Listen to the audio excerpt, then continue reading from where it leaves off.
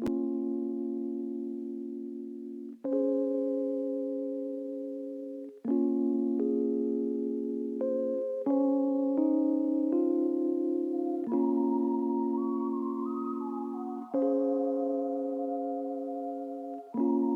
you gonna slay it? First off, I always slay it, queen.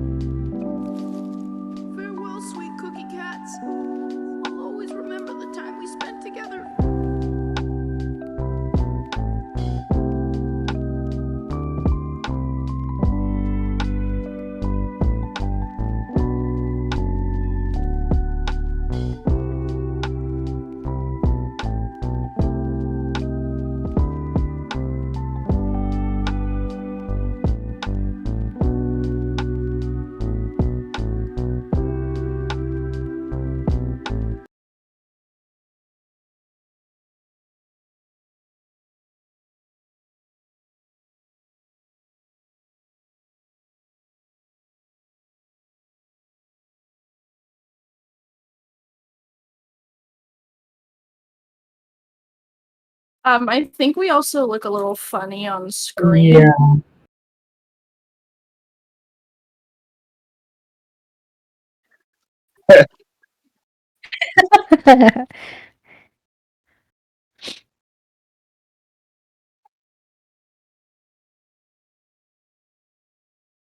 Chat, can you hear us? Hold on, I can. It looks like everyone is heard except for Liz. Chat. Oh, that was. I love it when that's what happens. How about now? Am I audible? Can everybody hear everybody? Sick. Yay.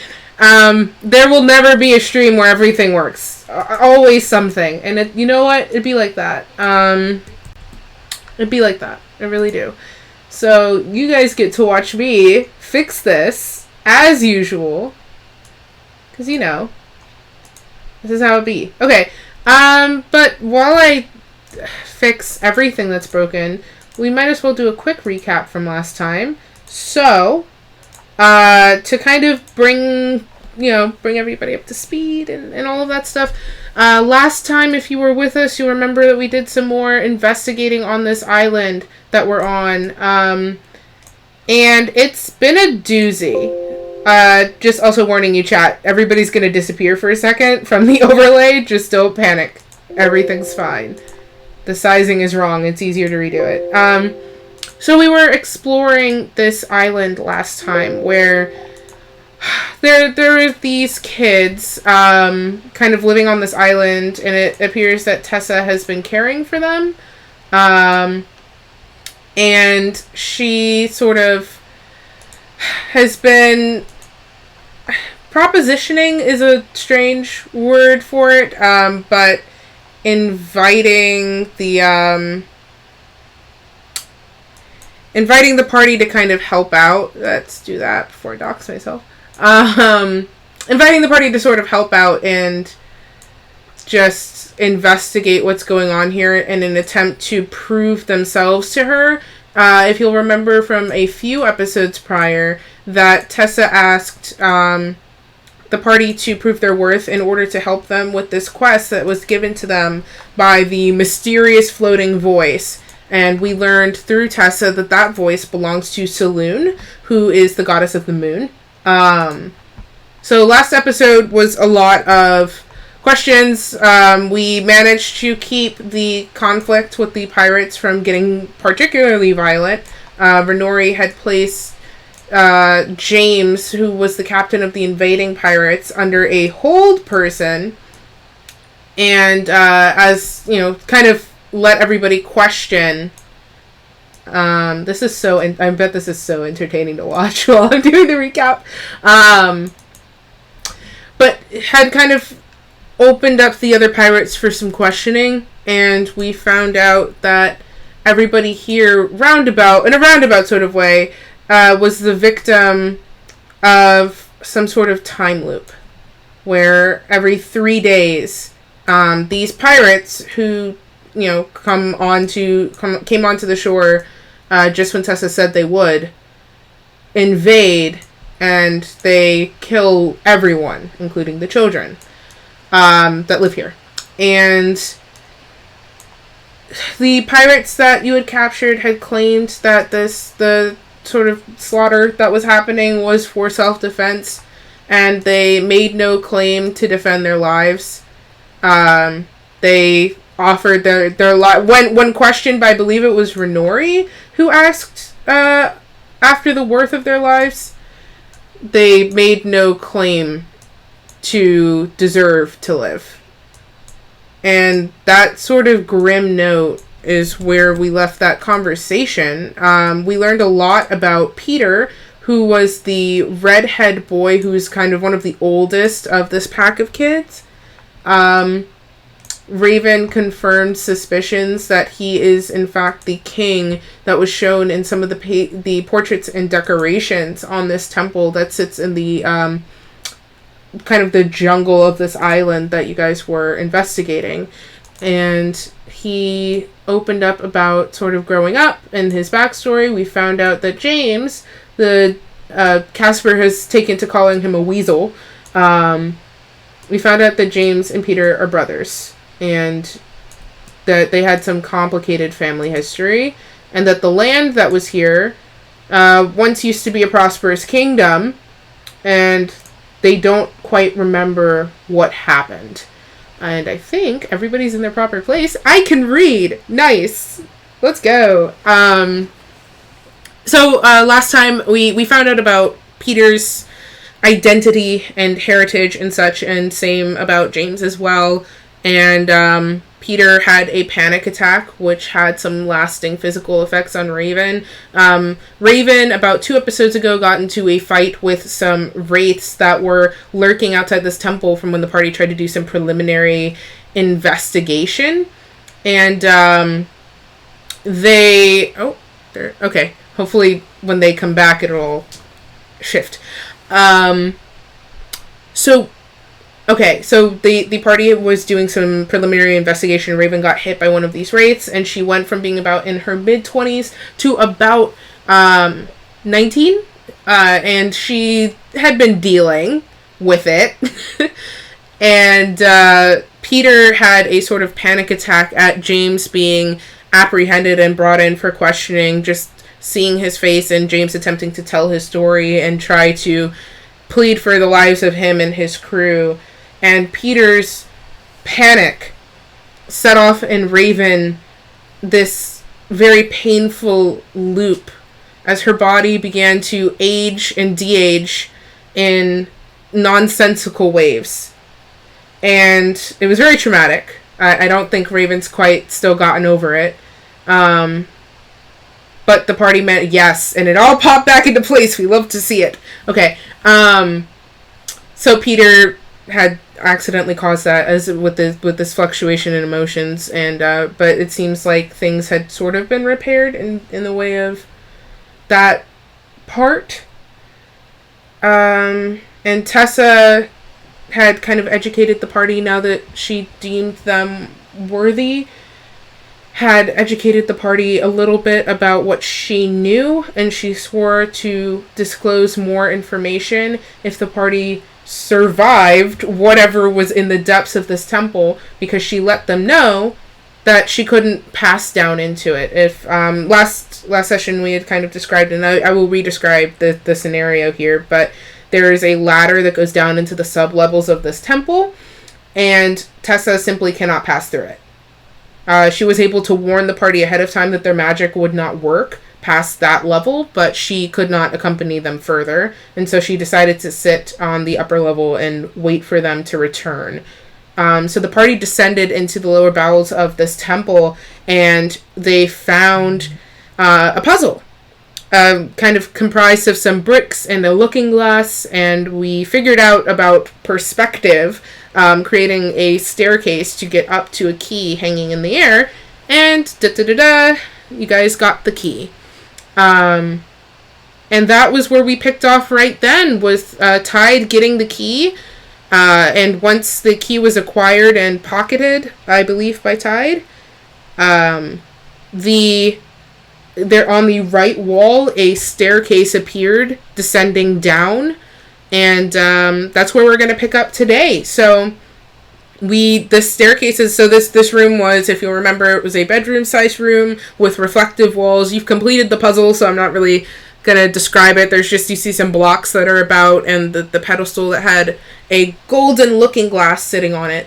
And you see on the right wall a staircase of that same kind of reflective stone going down into somewhere you can't quite see. So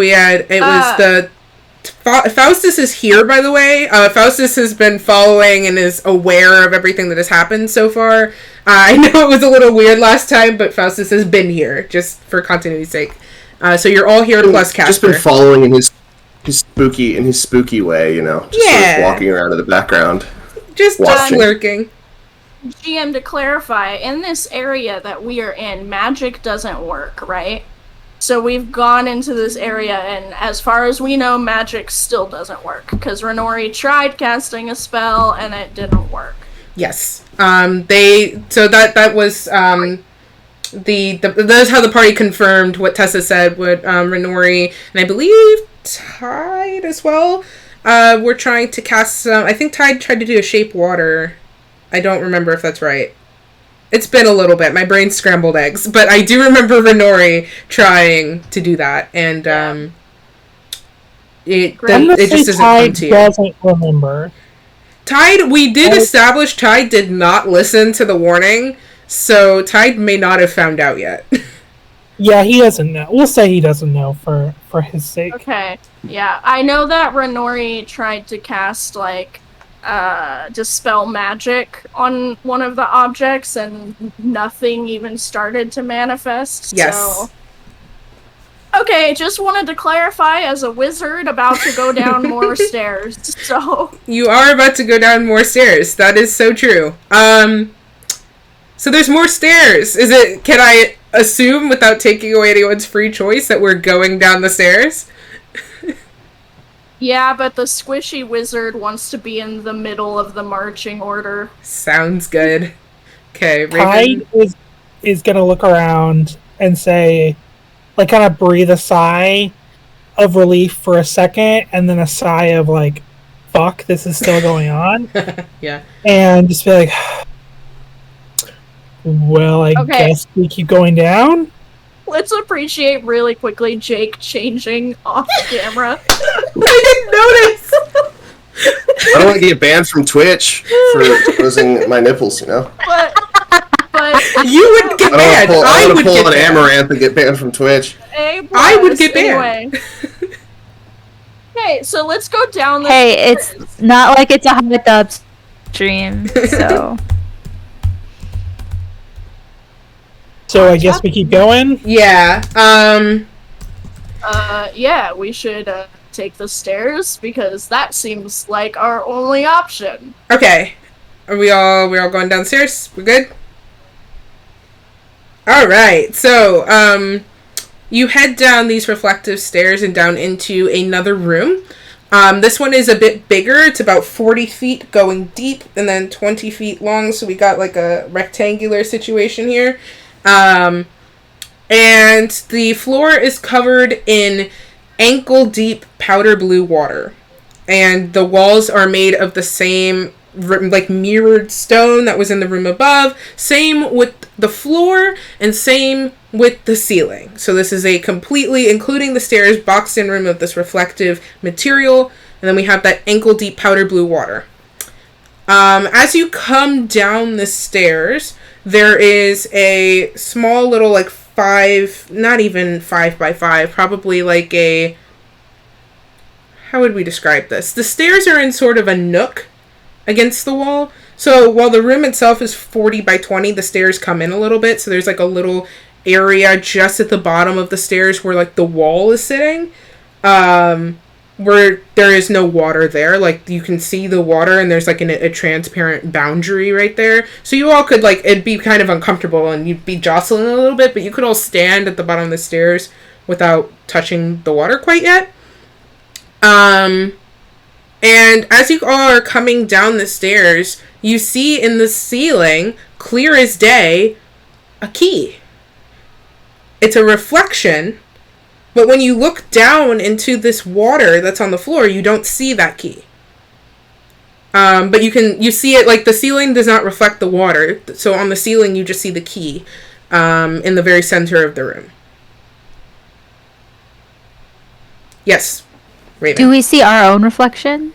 It's not angled really that way. If you looked directly up, you could probably catch glimpses of yourself in the ceiling. Yeah, but. You're looking into the room at sort of a shallow angle, so you can see the room in the center of the room ahead of you where the key is.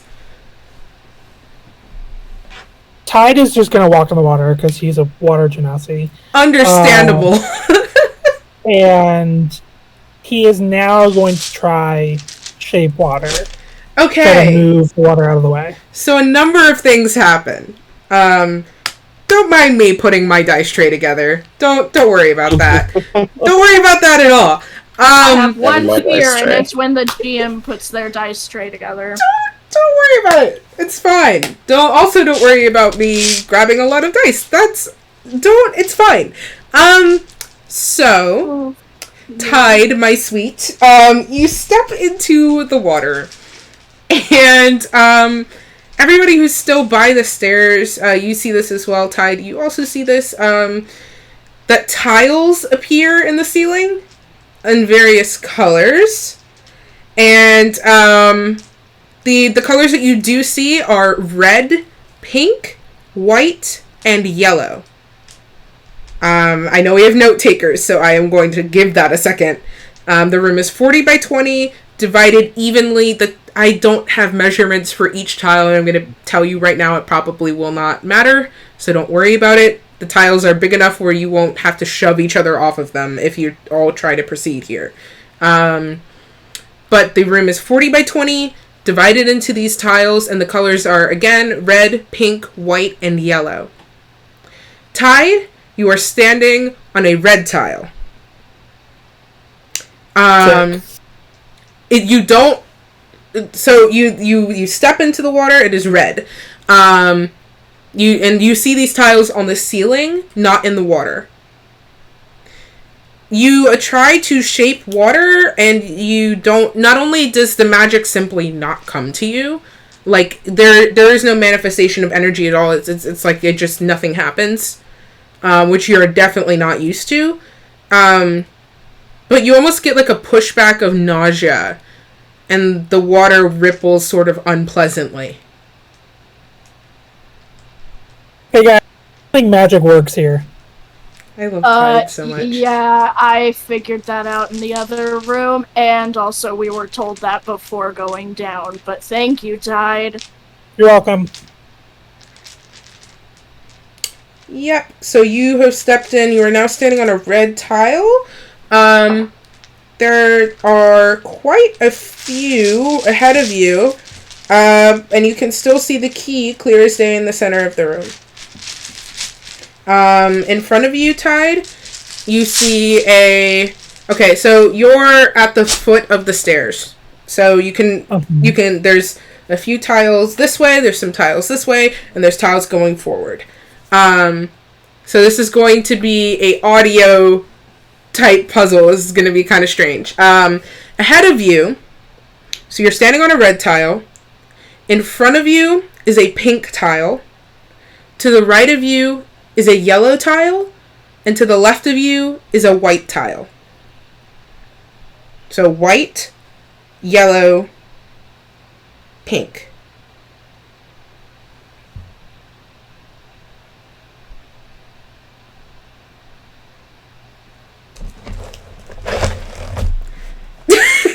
Never afraid to make a choice. I would be right now. Can I do an Arcana check, or is that not going to work in here?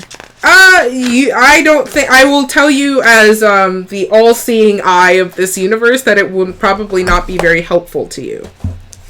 Okay. So you said, wait, which way was... So, I'm kind of in the middle. There's a tile in front of me, a tile to the left of me, a tile to the right of me. Where's the key in relation to me? The key is ahead of you, so this room is 40 feet in length. This key is 20 feet ahead of you. Straight ahead? Straight ahead. Okay. There's a yellow tile on which side of him? Yellow, pink, white. So white is to the left, yellow is to the right, and pink is ahead of him. Seems too easy to do, to go right in front of me. So he's going to step, and yellow scares me. So he's going to step on the white tile. Okay, so you step to the left. From you. And you all hear Tide scream. Tide, you feel... this is going to be a fun one. I like this one. You feel searing pain from the tips of your toes down to the very ends of your scalp. Feels like you're on fire, bud. What kind of fire? Ouchie fire. Like, you So don't... not acid. No. I would describe acid differently. You really feel like you are on fire here, and, as the party... Ouchie fire's going in the notes, by the way. Ouchie Good. fire. As you all look forward at Tide, you see that he is, wreathed in these sort of flickering, ghostly white flames. Hate it. Tide? Oh god, where did my dice just go? The one time I take initiative, this is what happens. Yeah, and Tide, you take 3, what is it, flame damage for fire? I get my systems mixed up. Fire damage. Okay. I can deal with that. Yeah, as these flames kind of lick up your body.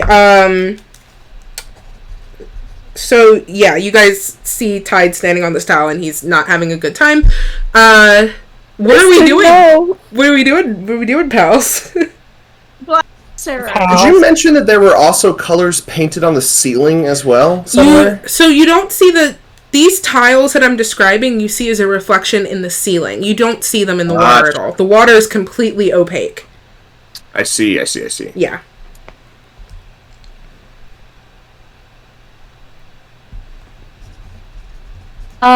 Raven's been through, quite enough in the past hour. So she's kind of, in the back, arms folded across her chest a little bit, hesitant to, especially since Ty just took 3 points of ouchie fire damage. She's kind of I'm just gonna sit back. Faustus says, Tide, try the pink one. Oh. Moving. Tide, what do you want to do? You're standing on ouchie fire, and it's ouchie firing you. Is it gonna continue to damage me if I stay there? Do you want to find out? Not really. I just want to know.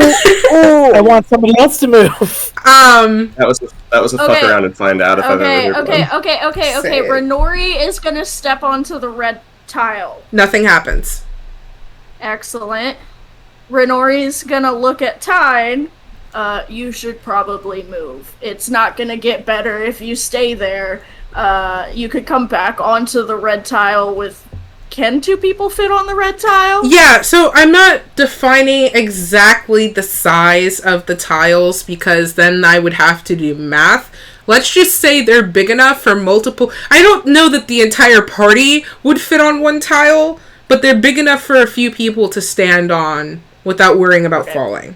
Okay. Tide, you can come back to this tile. Can I see if there's any other red tiles around me? You do not. You see the one that you started on. Oh, okay, actually, no. I apologize. There's a red tile ahead of you.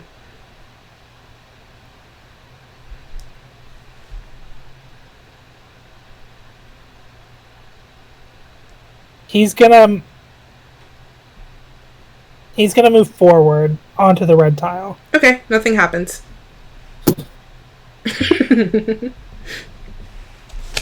Quick question. Could Tide have just diagonally crossed onto the red tile?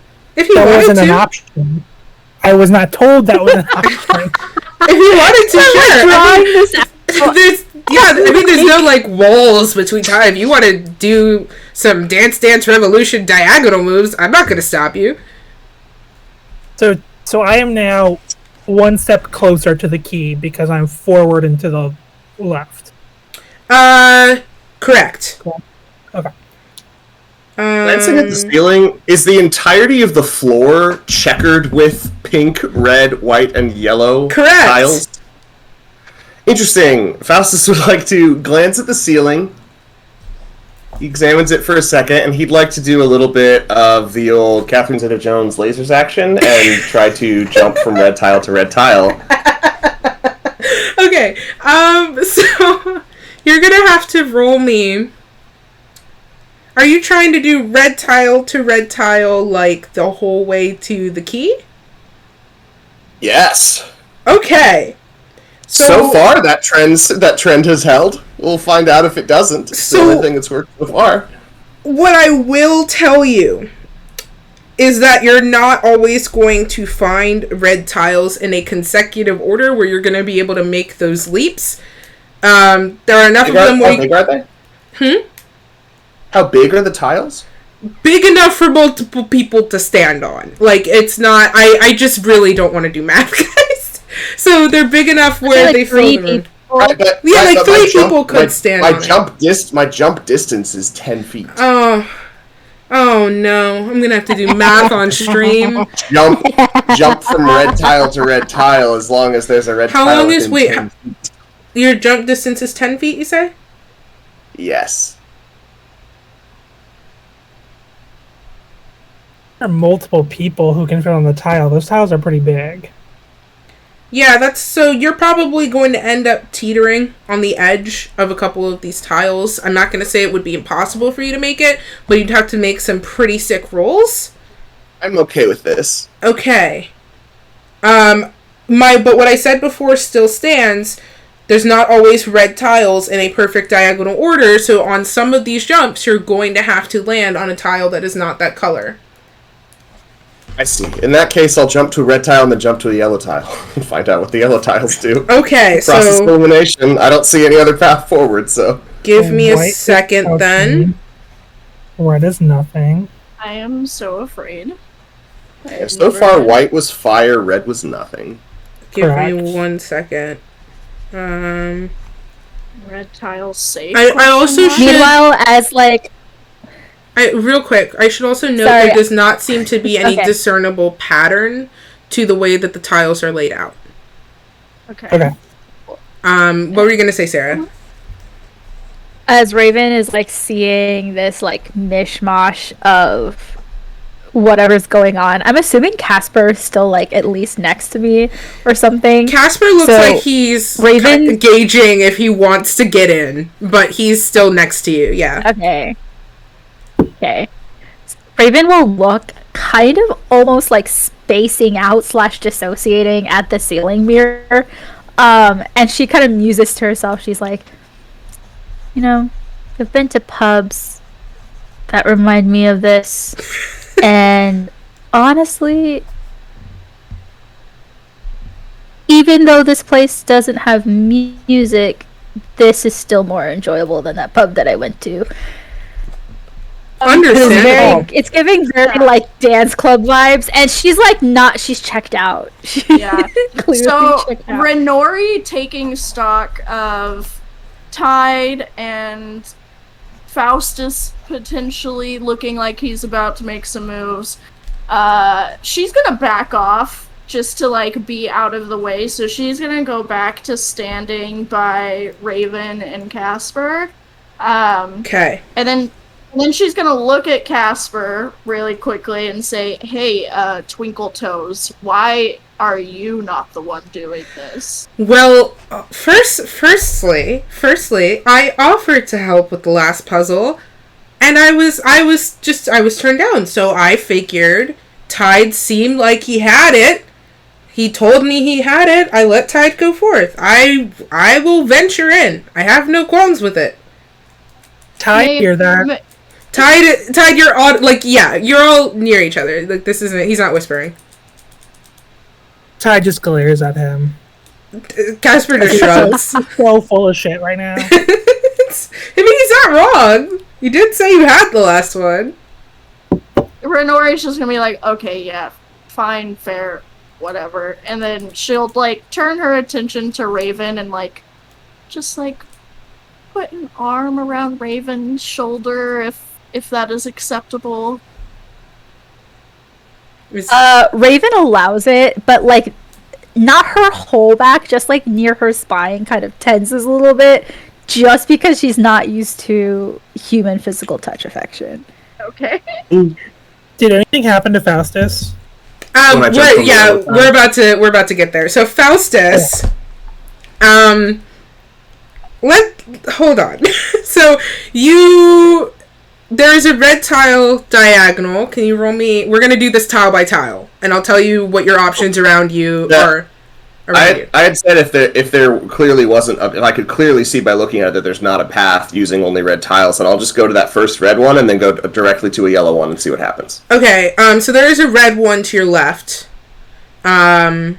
And you will be able to make that because your jump distance is 10 feet. Yeah, but the first tile that we could reach was red, right? Yeah, you And then there was started yellow on a one red to the tile. right of it. Yeah, so you started on this red tile. There is to the left. Yep. To the right, a yellow tile. To the left, a white tile. I go straight to There's the, also I just go a red straight to tile the yellow that's one. diagonal. You just go straight to the yellow one. Okay, so you Yep. step onto the yellow I tile. just want to know what happens. You step onto the yellow tile, and all of your muscles seize up, and the stench of burning flesh fills the air because you've just been electrocuted, my guy. So let's see. You take 3 electricity damage as you step onto this tile, and a lightning bolt from toe to skull runs through you, and you all actually see this sort of sickening flash beneath Faustus's skin, and like as the electricity passes through him. Yeah. Okay. But you're there, a little singed, but you're there. Does it stop once it happens once? It has stopped for now. It appears he has been zapped once and he's still standing there. If my if my spatial awareness is correct, there should be a pink tile to my left. To your right. There's two, so When Tide originally went to the red tile, there was a white to his left, a yellow to his right. I'm and gonna a do. Hold pink on. I'm gonna directly describe ahead. it. I'm gonna describe it one more time. Tide began on a red tile. Uh-huh. There is one tile to the left, which is a white tile. And then to the right, there was the yellow tile that you stepped on. And then there, next to that yellow tile, also to the right, is pink. So this first row that you're seeing, from left to right, is white, red, yellow, and then pink. And then the white tile is a red tile as well, right? In the second row. What do you mean? So Tide went white and then he went red, right? So he's Yeah, on a red- Tide went from the original red tile. I'm like drawing out your thank you. Yeah. So Tide went from the original red tile to the left, stepped on that white tile, and then took a step forward onto the red. forward. Yes. I'm like mapping out your arrows. This is where Tide is, and then this is where Faustus is, Exactly. and Renori is there. Red, yellow, pink. Wait, put that back up. Red. Yeah. Not the notes. Okay. I'm good. I love this group. This is gonna be an interesting one because it relies a lot on communication, but you will get through it. I promise. I believe in you. So, Communication. Faustus, you had stepped onto this yellow tile and you have been zapped. Tide, you are currently standing on a red tile. Casper turns to you guys, to Raven and Renori, like, are you gonna be alright if I make my own go? Renori will like grab his hand and squeeze it really tight and then be like, yeah, sure, go. Oh. And then Raven's reaction is a 180 from that, and she just takes a dagger from her, like it's like hidden like a thing of her thigh, like a little thing there, and she's just like, yeah, we'll be fine. Like, I love this group. Okay. it, like glistens in the light. Okay, so Casper Also shakes off the electricity and would like to go up and to the left diagonally to the pink one. Yes. That way he has a red one to step back to. So if he goes to the pink one to his right, he's gonna have to go back through the yellow one to get to the red one again, which he does not Correct. want to do. Okay, so you're gonna go up, and I'm also gonna kind of get into the habit of double describing what you're doing in this room to make sure that it's audible, like people at home are able to keep up. So just bear with me on that. So you're going to go up and to the left to the nearest pink tile. Correct. All right. So you from Which is in front of the red tile that we started at, right? Correct. Yes. So you go up and to the left. You do a diagonal jump from the yellow tile to the pink, and everybody, you all see the tiles on the ceiling go dark. They all disappear. And then they come back up, and they have all changed order. So, let's talk about where you are again. Oh god, the looks of pain. Delicious, but also I feel bad for you. Wait, So, am I gonna... I will say, just as a blanket statement, that if this happens and you're standing on a tile that is not a happy fun color, that nothing is going to happen to you. I will put that you are okay. So, like, if you were standing on a red tile and then suddenly it's not that, you're okay. Don't panic. You're just in a new location. So let's talk about this. So Tide, you were standing on a red tile. Right. You are now standing on a yellow tile. And like I had said before, this does not hurt you, so you are okay. But you are now on a yellow tile. In front of you is a white tile. And behind you now is a pink tile. Faustus, you have made a diagonal jump, so you had stepped onto this pink tile. That pink tile is now red.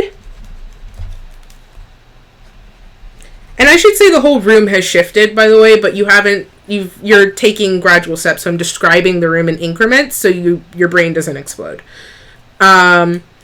So you are now standing on a red tile, Faustus. Behind you, the tile that you started on is now white. And the tile next to you, Faustus, to your right, is still white.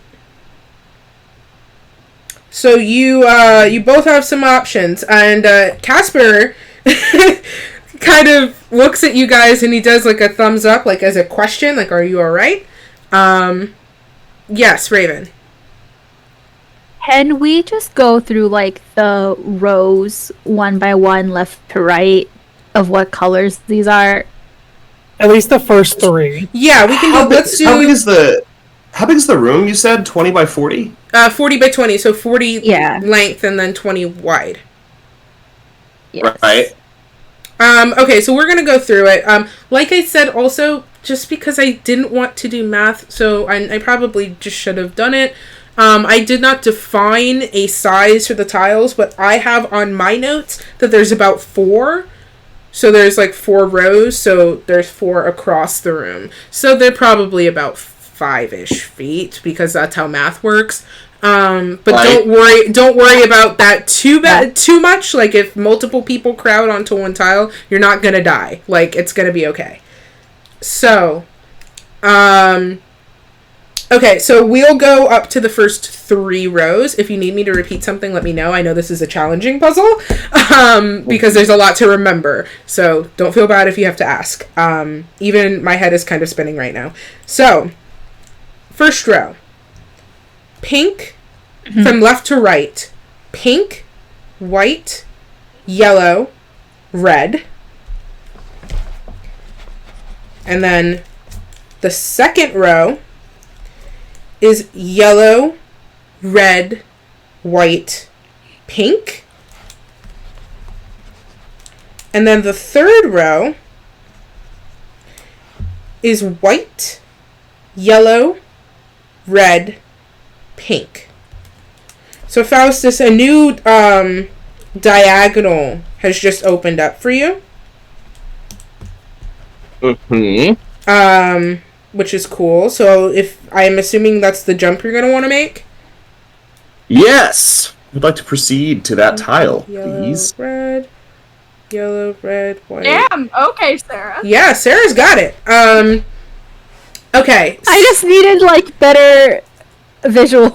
Yeah, than, like, this is graph writing paper the too. colors out. for full transparency. When I had designed this campaign, I had created this pre-pandemic. So in my head, this was before I even started thinking about streaming on Twitch. So in my head, I would be sitting in front of players, drawing this out and changing it. And I am realizing now how fun it is doing it in an auditory manner, but we're getting through it. You guys have huge braids. Your braids are so big. It's fine. So we're doing great. Chat's brain is so beefy, I am so they'll understand. Chat, like, their brain is just so, like Galaxy Brain doesn't even begin to describe it. So we're good. We're in it. The stairs are... The step off of the stairs is white, correct? So the step off of the tile that you started on has gone from red to white. It is now a white tile. Okay. Yeah. So Faustus, we're gonna start with you because you had wanted to keep this trajectory of reds. So you're able to take a leap to another red tile that has just appeared before you. To your right is a pink tile. To your left is a yellow tile. And ahead of you is a yellow tile. There is another red to red diagonal that will put you up against the far right wall if you wish to take it. But there are no further red diagonals from there. What are the, can I look up at the ceiling and see what the other two in that row are? Yeah. So if you were to take this jump, you would see a pink tile ahead of you and a yellow tile to your left. Hold on. No, I mean standing where I am, what's diagonally up to the left from where I am? Standing where you are, haven't taken the second leap, right? So you've now jumped from... Right, correct. Okay. So... Well, hold on.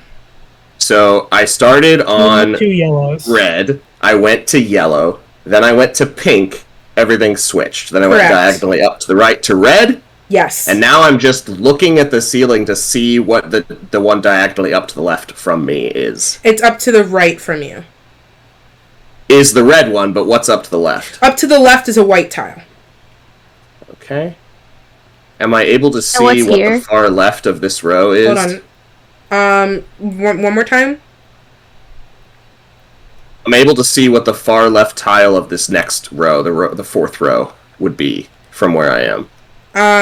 Yeah, so from where you are, yeah, so to your left is a yellow tile, and then after that is a white tile, going to the far left. Right, and then left of that white tile, what color is that? That white tile's up against the wall. In the row that you're in, there are 4 rows, in this room of tiles. So you have 2 to where you are, because you're on one of the 4, you have 2 to your left right now, and 1 to your right. Correct, but ahead of me, I have from right to left, red, yellow, white, and then... From right to left, red, yellow, white, pink. Sorry. Okay, I get it now. See? Okay. You see, this is the importance of designing a good puzzle. Mm-hmm. I am not setting a good example. Okay, so, so ahead of you, from right to left, red, yellow, white, pink. And hold on, I have to process visually now for your diagram, Sarah. Give me 1 second. Okay, so we have This is where Faustus is. red, where yellow, my white, pen pink. cap is. Pink, That's white, correct. red, yellow, pink, red, yellow, white, red, yellow, white, pink. Correct. And Faustus is, yeah, that's right. It is still here. Tide, yes. Yeah. Tide is still on that one, yes. And then, right. So yeah, you've got that right. Okay, so Faustus, what would you like to do? And then we're gonna go over to Tide. Tide is probably gonna make this movement before Faustus's next jump, but I just want to get your path of intent going. So from where I'm standing on this tile, I can only see the next row ahead of me. I can't get an angle on the ceiling to see the row ahead of that. Not Is that right? really. This is a sort of a row by row. I'll go ahead and go to the red one. Okay. Diagonally. All right. So you're gonna do that after Tide makes her next move, but I just wanted to make a note of where your intent was. Okay. So tied. You are currently tied. You are currently standing on a yellow tile. Okay. Yes. To your right is a red tile. Yeah. Ahead of you is a white tile. So He's gonna follow the same path as Faustus. Okay, so you're gonna go to that red. Okay. Yeah, he's gonna go down reds. As long as nothing changes. So you take your step to that red in the second row. Faustus at the same time that Faustus does his diagonal jump to the next tile. Casper has sort of been doing warm-up stretches by the staircase as you guys have been doing this, and you see him, Renori and Raven, because you're closest, Tide and Faustus are kind of focused at the puzzle at hand, but Renori and Raven, you see him shuffle and press his back flat against the sort of wall of this nook that the staircase is in, and he gets as close as he can to the edge of this water thing that's happening right here, and he looks at the ceiling and he looks down, and Raven just goes, "Is this for your benefit or Renori's?" Mine. This is probably going to hurt. And as he says that, our local dumbass jumps onto the yellow tile in the first row, and you see him sort of jolt. Better. You see him jolt, and he kind of you hear him curse quietly, but he does jump onto the next red tile, which is on the far right. And he's looking ahead at where you guys are going, and then he does a very just quiet as he realizes what he's done to himself. Renori's gonna scold him. You should be more careful. Yeah, I know. Attention. Those are not my strong suits, but I hear you. It's not fun watching you get electrocuted, so please use your brain. You see Faustus just rubbing his temples, and he's like, white burns you, yellow electrocutes you, red is neutral, pink shuffles the tiles. Please, for the love of all of the gods, do not step on pink. Okay, so Faustus. Poor Faustus. Faustus is the brain cell now. So Casper, you see Raven just makes a snarky remark under her breath, just like, I guess the ghost has some heavy feet. He kind of squints at you like, I don't know what that means, but I'm gonna choose to take it as a compliment. It's not a compliment. It wasn't. Too late. It's not, Casper. Too it's late. Not. I've actually chosen to process it that way, so too late. And he looks at the surrounding tiles again, and you see him sigh very deeply. And then he jumps from the red tile to the white tile. No! I just told him not to! And you see him, but no, hold on. I want to make it clear. He knows what he's doing. He's just doing it very stupidly. I am not defending his actions. He went to which tile? To the white tile. He's trying to make a line to the nearest red, which for him would be that red in the third row. So so he's taking the hits to get to that red to catch up with Faustus. I'm so confused. Why would he not just go to the red tile up diagonally to the left and then climb diagonally the same way Faustus did? Okay, so he because he jumped from, if you'll remember, he jumped from the yellow to the red. This one to this one. Right, so he would have to go back across and you just told him not to step on pink. So he would have to go back across the yellow to get to a safe zone.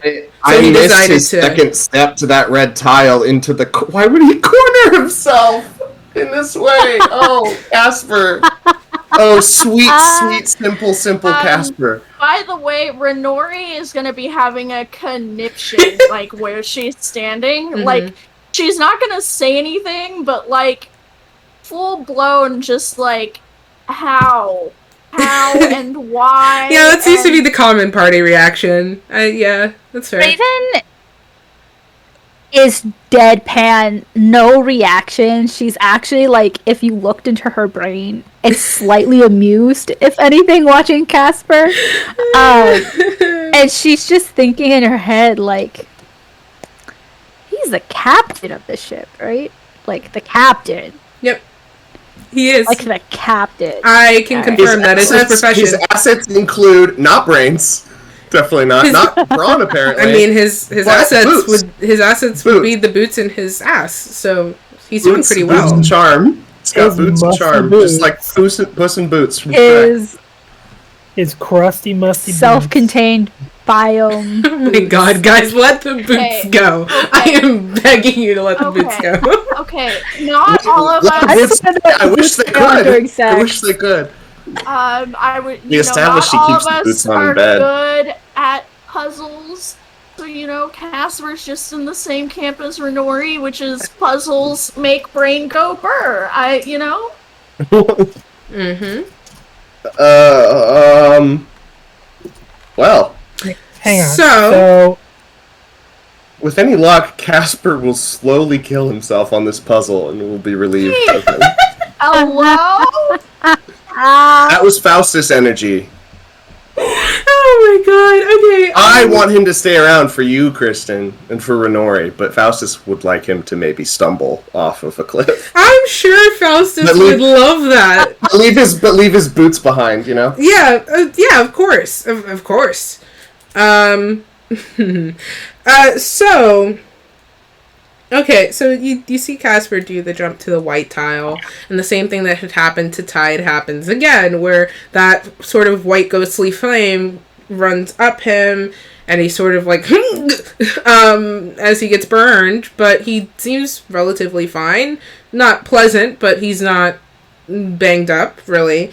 And he does a sort of skip to the nearest red tile and lets out a deep, soothing breath. And Renori and Raven, he turns around and he gives you guys a thumbs up. I'm sure you're pleased as punch about what just happened. No thumbs up, worthy Casper. Get your shit together, please. Cool.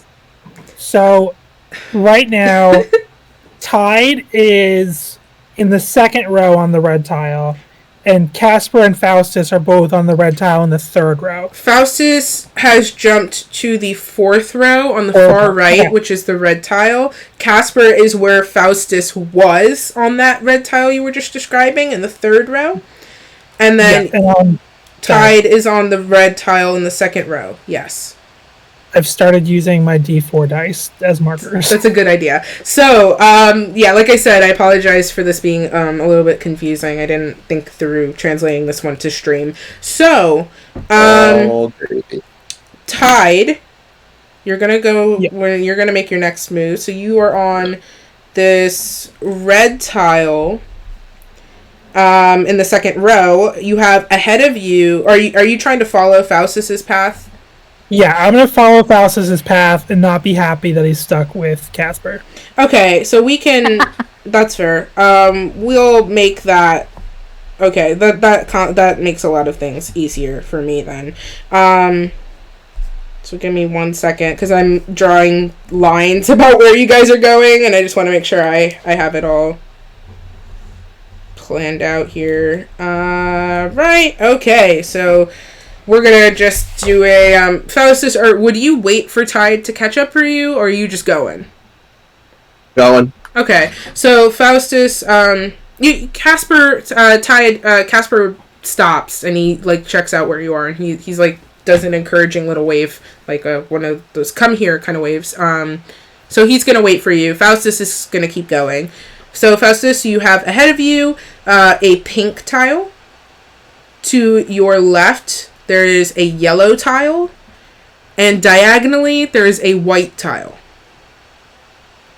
So diagonal to your left, there's that white tile. You are now up against the wall.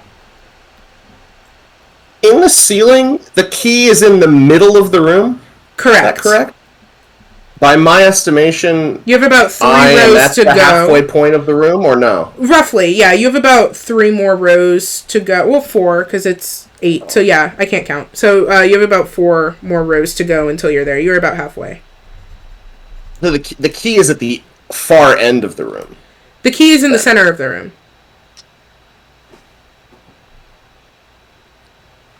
40 by 20. So, it's about 20 Right. feet in. For You can only see the key Yeah. by looking up at the ceiling, right? Yeah. Right, but the tile I'm standing on is 20 feet into the room, no? No. I'm in the fourth row. Oh, yeah, you are in the 4th row already. How did I goof that? Well, yeah, but you would still have. You would still have. 40-foot room would be 20 feet in, and I'm 4 tiles in. You're saying math words at me, and it's scaring me. But what I will Here, say. I'll show you. Here, I'll show you.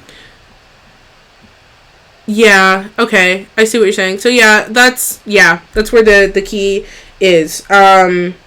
That's what I was trying to say in words that don't make sense. So yeah, you're right. Okay. So the key would be to his left and up a little bit. Correct. Okay, But it's so not not accessible up an without entire stepping row. on. No. Yeah, it would be to my left To your left. in the dead center of the room. Yep. So, but there's currently not a way to step that doesn't get me damaged. You could step on pink. That's what I'm about to do. All I look back and everybody else is like, hold on to your butts, and I jump onto pink. All right. You step forward onto the pink tile. Where's your path? There you are. Okay. You step forward onto this pink tile, and all the tiles, once again, they go dark, and then they come back up. All right. Goodbye. So give me a second. Because I literally sit here and reshuffle this as you do it, so it's not predetermined. So okay, so yeah, so it's really random. Okay. new chart. Scratch. Scratch everything you've just done. We're doing it again. So Faustus, you are now standing on a yellow tile. Okay. Ahead of you is a white tile. There is still a red to the diagonal like left for you. And That used to be white. That was Hold on, white hold on. before. Hold on. So I just stepped on pink, and it is now red under my feet. no, No, it's you good now. you just stepped on pink. That pink tile has now turned to yellow. Yellow. Okay. The row in front of you from your new position where you are is a white tile. To your left is also a white tile. Okay. To the upper left diagonal of you, there's a red tile. Right. Okay. I assume you're gonna make your way there, so just give me a second. No, No. because I would like to know what tile is behind me and behind me to the left. Okay, so behind you is a... Hold on one second. Behind you is a pink tile. And then behind you to the left is a red tile. Perfect. I'd like to go there, please. Okay, Faustus, you go back. This is such a weird game of wizard's chest. It really is. Faustus, you Why go back to the safe spot. No, Ron, don't. Ron, No, no. He's going to sacrifice himself. He's going to sacrifice himself. No! Okay, so It's so bad. you step back. Casper is now standing on a pink tile, and he looks very afraid, but when he realizes that him standing there doesn't seem to have an effect on anything, you see him just take this deep heaving sigh. And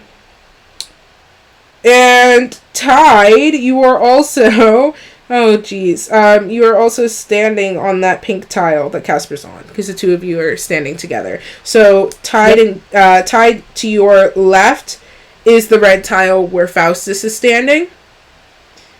Ahead of you is a yellow tile. I should be in front of him. Yeah, so Faustus is sitting here, and Casper so right. and Tide are behind them on a pink tile. I totally goofed up my lines. Oh no, not y'all knowing the puzzle better than the DM. This is embarrassing. To be fair, I have zero clue what's happening.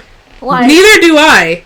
No, you have. I guarantee you have more of a clue than me. Like, okay, so I'm just listening. This is I has was nothing to directly do with next the to the middle of the puzzle. room, which was my goal. So Hold on. he So Tide. Okay, so okay, all right. I see what happened. All right. Yeah. So you are both on that pink tile, but you are behind. Like you are a row behind. Yeah. Yes. we're behind that red tile. Yeah. Yes. Okay. So ahead of Tide and Casper, let's see if I got it right this time. There's a pink tile in front of you. No. Cool. Red tile. Red tile. So It's the one I'm standing on. So How did what you you've told guys- us so far is the 1, 2, They're 3, on the 4, 5, third 6 row. The 6th row. In the The third row. furthest against the wall is white, and then There. red. Okay. I see what happened. Okay. There. I forgot you guys didn't make it all the way to the tile that Faustus was on that was up against the wall. So I had you up Correct. against Yep. the wall behind him. You're in the middle. I gotcha. Right. Mm-hmm. Okay. Take it back I now, look at y'all. the ceiling. Is there a key at my feet? No. I believe there should be. I'm in the middle of the room. I'm 20 feet in from the back. Wait. In a 4-foot room, and 10 feet. Yeah, that's right. Towards the middle. Yeah. No, I had the key a row ahead on accident. So yeah, the key is right there. Gotcha. I reach down into the nothingness and attempt to pick up a key. The water is cold and slimy.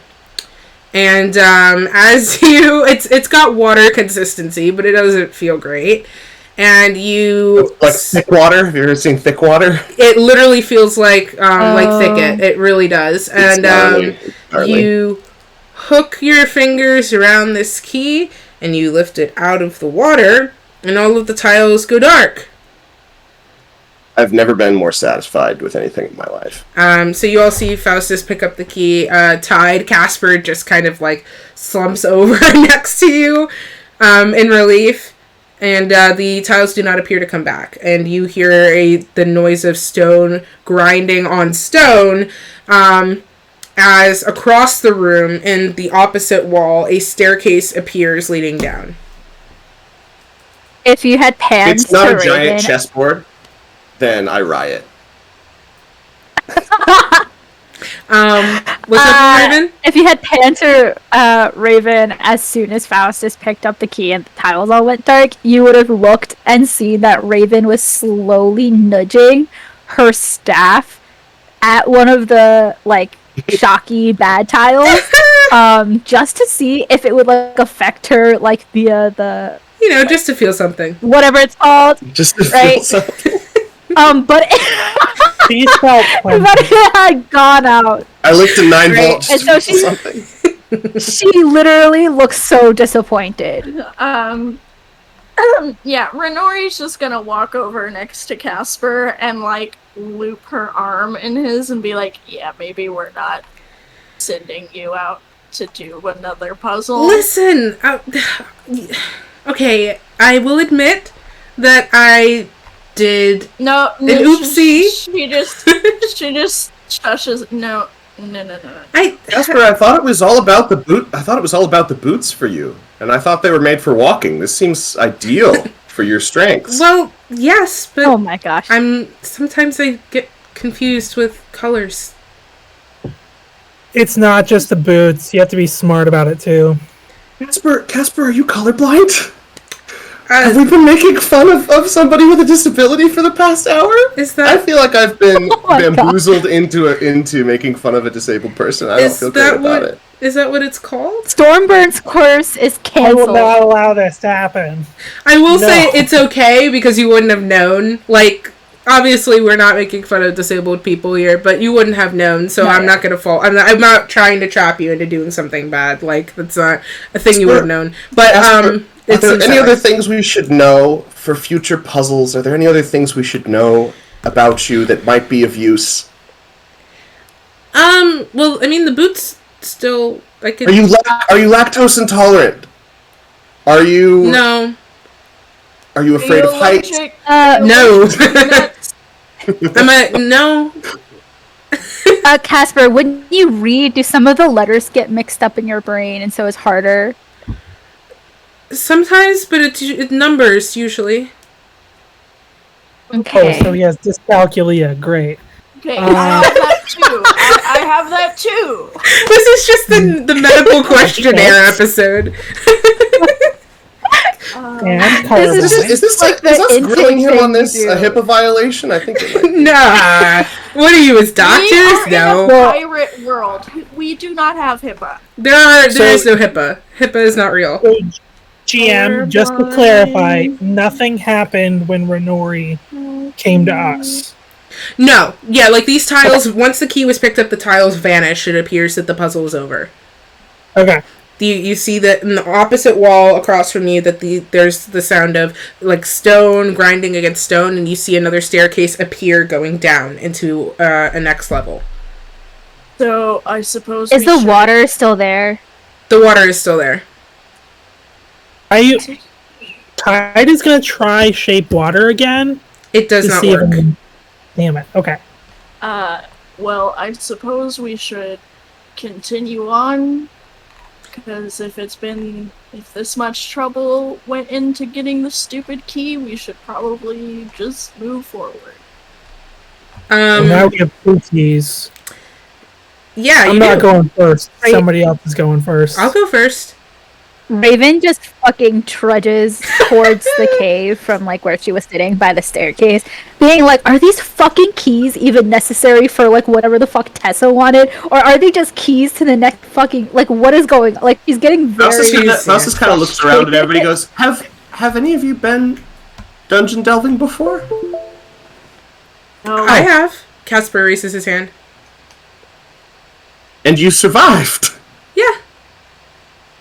Tide gives him a look of disbelief, like he doesn't believe him. Alright, listen, I may not be great with puzzles seemingly geared to my very specific non-strengths, but that doesn't mean I'm incapable of doing puzzles. Or dungeons. Well, let's hope that the next puzzle is exactly up your alley. Yeah, I hope so. Be nice. Sounds good, Dara. I'd like to check the entrance to the next room for traps, please. Okay, I will just tell you, you don't see anything. Okay. Yeah. and I'm assuming, like, per Sarah's words, Raven is going in first. Raven and appears to be then going in first. Casper, a little huffy, is going next. And Renori will follow, like, right behind him, because Okay. she has lost all trust in his capability So for, fair. like, probably the next 15 minutes, so... Yeah. Tide is gonna go last. Okay. And then that will put Faustus before Tide. That's okay? Okay. Who's in the front? Raven is Raven. first, so do you want to... you could probably go before Raven, because you're checking for traps. Faustus, to the extent that nobody objects, Faustus would rather go first. Raven has... Well, Sarah's just stepped out to the bathroom, so Sarah doesn't get to object. Faustus goes first. And Raven trudges ahead afterwards. Faustus kind of does that thing where he fades into the environment, like in old cartoons when, like, the background's painted different from the thing that's interacted with. You just kind of fade into the background painting. And you had to check for traps. You do not find anything. I'm not even going to make you roll for it. This just appears to be a normal entrance. And You guys probably see Faustus like just kind of like shaking his hand off because normally that would have been a very much a thing he would have used his mage hand for, and he looks Yes. very disdainful of the fact that he had to get his hands actually dirty. yeah, the water still like it's mostly off of you, but there's still kind of like a film on your hand, like it's gross. So we start marching down, and I'll kind of re-describe this for Sarah when Sarah gets back to us. So you all start marching down this staircase into another sub-level, similarly sized to the very first room you're in, like sort of like a bedroom size. So not... I guess that's kind of misleading, because bedrooms can be a ton of different sizes, but not as big as the last room that you were in. But not tiny either. And you see on this wall, directly ahead of you as you're coming down the stairs, so looking straight ahead, you see doors. So there's these stone doorways, like kind of built into this wall, and there's five. I can count. There are 5 of you, so there are 5 doors. Math is my strong suit, in case you were wondering. So, hi Sarah. So, you see these 5 doors right ahead of you in this wall as you're coming down the stairs, and above these doors, you see writing. And this room is pretty nondescript. We'll circle back to the writing. This room's pretty nondescript, like a dirt floor, and then these stone archways, and then there's writing above the wall, and it says perspective, memory, and endurance. And as you all step down into this room, and you sort of like stand here and kind of take in your surroundings, you see that phrase above the door light up in sort of like this glowing, pulsing white light. Kind of like a neon sign, actually. And this 4 of the doors illuminate with a letter, each spelling out the word time. And the last door doesn't appear to have a symbol on it. And so it's literally just like like an archway, and it appears to be solid. Like it's not really like a door per se. It's more like a wall behind an archway. But those archways melt away into glowing white light, and it's sort of beckoning to all of you. And there's like a sort of a faint hum in the air as you stare at these doors. So there are 5 of you and 5 doors.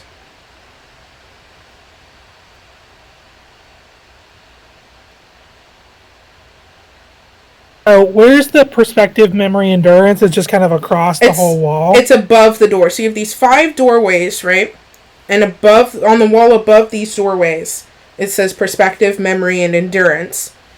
And then these 4 doors had spelled out time, like 1 letter on each door, and the last door was blank, and then they melted away into pure white light.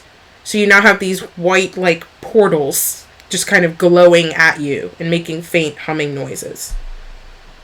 Renori turning to the group, how do we know which one to go into? Or are we... I mean, we're not supposed to all go into an individual one, right? There's 5 of those and 5 of us, so... But isn't splitting up, like... Well, isn't it in every fairy tale that's not what you should do? Yes. Also, this place was built. This place was built some time ago. Mm-hmm. So I imagine it wasn't built with specifically 5 people coming into it in mind per se. So I don't think we match each of us to a door. I think, Casper, this seems like the kind of thing you'd be very, very good at. you haven't contributed much so far. I think you should walk through a door and see what happens. First of all, ouch. Second of all, absolutely. Well, sometimes the truth Rinori? hurts, Casper. Grabs his arm. Rin, Like- Rin, Nails. Rin, In. it's going to be all right. And he presses a kiss to your forehead. I am. I may not have the skills everybody else has, but I have been proven to be quite durable. So try not to worry too much about me. He lets go of his arm and just stays quiet. Casper starts backing up to the door on the far right wall, and he does a little salute before turning on his heel and walking through that door. And Is it the door with the the blank- T or the door with nothing? the blank one. Okay. And as he walks through it, you see the stone kind of like reappear, like the light fades out, and it is now a stone wall again behind him. So it looks like we are splitting up. Excellent. That's my favorite thing to do in the whole wide world. Renori just walks. Alternatively, through the- Oh, we could wait a minute and see if anything happens, see if he comes back. It's up to you. Renori shakes her head and she says, "Fuck it. I literally am over this," and just walks through the inn. Okay. Okay. Okay, so you see that door, that third door from the left, close behind Renori as she walks through. Raven? So which one did Casper walk through? The far right, it was blank. So remember, there are 5 doors, Okay. and the first 4 from left to right spelled out time, like 1 letter per door. And then the last one was blank, so Casper has just gone into this one on the far right, and Renori has gone into the M, which is the third from the left. Well, T for Tide. And he's going to go into T the for first door. Tide! Okay, you guys see Tide go into the very first door from left to right, so the T, also that same thing happens, that white light dims, and it is now just stone again. So we have the I and the E. Raven and Faustus, make your picks. Raven's stomach is churning, not in any like nauseous kind of way, but in like this physical, almost muscular tension in the core of her being at seeing time and like the shit that she's been dealing with on this island that has to do with time. And so her grip on this dagger, which she didn't sheathe, her knuckles are basically, well, not white because she is dark blue, Right, but like dark. a paler blue. Yeah. Yes. And so she's kind of gripping onto the dagger, kind of holding it close to her body with the point facing out, apprehensive as to what will happen when she does go through the door. And she's kind of like, she's unsure if Faustus does go through a separate door, whether she would have more courage going in the door alone, or if she would just stand there. Okay. But where's she going? Because there's 2 doors. She's not moving. She's not moving. Okay, so Faustus. She's like, It's down to us too. Which door do you want?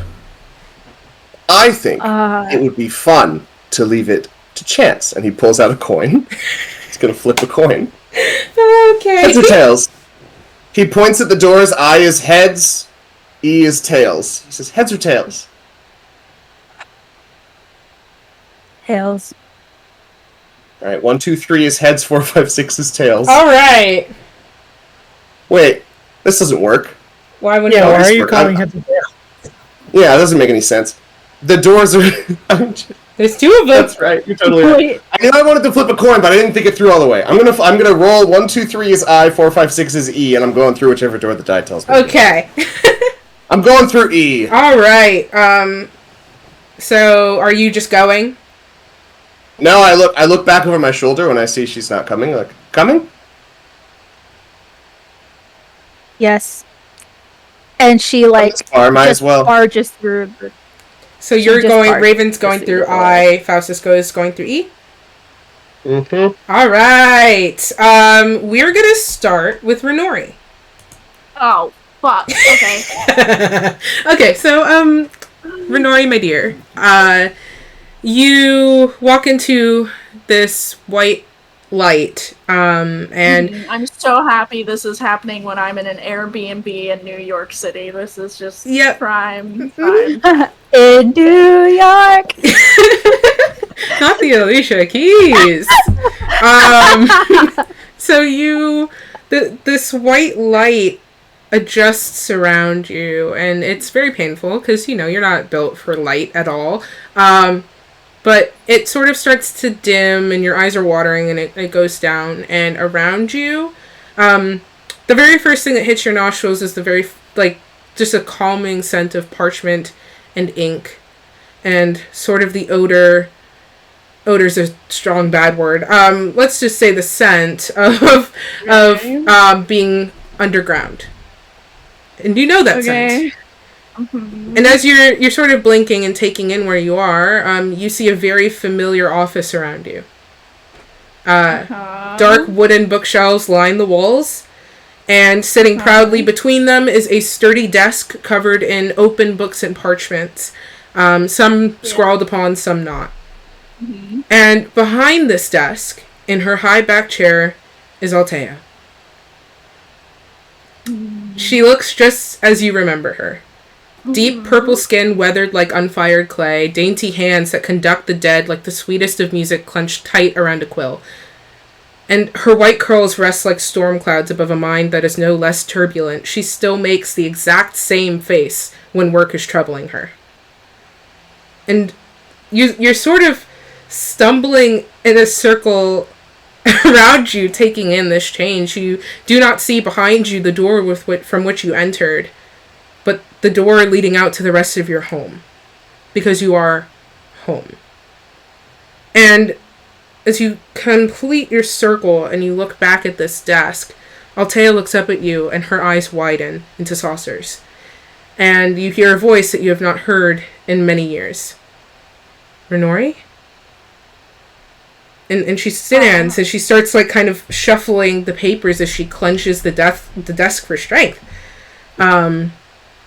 You've grown, my child. You look strong, traveled. And somehow so much of you doesn't look different at all. Wait.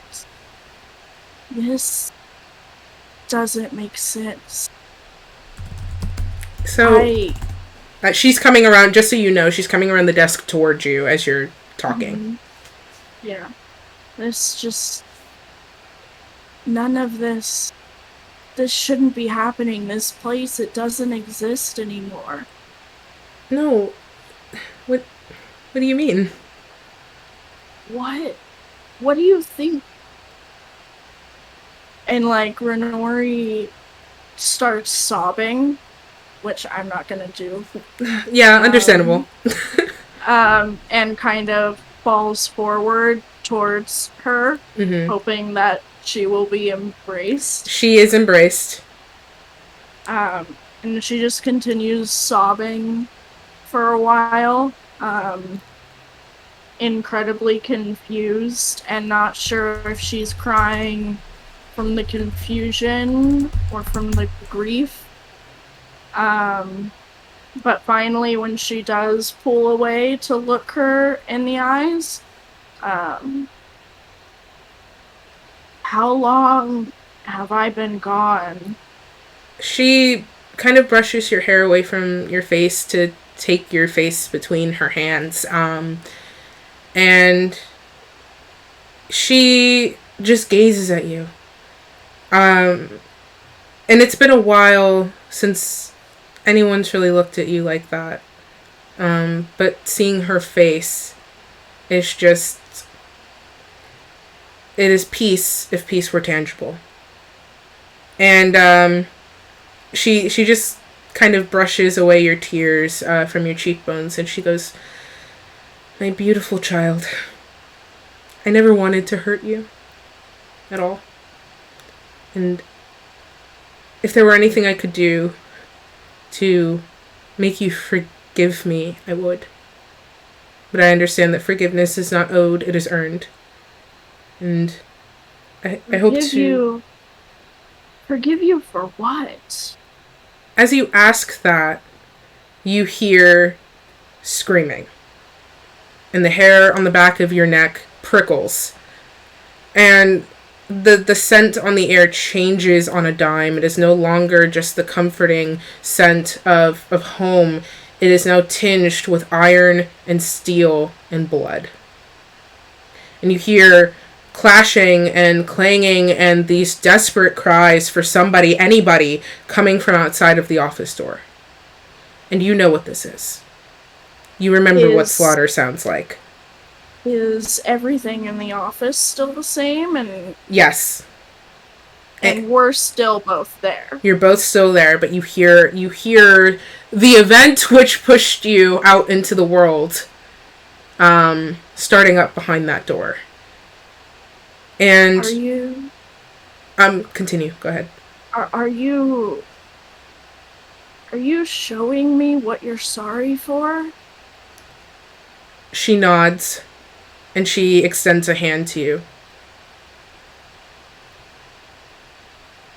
And Renori turns... Well, I don't know what the lavender skin equivalent of turning green like you're about to puke is. But that's the color that she turns. Maybe okay. It's like bluish. And out of desperation, she will grab the hand extended to her. Altea pulls you towards the office door. And she opens the door. And you see the slaughter of your people happening before you. Human soldiers bear down on everyone within this school. Clanging through the tunnels and snatching up citizens, you see children and families separated. You see swords plunging into vulnerable breasts. You see victims crawling away, and you see them ended without remorse. You see the soldiers that are perpetrating this act of violence bearing the crest of a roaring lion, and their cloth are stained deep red, but you recognize the red beneath it. It is from a human kingdom. You never bothered to learn the name. And Altea leads you out among the bloodshed, and a sort of distortion occurs as you're walking, like a change ripples over the environment, and the slaughter is still continuing. It's just screams ringing in your ears, and it's a lot. But as you look at Altea, as you start walking, the sort of center area of your home is kind of like a deep pit that goes down and down with pathways carved into the stones that spiral from the lowest levels up into the top. And so she starts leading you upwards on this spiral, and you see as you start walking away from the office that she's gone from the pristine, well-kept woman that you knew that had raised you to the way she looked when you spent your last day here. You see that her white hair in areas is stained by blood, some from her own injuries, some from others. You see her robes are in a state of disarray, and she's clutching you a little bit tighter now as she leads you up this walk. And you step over bodies, some living, some not, and continue up this spiral. And you reach a sort of clearing where the violence hasn't quite hit yet. And Altea turns to you so that her back is facing away from the upper levels of everything that's happening, and your back is to the slaughter. And she holds both of your hands in hers, and she's shaking, but she's strong. And she says to you in a voice that cuts through all of the noise, "It doesn't have to be this way. You can... I had wanted to protect you. So badly, my child, so badly. And I think the worst mistake I have ever made was putting you in danger. But, and she sort of brushes your hair away from your face again. I can see now that you never needed me to protect you, Renori. We can still What? stop this. No, we can't stop something that happened in the past. We can. And Renori will shove her hands, like, off. Okay. What are you? Who are you? I saw your dead body. We have time, Renori. We can save Peltragal. You can come home to me. If this is home, then I've come home.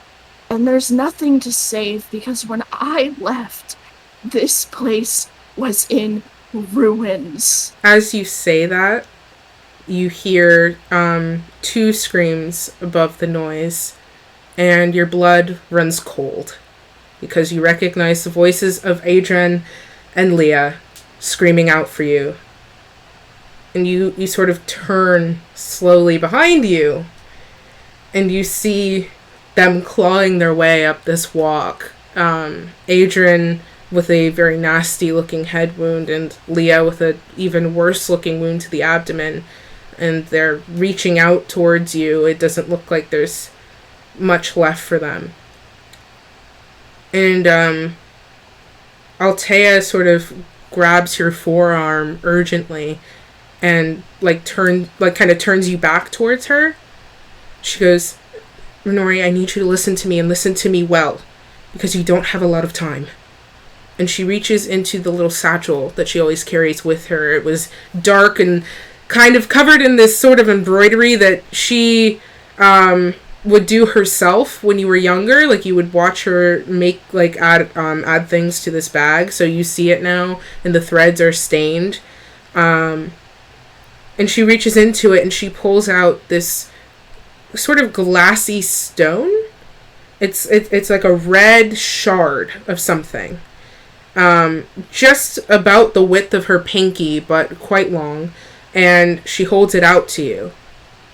And you see energy crackling beneath the reflective surface, like lightning encased in glass. And she like urgently passes it to you. She doesn't put it in your hand, but she's urgently holding it out to you. And she says, take it, focus, and draw on the energy within you and save us. I know you can.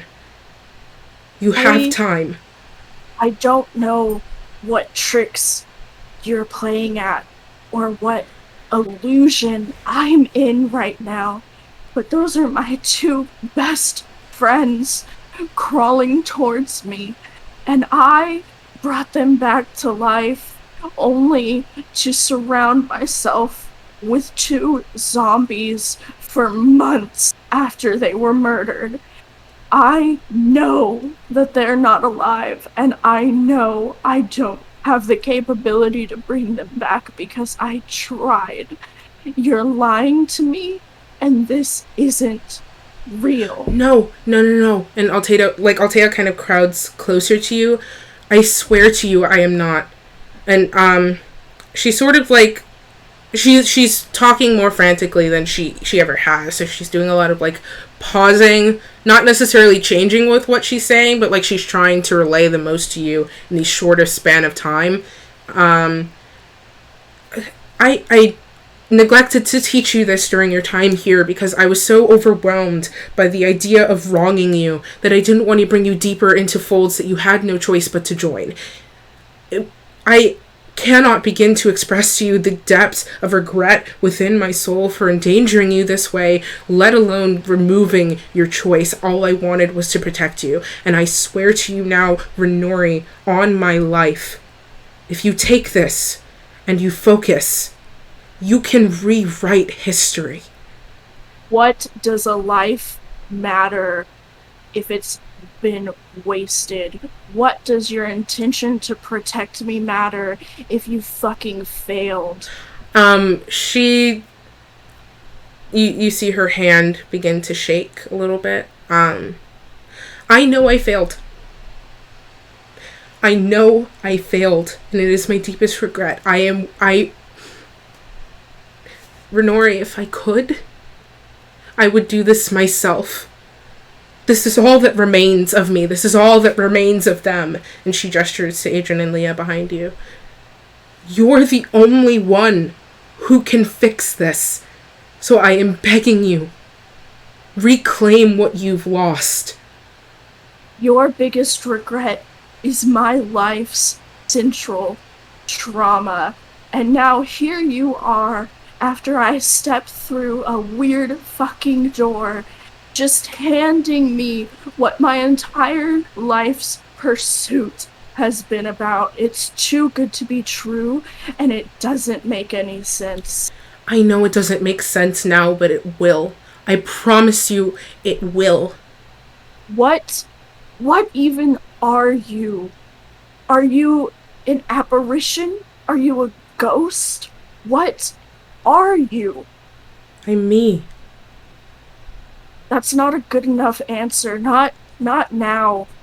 Not when it's like this. Not when you're making me sit here and listen to what I had to listen to as I hid like a coward and let my entire people be killed right outside my door. I wish I had more answers. I don't know. All I know is that you can fix it.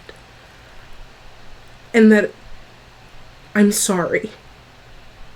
What even is this thing that you want to hand me, and how do I know it's not something else that's going to hurt me and cause you regret later? It is power. Not in the sense that corrupts, but power in the sense that changes. It is power in the sense that lets those who've lost, those who suffered, regain everything that was stolen from them. It was power in the sense that reshapes the landscape, that unwrites stone and turns it into something flexible, something to be woven, something to be shaped into ideal scenarios. This is a second chance I am handing you, and I am not handing it to you for me. I am handing it to you for you. Renori, had I lived, I would have taken care of you. I would have made, I dedicated what life I got to live to give you as much happiness as I could. And as I have already told you, as you already know and have no obligation to forgive me for, my greatest regret is keeping you here. If you take this, you can rewrite your childhood however you wished it to be. You could go see your parents, your real ones. You could take Adrian and Leah and explore the countryside.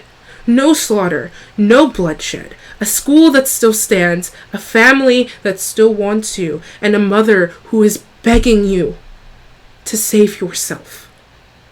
And she extends the stone to you once more. How fortunate it must be that regret is the only thing you have to live with. But the sounds and the screams and the blood and the coddling what was essentially just two zombified versions of my best friends for days on end because I couldn't let them go. And you don't even have to live with regret. You're dead. You see her, that hand that was holding that stone sort of drop. And it's sort of loosely dangling between her fingers, and a hand takes hold of your ankle. And as you look down, you see Adrian and Leah kind of clawing their ways up to sit at your feet. And they're both sort of gasping and sputtering at you. But you make out Adrian's words. Nori, and he's struggling to breathe. If you take it, we don't have to die. But if you leave us, it's over. And Leah, like, kind of struggles next to him, and you remember this scene because this was quite a bit in your past, when you had resuscitated them, through the means with which you were so clearly familiar, that Leah had been cradling Adrian's head as he made his way back into the semi-living. And you see that happen once again before you, where she's cradling his head as he's sort of gasping. And she looks up at you. She goes, We can't make you do it. But if you do it, you get us back. Whether or not you want her back. And she glares at Altea. You get us. Get your happiness. Please, take it.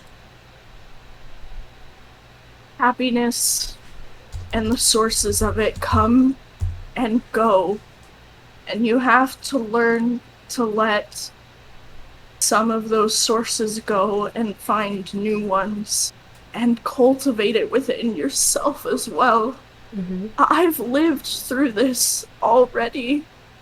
Trying to use necromancy to bring back what I've lost, and it only hurt me more. You're not even real. This isn't real because you're dead. This is a trick, and I don't know how. But I don't want it. And Renori tries to grab at the stone, and if she does get it, she's going to throw it on the ground and stomp on it with her foot. Okay, it's just, Altea's hand she's not holding it to you anymore. Her hand is just sort of at her side. You're able to snatch it very easily, and your fingers close around it. Can you do me a wisdom saving throw, please? Oh, good, yeah. Of course, when I can't find the D20 I actually brought, so... Right. Love that. Oh, good. I rolled the wrong one. Haha. Okay, that's a 19. Okay. You wrap your hands around the stone and you make with the intent to throw it on the ground, but as soon as your fingers come into contact with it, everything around you disappears. And you're in this white void. And there is no sound. You're in a complete vacuum to the point where you can hear your body working, which is very gross. Yes. And this stone sort of crackles in your hand. And then your entire world rotates. And you, it's a very, a 1-2 millisecond kind of thing. Your world rotates. And between blinks, you open your eyes and you're looking up at a very familiar stone ceiling. Renora, you are back in the room that the doors were in, staring up at the ceiling. And in your hand is that stone. Faustus. You... not the T-pose. You are encased in white light. And this light sort of fades around you and changes, and you blink open to a very familiar corridor. It's an ornate corridor full of vaulted ceilings and stone arches lined with lit braziers, and people of varying races mill around at either end of it, all wearing blue and golden robes. You are wearing similar robes, though you've got them open around your usual black attire, and you recognize the uniform of Philaria, one of the prime wizarding institutes in Faerun, just as they used to be. You also recognize this corridor. Before you is an intricately decorated double door to what was affectionately called the Vault, Philaria's student-accessible storeroom of artifacts, books, and equipment ready for study and use. And as you're standing before it, the door to the vault creaks open. Do you step within? I look up and down the hallway first. Nobody is see looking. if anyone's watching. Nobody's looking. I slip into the door. Nice. You So you see, this is all very familiar to you, but you see rows of pedestals and shelves extending to the back of the room down a sort of central aisle. And in the very center of the room, there's a thick desk facing the door, littered with an absurd amount of potted plants. No living creature needs this amount of potted every goddamn surface of this desk is covered in potted plants. And then, like, also quills and, like, parchment and stuff, but mostly plants. And, around this wall of vegetation, you see, a Firbolg sitting there. And you look up, like, he looks up at you, and you look at him, and you recognize Elric, who was the librarian at Philaria. And he was a friend, perhaps.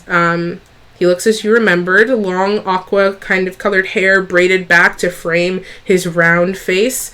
And his robes are far more ornate than yours, and they suit his large frame. And various silver earrings kind of droop from his slightly twitching ears, and there's a pair of half-moon spectacles on his bubblegum pink nose. And he smiles, kind and warm. And he goes, "Faustus, welcome back."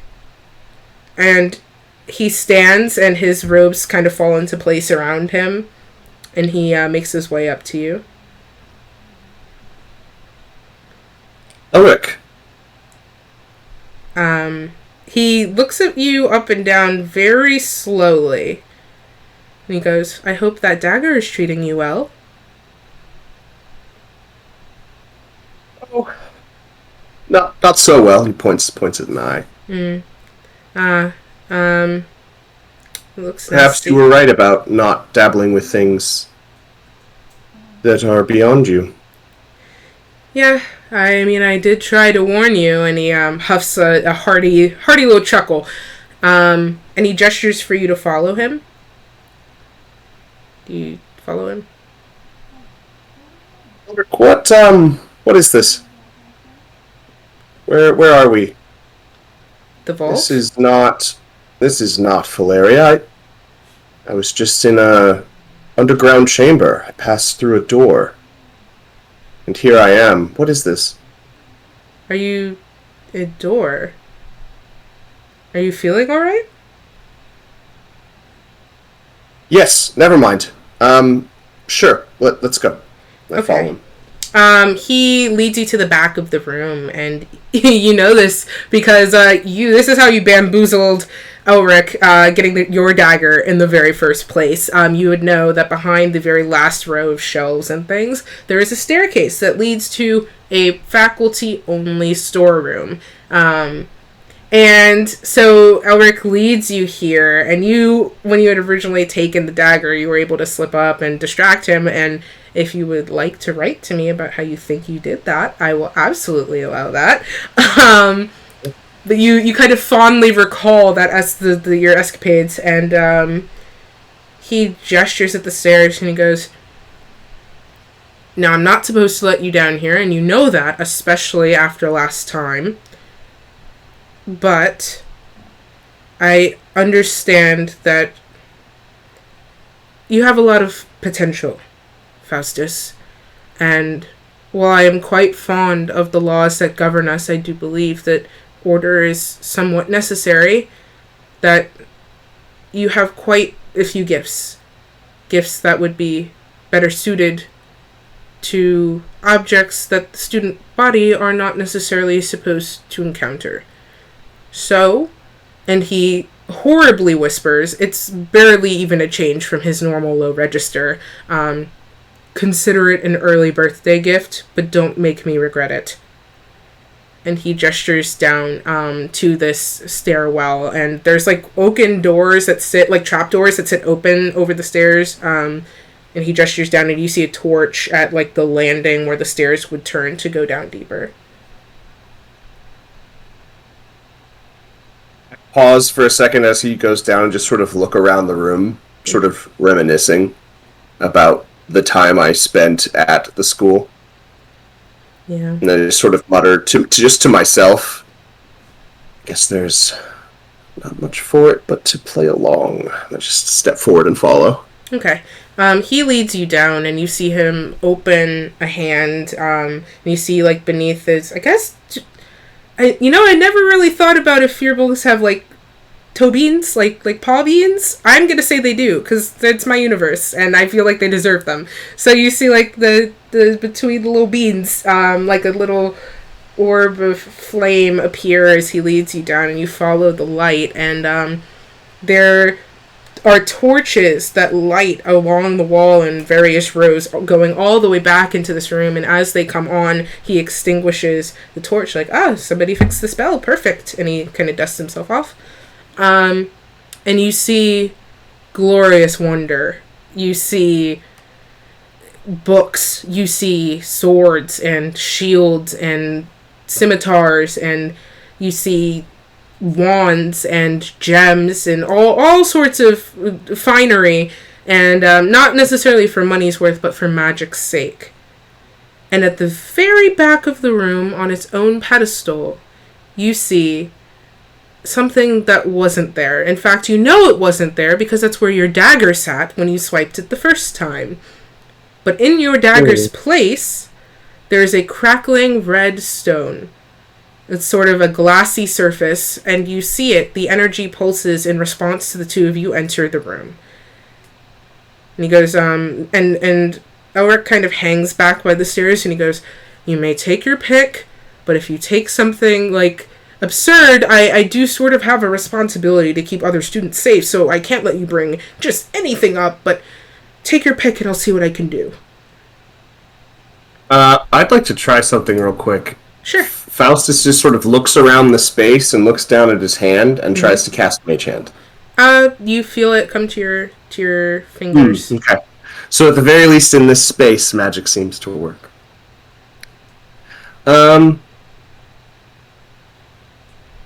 Okay. I start just sort of perusing the space. Okay. You see, like I said, you see all sorts of trinkets as you kind of walk along these rows. You see a like a hand axe of like a dark metal. You see a shield covered in spikes, and that shield is still stained with blood. It looks very old, but there's still blood upon it, and you sense a story on that one. You see a few cases with like ornate carved wands on them. You see you see goblets. You see all sorts of trinkets. Are you looking for something in particular? No, I'm just looking at other things to be pointedly not looking at the glowing red thing that's on the pedestal. Ignoring and as I'm looking around at these various objects, I cast Minor Illusion and make the voice of one of the other higher-ranking members of the school calling Elric's name from upstairs. Okay, so you do that. So you hear this shrill, loathed voice of one of the professors, and it's one of those voices that cuts down to your very bones every time you hear it. And you just hear, Elric! What are you doing down there? You have abandoned your post! And you see Elric just... Faustus, if you'll excuse me, don't touch anything dangerous. I put my hands in my pockets. And then he just kind of slumps his head back, and he goes, I'm coming, Matilda. And he goes to step back up the stairs. And you are alone in this room. Alright. I wait for a second, wait for the footfalls to go up the stairs, and then just book it straight to the pedestal. And the hands are out of the pockets, and it's just... Yes. You see it, you know shakes how... the hands out. Sometimes, like, display cases and things, like, they have the little metal fork, like, the ends of an object would sit in. So you see those on this pedestal, and it's laying lengthwise, and, it's a pretty considerably large piece, and it's laying across these forks, like, just sitting here. I have my mage hand out. Oh, I will also, real quick, I will note that you remember from your previous escapades, this room does not have security. Yeah. I pick it up with Mage Hand. Okay. And I cast Silent Image, and I create A replica? an image of the stone, and it is, and I believe it's silent, but it's animated, so Yes. it can sparkle and spark and cast light out. So the real stone lifts, the illusory one replaces it, and I take the mage hand and deposit it into my pack, and then look around and continue just sort of doing what I was before, looking around the room. Okay. You deposit it into your pack, and you feel sort of the plop of the weight from it. And as you look around, you see other artifacts. All of these things that you like, swords and the like. We've kind of gone through that. Are you looking for something specific, or are you just kind of looking around for something of value? I'm looking for something reasonable. Something that Elric would be alright with me taking. I see. Okay, so you see... A front, if you will. Right. You see... This is so funny. There's a few things. You see a sword, and you're like, you might be able to get away with that. You see a goblet, although you're not really sure what it does. You see a pyramid-shaped object, and you see like it would fit in your hand. And you see a little vial, and it's like got like kind of golden energy swirling within it. Look around at those objects, and something about the pyramid strikes me as being sort of esoteric, and its purpose seems unclear, and it's the kind of thing that draws Faustus in is the things that are beyond understanding, that are complicated. He likes puzzles, and so he leans in close to it and picks it up.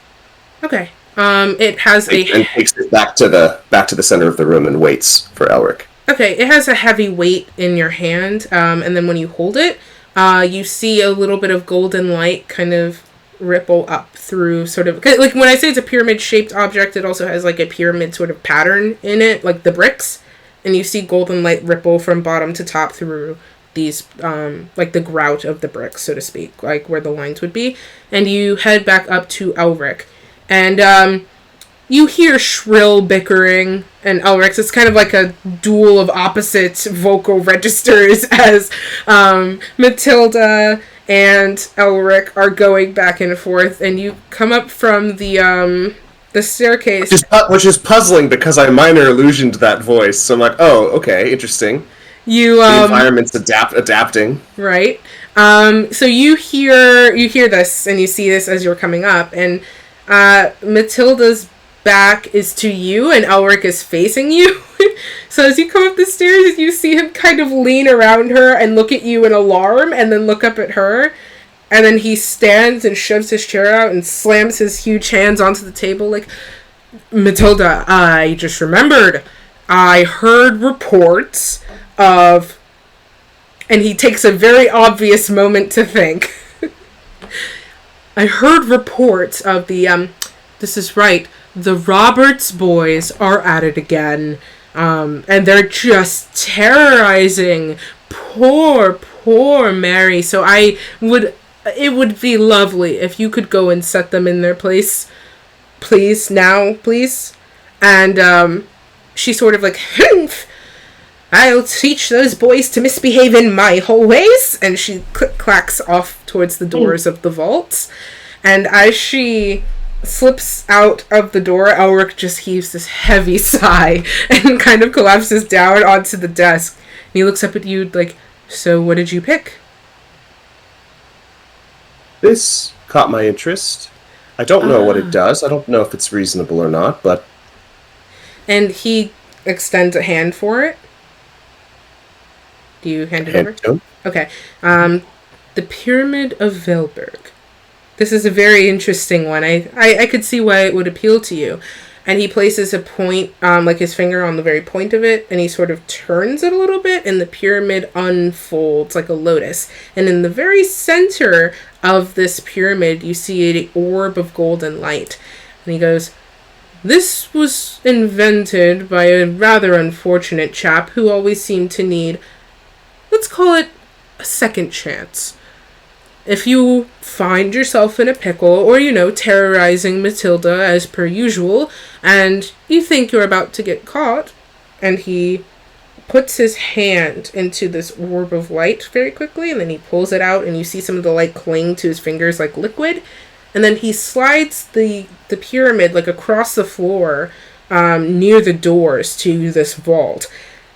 And then he does a little salute, and you see him vanish from where he was standing and reappear where the pyramid is. And then he does like a little bow. I suspect you would enjoy this, but do be careful. If you lose the pyramid, you lose the save point, and anybody can just pick it up. So, note that. But, yes, I don't see any issue with this. Just please try not to use it for anything too troubling. And he picks it up from the floor, and the whole pyramid kind of fuses back together, and he hands it over to you. Of course not, Elric. As you know, my interest is always for research. Research, sure. And he sort of adjusts his spectacles on his nose a little bit.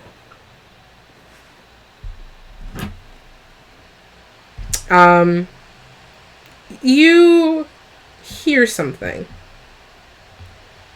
And you like, I don't know how to describe the sensation, but it's like you hear a sound that's very muffled, and you can't even quite describe the nature of it.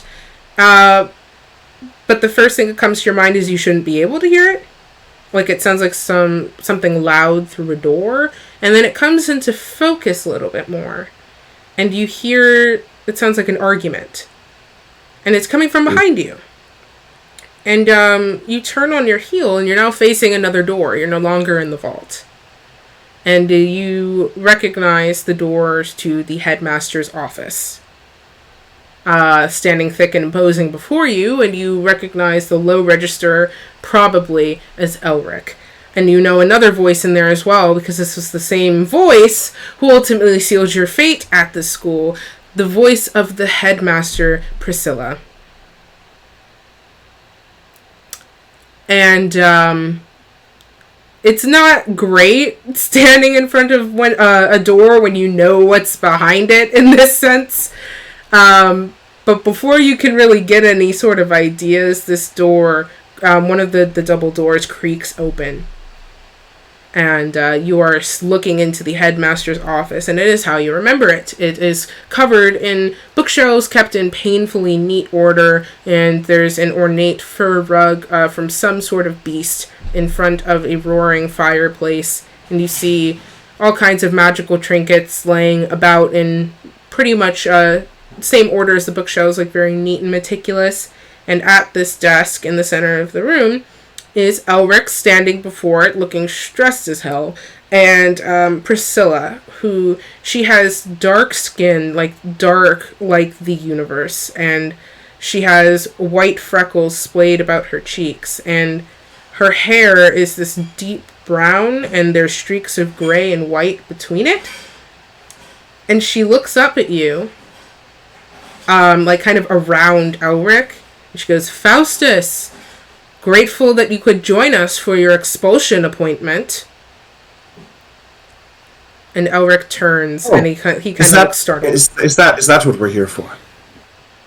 "Come sit." And as she says that, a chair materializes in front of the desk.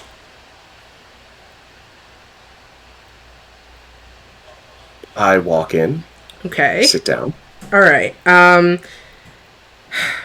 Faustus, I won't lie to you. You were one of my favorites. And Elric's too, apparently, since he seems to have gained quite a bit of nerve. And Elric sort of shrinks back at her incisive tone. "However, I cannot allow you to wreak havoc in my halls." Wreak havoc? "You've stolen artifacts. You're terrorizing poor Matilda." And Elric sort of grumbles a little bit, like, "Poor Matilda." You're bright, Faustus. You are.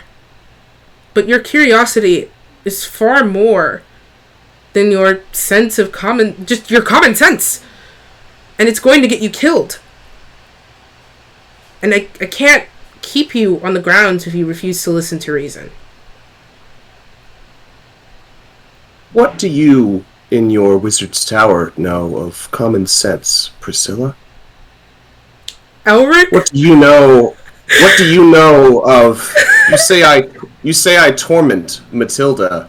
What do you know of torment in your comfort by your fire, your fur rugs, your ornate chairs? Elric is normally a pale blue, and you shock this poor Fearbolg white. And he takes a very generous step away from Priscilla and hangs his head towards the floor. Wow. As Priscilla stands, and she grips the edge of the table ever so slightly, and she looks at you, Faustus, and she says, I can understand that you're angry. But do not bring my background into question, for you know nothing of me, boy. And there's a sort of crackle in the air that you had assumed was the fireplace, because that's a reasonable assumption to make. But you have noticed that crackle is coming from her. And it's starting to get a little bit louder. And she looks at you, and you see her eyes are usually like a dark, near black, but like you can tell that they are brown. And they start to pulse with white energy. She looks at you, and she goes, consider your expulsion a mercy. And there's sort of like some noise and commotion at the door behind you, and the doors to her chamber open, and you see a few of your professors standing there, wands at the ready, and not like out to zap you or anything, but just sort of like in hand. And you see a considerable amount of students trying to peek around them and like see what's going on. And she looks at you and she goes, it's time to leave, Faustus. I know this isn't real, but it might give me some peace. Do you know what mercy I would have given you had I had a few more years of torment under my belt? And I jump from the chair, and I draw a dagger, and I cast Booming Blade, and I try to stab her. Okay. With Booming Blade. Can you roll to hit, please? Yes.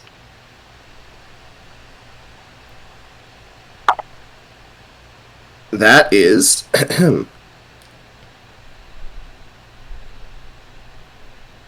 It is a 27 to hit. Okay. So you do hit. For your back, you do like a sort of 1-2 step from the chair to the surface of the desk and plunge the dagger into her shoulder. And you know, the booming blade sort of like, there's like a whoom of energy from the hilt of the dagger into her. And don't bother with damage. It hurts. And she sort of, you could roll it and tell me if it would make you if it would make you happy, but she recoils from the strike, and you hear her sort of grunt in pain, and she looks up at you, and those white eyes have now turned red, and she stands, and she looks down at the dagger. She looks up at you, and her voice is sort of distorted. She goes, is this what you would have liked? Is this it? My pain? My death? Had I given you more years, would you have warped into evil?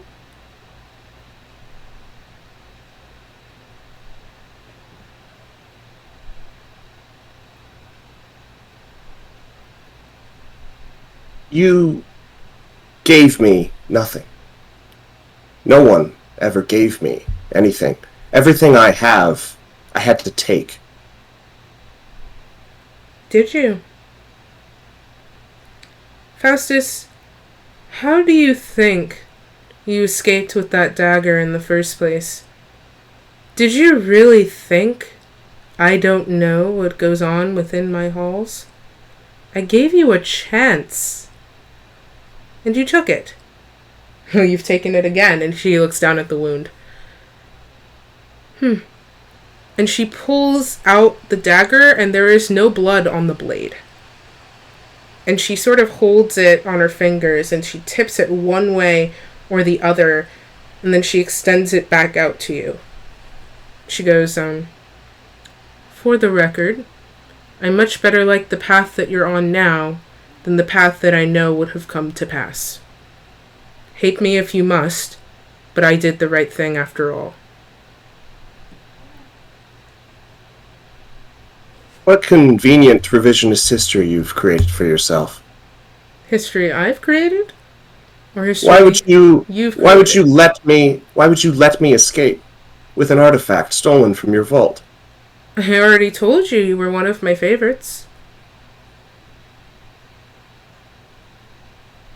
I see. And you hear a very meek throat clearing from the corner. And it looks like, Mistress, if I may? If I may. And she turns her gaze towards him and she goes, okay.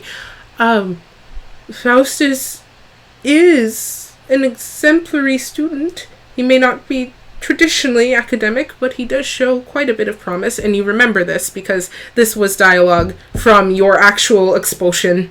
Elric did, to the last breath, try to defend you, but ultimately you remember that you were thrown out. And Priscilla looks at Elric, and then she looks at you, and she goes, well, I suppose I could let Faustus make the choice. And she pulls out from behind her, like her hand comes from like sort of up from behind the desk and behind her back. And in her hand is the artifact that you would put in your backpack. That stone that's crackling with energy. And you feel a shift in the room. And the people who are kind of spectating at the back of the room all kind of gasp. And you hear the closing of a door as you assume the professors heard the onlookers out. And she extends it to you. She goes, if it is revenge you seek, then it is revenge I will grant you. I will not stop you from a destiny that you want. History is yours to play with. I wonder what decisions you might make. Look around the room. What the fuck is this place? And I reach out and grab it. As you grab it, can you go ahead and make me a wisdom saving throw, please? I sure can do that.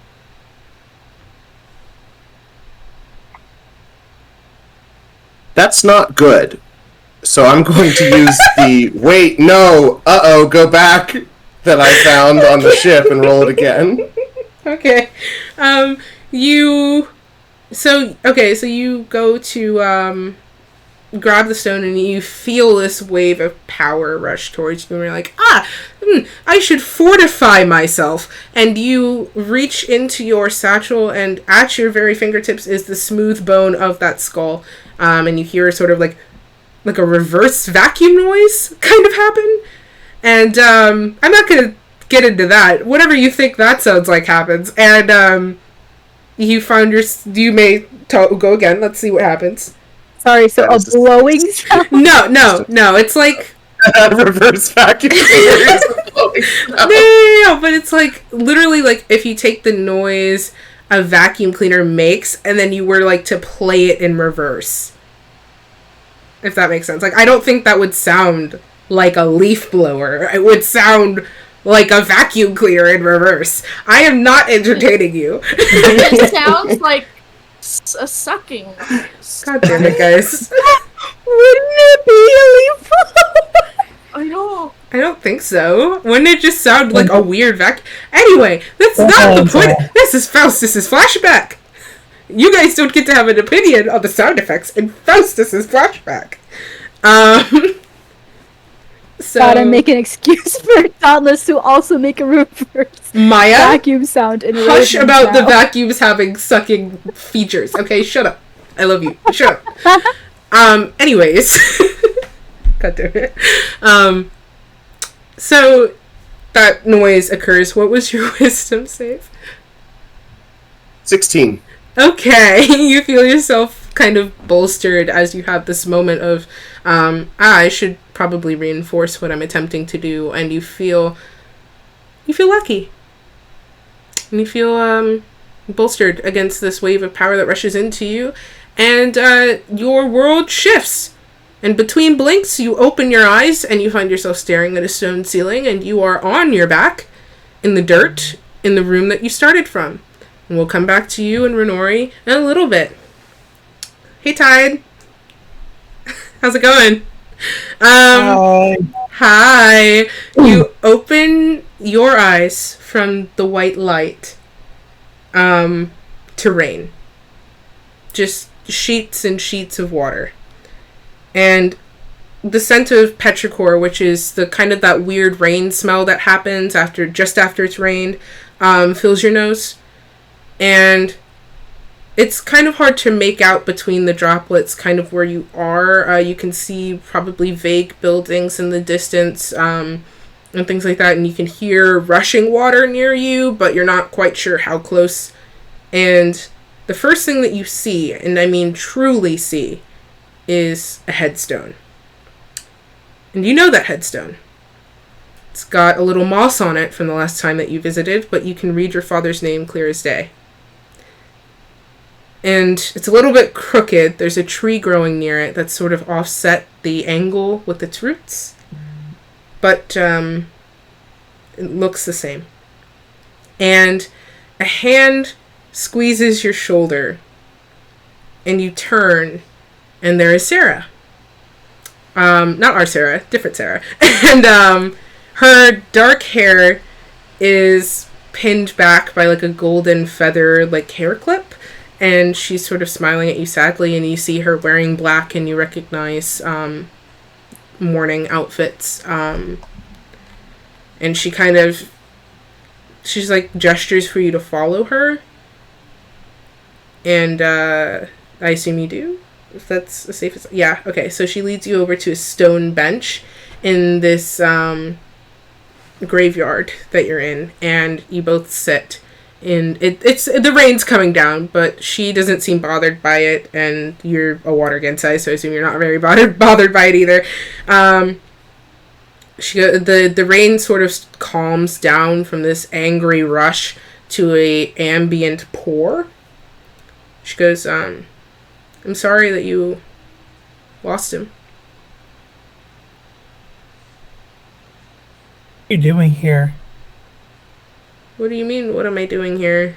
You lost your father. It's his death anniversary. What do you mean, what am I doing here?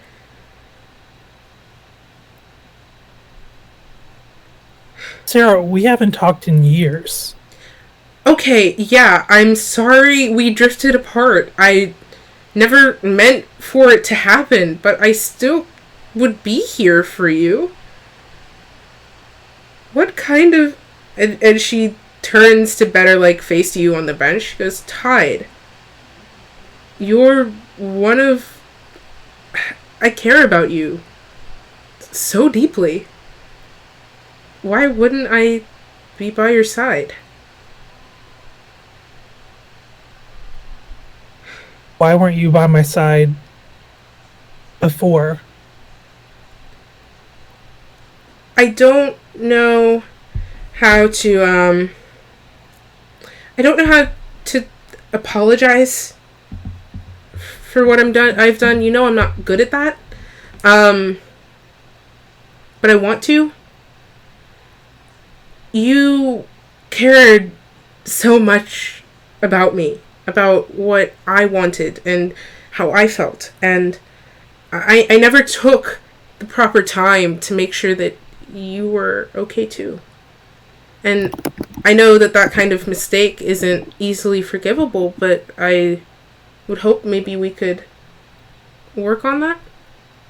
I mean, it's what you deserve. You deserve somebody that's going to stand by your side and really and care about you and be here for you. And I want to do that.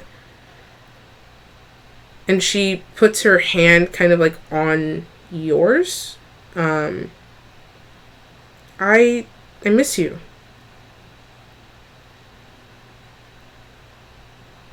Tide looks at her hand and feels it as very real, but is still very confused. Listen, I'm sorry about your dad, about us, but I'm here now, and I want to make this different.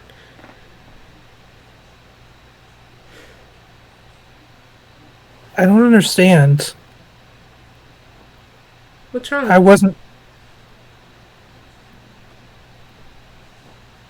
wasn't here. I left. Where'd you go?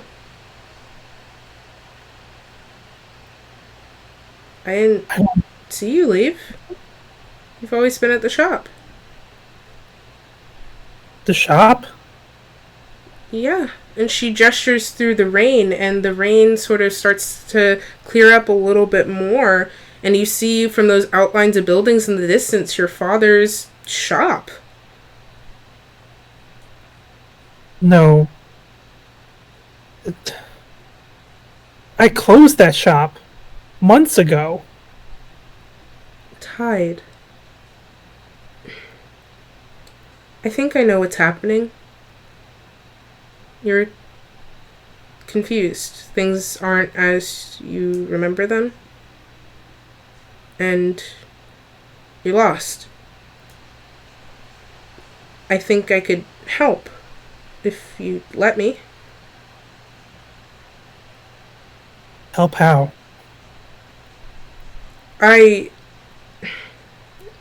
It's part of the forgiveness thing I was talking about. When we drifted apart, you stayed here and I went to school. And she pulls, she has a little satchel and she moves it forward towards you. I've been studying, and I think that I found something that could help you. I remember your father, what he meant to you, how much you look to him for who you are. And she opens the satchel and you see red light glow out from it, and she reaches her hand in and she pulls out one of those shards, this glassy thing with lightning pulsing within it. This, how do I describe it? It's a second chance. You have very specific memories of what my teachers would call a bad timeline, a branch off of what is meant to be. This can reunite your time with what was meant to happen. You could have your father back. You could have me back. You could have everything back. If you want it. How do you know what was meant to happen? It's complicated. We studied the essence of time.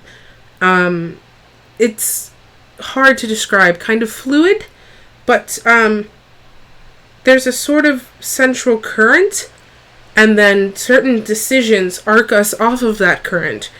And those branches could go on for centuries, but there is still this one flowing river.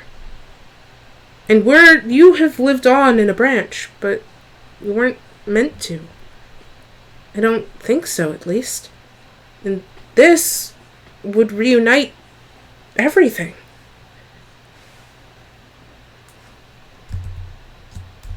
Tide stands up and walks back over to the gravestone of his father and reaches out and touches the gravestone. I don't understand. Tide, it's a lot to explain, but I guess what I'm offering you is a chance to rewrite what was into what could be, and a chance to officially have back your father, have back happiness, I suppose. To not have to feel like you have to drift. That you could have roots. That every best decision, everything that you would sit through and think about as, the best possible outcome for a choice, you wouldn't have to guess and speculate anymore. It would happen. Because it would be meant to. No losing your father so young, no illness, no poverty, no struggling, just your dad, the shop, me, everybody else, and happiness. Tide looks down and starts flipping around his compass-shaped necklace. And looks down. Can he see the key that he grabbed before? You have your stuff. Like, you have... There is a change in your attire. You're also wearing mourning clothes. Like, in your sort of a black version of your outfit. But you have, like, your pack and your stuff like that. So I can see the key that I grabbed in the other room? Yeah, if you had it out, then yes. So Tide looks down and sees the key in his pocket and thinks perspective, memory, endurance, and then verbalizes the same thing out loud under his breath, but enough for Sarah to hear it. Yeah, what? What does that mean? Tide looks up at her and looks not glaring, but kind of like a stone face, and just says, I'm not floating. I have friends. The decisions that were made and the fates have aligned. This is where I was meant to be. I don't think you are, Tide. And Sarah stands, and the rain sort of shifts again to get lighter. Listen. You mean a lot. Not just to me, but also to the flow of time. And what I am telling you is, I suppose that the path that you're heading on is not a good one. It's a path full of death and uncertainty and betrayal and sadness, and you don't have to go through that. I'm trying to, I guess, spare you from something that will cost you. Tide kind of gives her a, quizzical, angered look. Everybody goes through that. I've already lived it. And getting my father back means losing him again. It doesn't have I'm to. not doing that. No. Let me show you something. And she sweeps her hand out and across kind of the landscape. And you see under her hand, the landscape just sort of ripples like water. And you see a cutaway of this crisscrossing web of strings heading onto the horizon, all of different colors. And she looks at it, and then she looks back at you, and she goes, "This is fate." And now, no one can make sense of this except for one specific entity. I am not that entity. But what I have studied to do is pick out specific strings and understand where they're going and tweak them so that they can go in a better direction. And I have seen yours tied. You lose. You don't have to. I understand what it's like to have a friend that means everything to you, because I let that friend go. And I think it's something that I will unfortunately regret for the rest of my days. But you don't have to have those regrets. You can change the trajectory of your fate and end up in the best possible version of things for no cost. And I would not lie to you. I just want you to be safe. I lose. I've lost everything. I never knew my mother. I lost my best friend. And then I lost my father. I can't lose anymore. There's nothing to lose. You see Sarah straighten up, and that rift in the landscape kind of like goop back together. Alright. I thought you'd be different, but I suppose that's what assumptions get me. If you're truly so happy, then I guess you should go. I will take my happiness with you. With me. DM Flub, my bad. Take your happiness with me. And you will go out, and you will lose again, and again, and again. And it is then, when you've lost everything, that you'll realize what mistake you've made. I just wanted to protect you.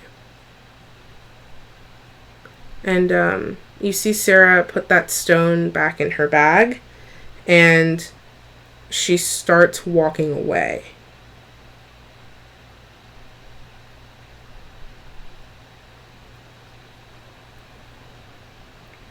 Tide falls to his knees, facing the grave again, and just starts sobbing. You feel a hand on your shoulder. You feel the familiar cold press of a ring. And when you turn back to look over your shoulder, you see your father's face. And we are going to take a quick break. And we will be right back very shortly. I know, it is very mean of me to pause there, but I do need some water. So we will be back in a few minutes. Everybody please stretch, get some snacks, drink some water, do a med check if you haven't taken your meds today. If you're here, thank you so much. Your support means the world to me. This is what we do, and we're doing a damn good job of it. So you being here helps us keep doing what we do. So thank you. And we'll see you in a few. We'll be right back.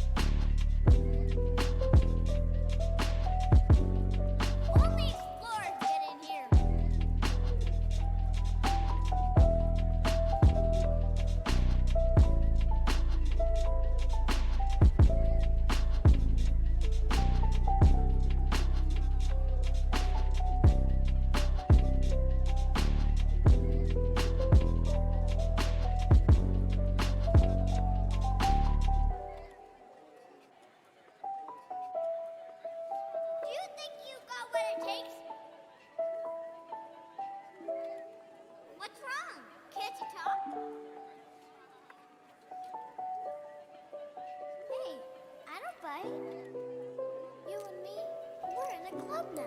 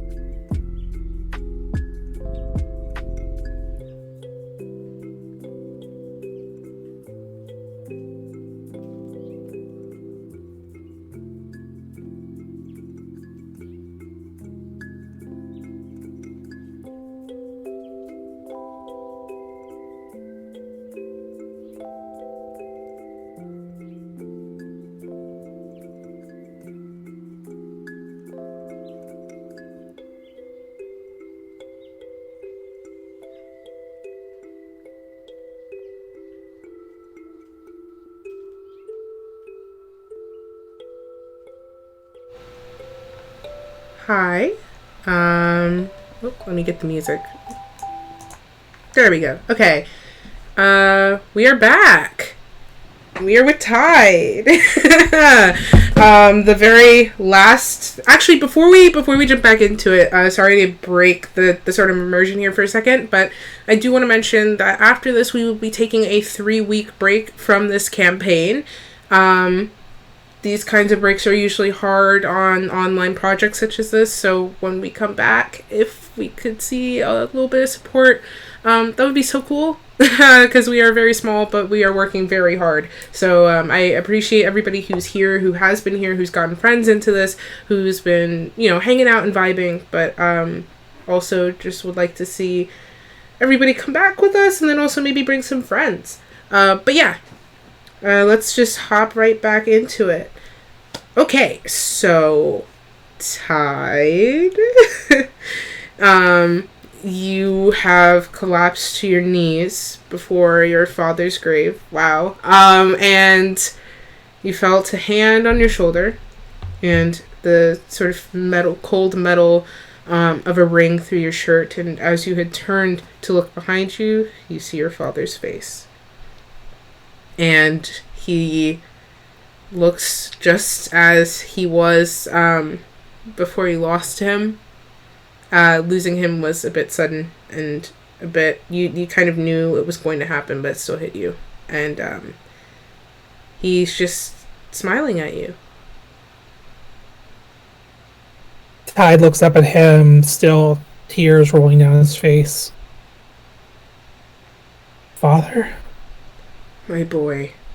And he kneels beside you, and he's kind of swiping away some of the tears, but there's still rain happening, so it's not very effective.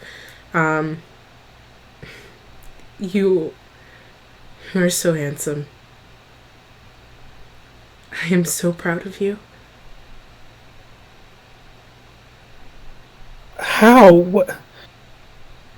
How are you here? Because of you. You carry me with you. I told you you would. And you did.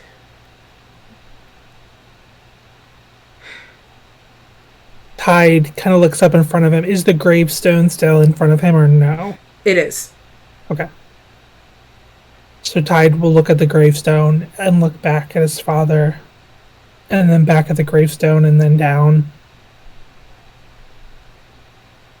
You're not real. Tide. And he tilts your head back up. My son, there's things beyond this world, that which are hard to explain. And there are many things that I wish I had told you when you were younger, so that you wouldn't be so in pain now. What I can tell you is that I am beyond proud of the man that you've become. And I know your mother was not around, and I will not pretend to know what she thought. But I do know that you've grown into someone she would be proud of too. I suppose it's a bit complicated. I won't pretend that I don't see that. And he tilts his head towards the gravestone. But things are not as concrete as you may believe them to be. I did a very pointed job of teaching you when you were younger that your actions will have consequences, and so you must act very carefully and with consideration so that you may put your best foot forward at all times, and I stand by that. That is the way to live. But there is some leniency there.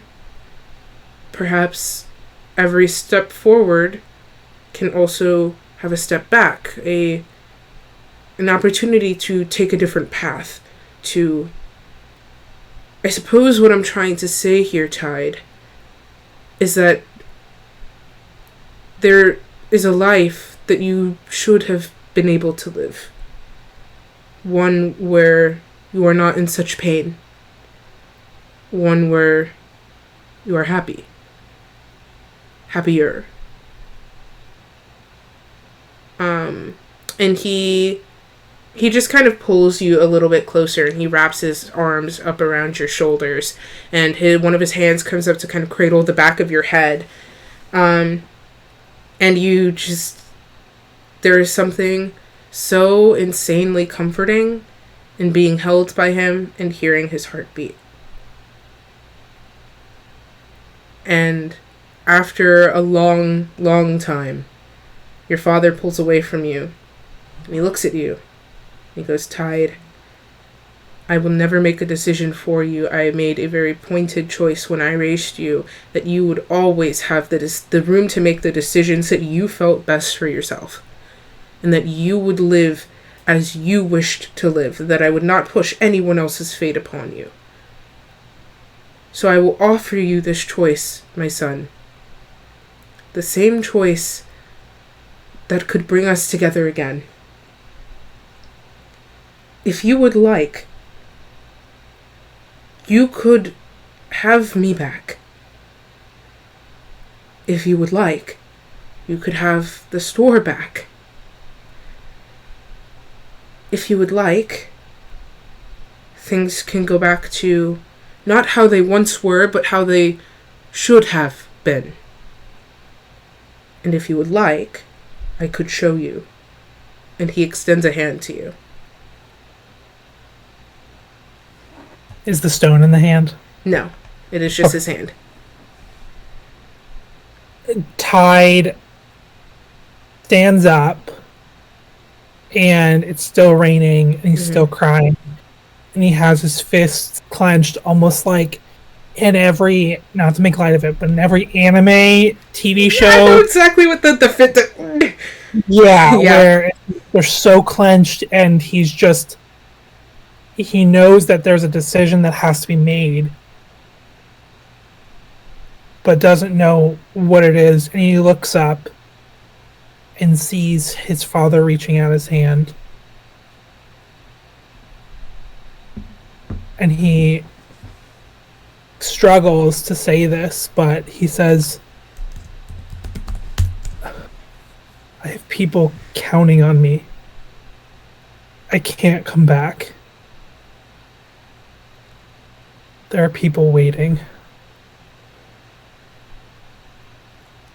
You are exactly who I thought you'd be, you know? I used to look when you were younger and you would sleep. I would sit by your side and make sure you made it through the night. And I would think about the man you would grow up to be. And I'd imagine you walking the earth as this just person. It is so hard to let your children go. Something that only a parent or caregiver could understand. But I'm glad I let you go, Tide. I wish I was with you, but seeing you, seeing the steps you've taken, I have no regrets. Because I know you're okay. And your father stands. And Tide, in the same way that the rain is washing over your skin, you feel satisfaction. Satisfaction maybe isn't the right word, but sort of this peace wash over you. And you understand that you've been given something very rare that most people don't get. That last word with the person that you've lost. And your father looks at you. And he takes a step closer and he puts his hands on your shoulders. And he goes, I will offer you once more, perhaps not a total change, for that would be selfish of me, but the opportunity to secure what you've already had, to protect the people that you say are waiting on you. And he reaches behind him, and then when his hand comes out, you see the stone. And the rain sort of tinks like against it, and you see it pulsing, and it's one of the only light sources around, really. And he holds it out to you, Tide. He says, my boy, it seems that you have a lot to fight for, and it seems, therefore, you have a lot to lose. And I don't want to see you lose more than you already have. I can't say I care that much about my own life, seeing what my absence has done for you. Not in the positive sense. And your father does this thing he always used to do, where he sort of, when he realizes he's tripping over his words, he sort of does like this little shake, and his glasses kind of slip down his nose a little bit. And he pushes his glasses back up his nose, and he puts his hair into some semblance of niceness. And he looks up at you again. I wish I could have stayed with you, obviously. I would have loved to see you grow up, but I would also like to see you continue with the gifts that you've been given safely and towards a victory. And there are some out there who don't believe in you, but I believe in you wholeheartedly, and I'm with you. And you feel that your compass necklace grow warm against your chest. Tide, I will never leave you. And because of that, I don't want to see you get hurt. I don't want to see you lose. I want to see you win. I want to see you thrive. And my boy, this is your chance. And he holds out that stone to you. If you take this, it will give you the opportunity to ensure a victory for everyone you care about. It is not... if you remember when you were young, I taught you not to cheat. This isn't cheating. It's more steering. Security. This will make sure you never lose again. And he kind of, not insistently, but like just extends his hand a little bit more. Tide, up to this point, has not met the gaze of his father. Mm-hmm. But he starts and says, everything I am is because of you. I didn't have a mother. I didn't have friends. And I am who I am because of the loss. And then he looks directly in his father's eyes, with tears still welling up. You didn't do anything wrong. You made me who I am, and who I will always be. And then Tide will reach out, and before he grabs the stone, says, I miss you, but I don't warn you. Okay. Before you grab the stone, we'll say you say that before you grab the stone, if that's okay. Your father leans in and kind of, hand at the back of your head, presses your foreheads together, and the rain sort of slides around your cheeks and down your forehead and mingles with tears on both of your faces, and he's pretty openly crying. He goes, I love you. And do you say it back? He starts to, but he grabs the stone before he finishes. Okay. Your hand wraps around the stone and you are met with a surge of power. Can you roll me a wisdom saving throw, please? I sure can.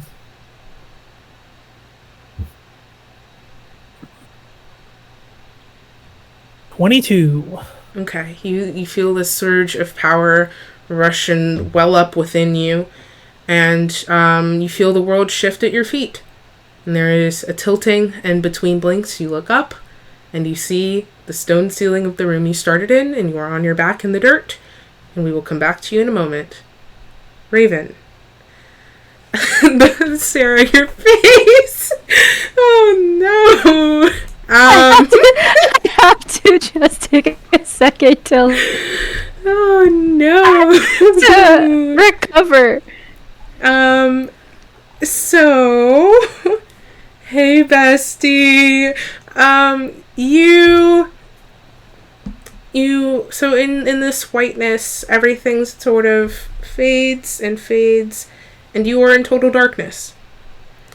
Not because you can't see, but because there is nothing to see. It is just this empty abyss. And then beneath terrifying. Right. Beneath your feet, you see the ground, which is also pitch black, sort of ripple, and kind of like an oil slick, like colors shift beneath the surface. And you're sort of, taking all of this in, and there's a voice in the darkness, and you hear, Raven, and it is not a voice you recognize.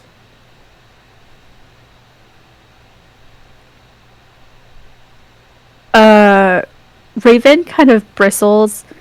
Has anything about her appearance changed at all? Nope. You look just as you were when you stepped into this void. Damn, and I thought being last meant I would be prepared.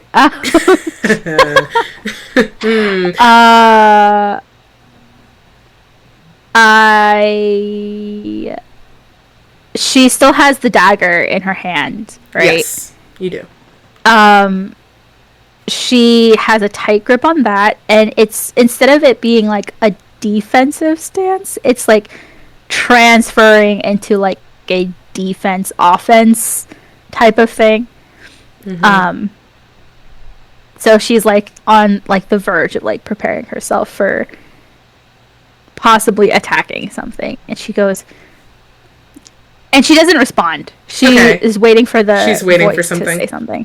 Okay. Mm-hmm. You're sort of like taking steps, like trying to see, because you can't really discern. Let's see, like you can't really discern the direction this voice is coming from. So you're sort of like slow turning in place to be ready. And your next step illuminates the surface of what you're standing on in white. And there's just a ripple and these sort of pulsing veins of light spread out beneath you, and you see that you are standing on water. And these lights race out from under your feet and then up into the air, and there's sort of fireworks of light. And the ceiling above you transforms from total darkness to an uninhibited galaxy. You see swaths of stars illuminating just in droves, unlike anything you've ever seen. And it is beautiful. But it is quiet. And you finish your rotation, taking in these changes to the surroundings. And that voice returns. And there is a sort of gathering of white light and a vague humanoid form before you. And that form grows from about a normal size to a taller size, and then somewhere in between tall and normal. And the light materializes into a woman. And she is hard to look at because she's glowing, but also because when you look at her, she's perfect. And you know from your experience, nothing should be perfect. She is taller than you, probably good 6 feet tall. And she has straight white hair that falls to about her shoulders and down her back. And atop her head is a deer skull, and the antlers curve up to hold an orb of like prismatic light. And she's wearing like this cloak of white iridescent feathers that falls to the floor, and with long bell sleeves. And beneath it, she's wearing clothes of white that have the same similar sheen to the rest of her. And her features are angled and sharp, but not in an unfriendly way, just in something distinctly not natural. And this woman takes a careful step towards you and kind of takes in the dagger bit, and she stops where she is and sort of holds her hands together. She says, "I've been waiting to meet you for a very long time." And there's a musical thrum that follows at her voice, and you recognize that thrum, even though you don't know the voice. It's the same one that would follow Saloon's voice when she would speak to you.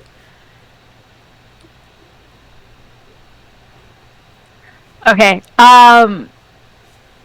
So when the whole like galaxy thing was happening, and the woman started to materialize, she had that sense where like her core was still on guard, but like in like the periphery of her like emotion and perception was this like what is happening, and there's like this actual like just like trying to absorb whatever is happening, and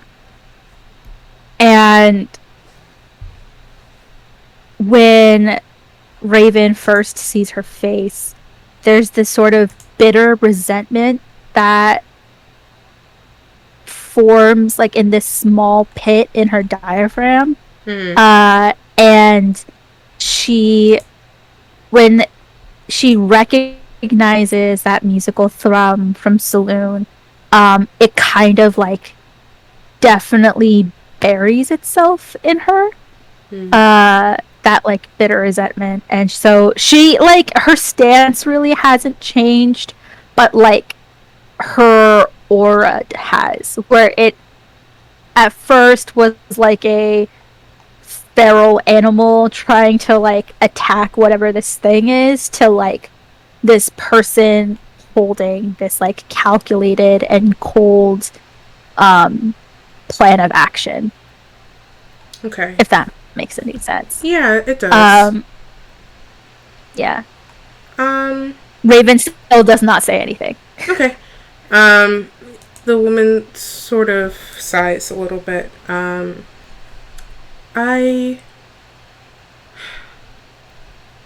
have been through a lot. And,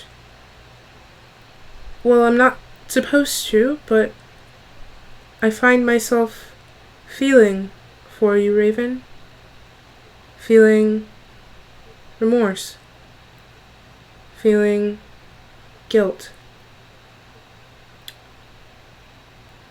I suppose it would not be against the rules, for they are my own rules, to offer you a bit of, shall we say, an advantage. I think you have more than earned it. And there is this sort of continuous musical lilt to her voice as she speaks, like her like the sort of cadence of her voice it's strange. How to put this in a way that makes the most sense? You see, Raven, you and your friends, you are meant to find each other. Now, there were a numerous amount of outcomes that could come from this, and I dare say you're on an interesting path. But there will be a crucial branch in your future. A branch where you decide the fate of someone else. And when you decide their fate, you will decide your own. And, well, I have a feeling about which choice you'll make. I have been watching you for a very long time. But I feel as though one path is more desirable than the other. And therefore, you should be given the opportunity to be forewarned about it. And that orb that was resting between the antlers floats forward, and her hands sort of do this drifty, like, floating thing with her wrists, and she brings them out to cradle this orb as it descends from her crown. And it expands, Raven, to about the size of your head. And in it, you see fate. It is somewhat similar to what Tide saw when Sarah, for lack of a better word, pulled back the curtain. And you see in this orb a crisscrossing of strings of a countless number. Various colors and forming incomprehensible paths. Raven, I weave fate. I know all that has come to pass. I know all that will come to pass. There is no outcome that could surprise me, and yet you have found every one. I just... You have done so well so far. And you have a long ways to go. And I just want to put you on the path that will best support you, I suppose. You have no reason to trust me. And she sort of sits back, but the orb does not move. It stays between the two of you. You have no reason to trust me, given your background. I do not blame you. You were raised by heretics and fools. But I'm hoping a bit of, and she leans forward and she's got this, like, amused little look on her face, like, divine intervention could perhaps pierce through the drivel of those who know not. And this orb starts to crack, and then it splits open like an egg. And within that egg is one of those shards. And Raven, it floats towards you to hover just before your face. And you see energy crackling within it. And you see your own face reflected in it, but the face that you are looking at is not yours, but the face of a younger Raven, a Raven who is just lost. A Raven who has just taken her first steps into pain. A Raven who, if you could, you would probably save. Raven, like I had told you before, I'm not really supposed to do this, but I'm hoping this little meeting could perhaps put off some nastier outcomes or destroy them entirely. For you see, you are the linchpin of all of this. And if you take the right path, the others will follow. And that's when she stops speaking.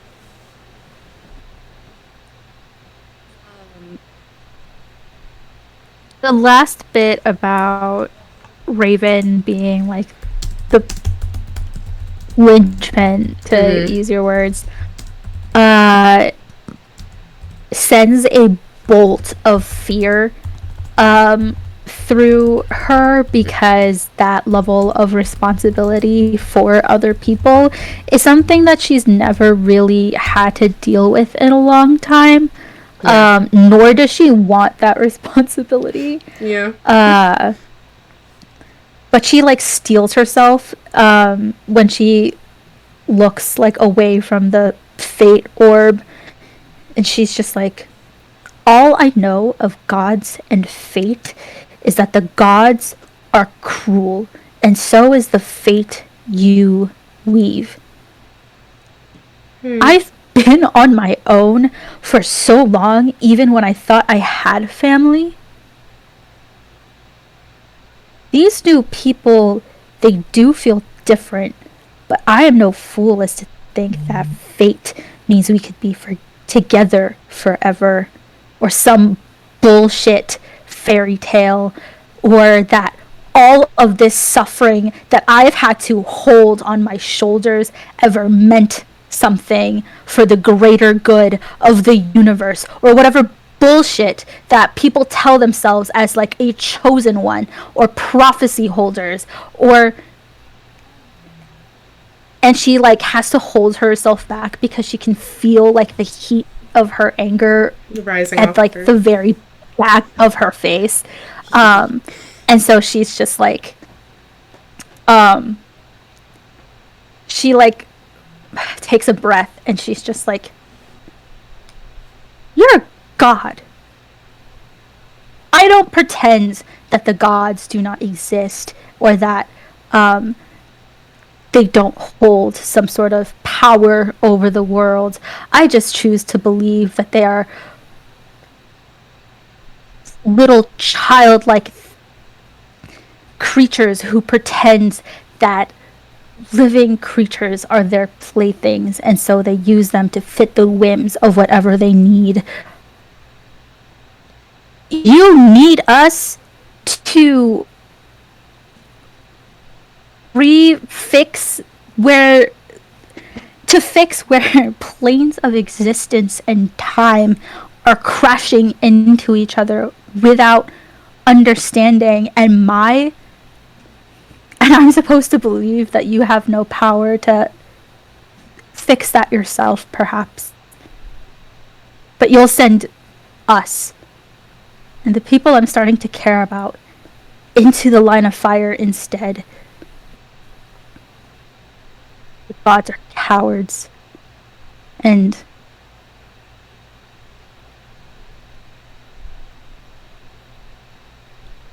I'm tired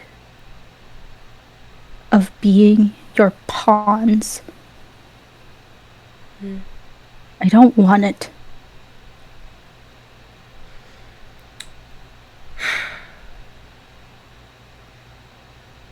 I hear your pain, and emotions are something new to me.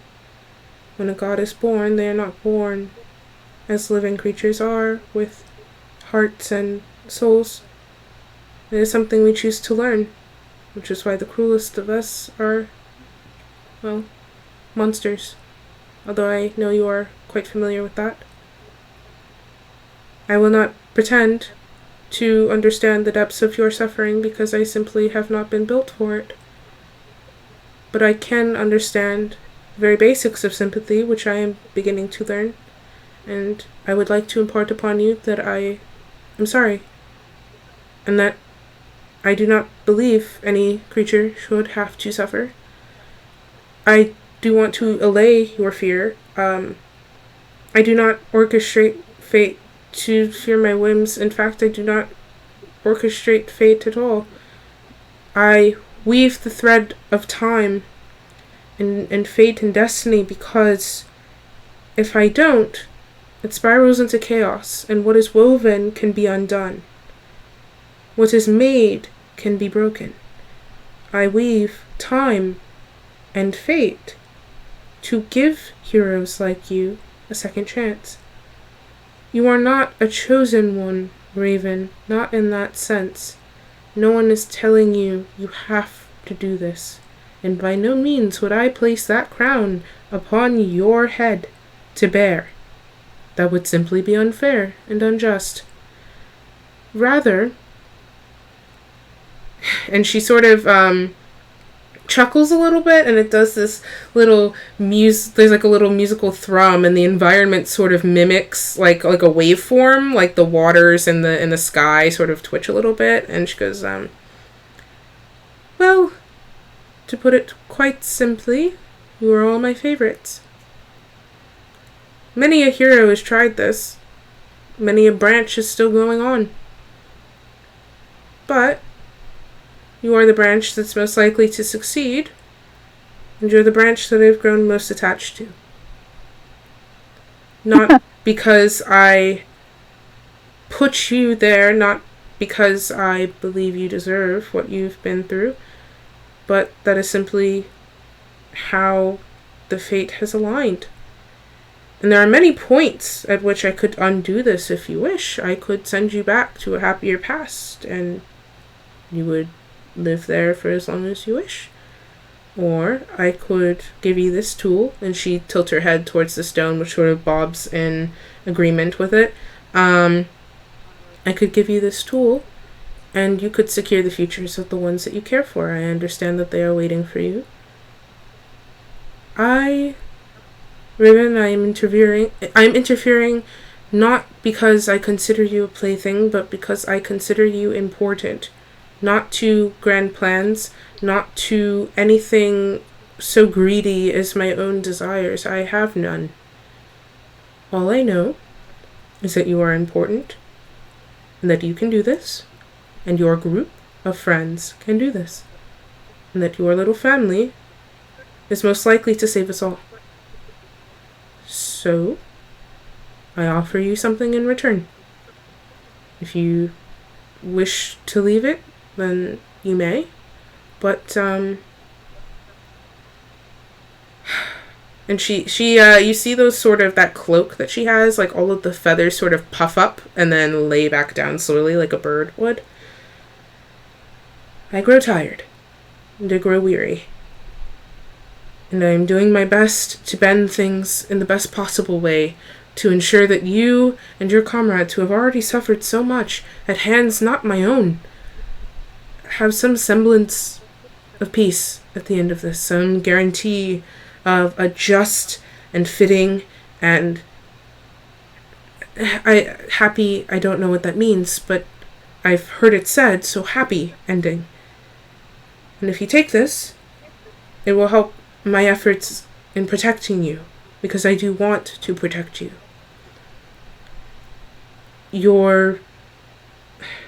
I'm not sure of the word for it, gathering, group, the robes that you used to bear.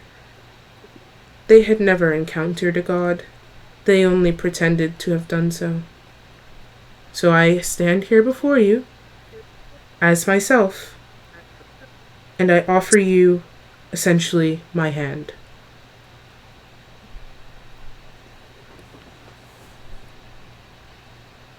Raven kind of gives off this dry, humorless chuckle. Mm-hmm.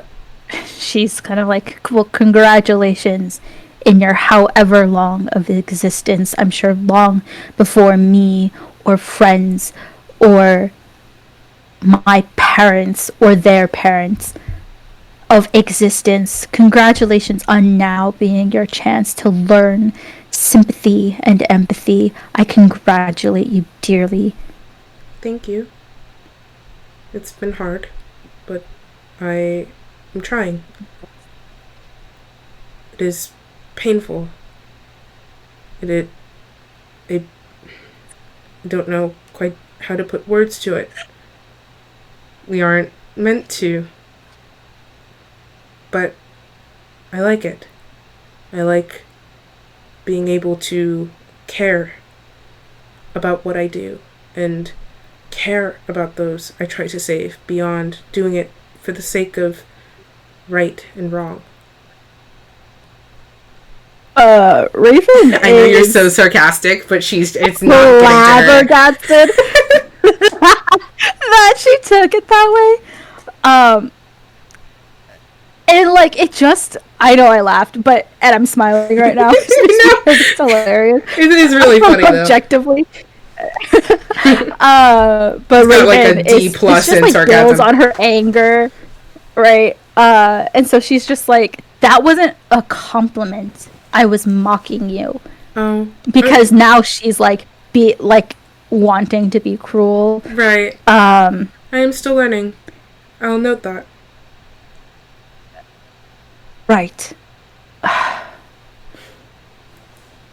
How are your other? So we're the most important. We're the most likely to succeed. In a manner How are your of other speaking. contingency plans doing? Are they dying for this godly calling? I could show you if you would like. I don't actually want to know. Oh. Sarcasm. Do you not? Why? It wasn't sarcasm. It was more like a hypothetical. Like she's taking notes.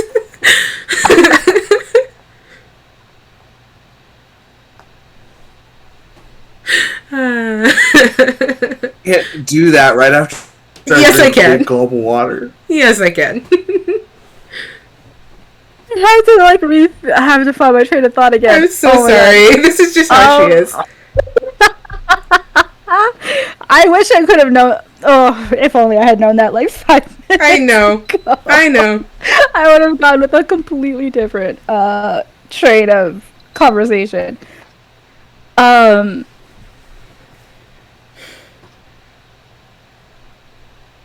understand you've grown attached to our group. But if you really are calling people to follow you into this adventure or journey to help save the world, should you not care for all of them equally? Oh. Whether they live or die or succeed or fail, because even if they don't die, because dying isn't failure, why that might weigh heavy for the rest of their lives that they failed you. I do. Constantly putting these people in this position is selfish. I do care.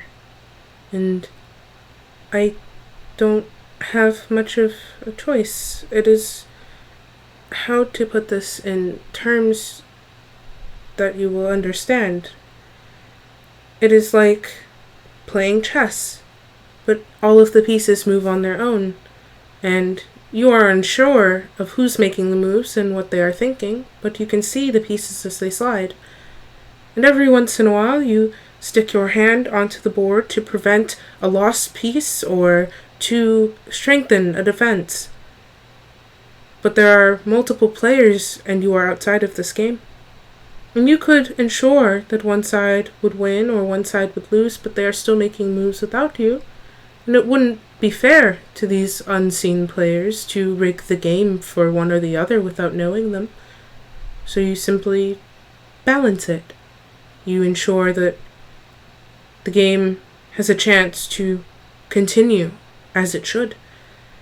And it is not about if I care. I do. I do care about everybody undertaking this quest, but the fact of the matter is, Raven, I am doing what I can. And this is good.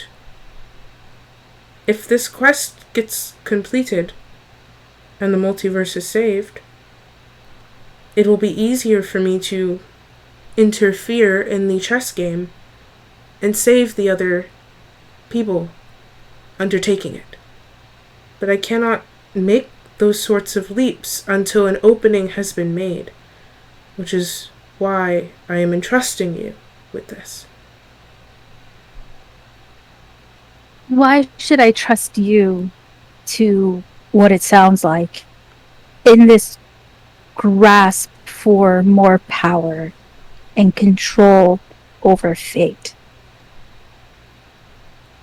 No, it is not power or control. It is simply I am trying to keep I am continuously steering a rushing river towards somewhere more hospitable, to somewhere that needs the water. And I'm doing my best to save as many as I can. But a chess game cannot continue without pieces being lost. And I am not in control of the game at all. I'm simply... And who's on the other side of the board?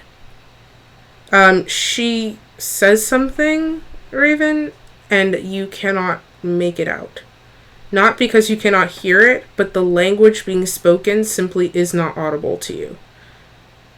What? Oh, it's not audible at all? Like, you hear this sort of tinkling musical thrum on the air that's kind of been underlying what she's saying, but it amplifies when she says whatever she says, and your ears kind of ring. So like it's audible, not but celestial or abyssal. No. It does. Okay. It bears kind of a resemblance to celestial if you're familiar with it, but like in terms of sound, yeah. You speak celestial. Okay, so it sounds like a word in celestial was said, but it is not one you know. Cool. That's not foreboding at all. And she says that I cannot. There is no winning or losing this, but you could not for me anyway. But you could win. You could.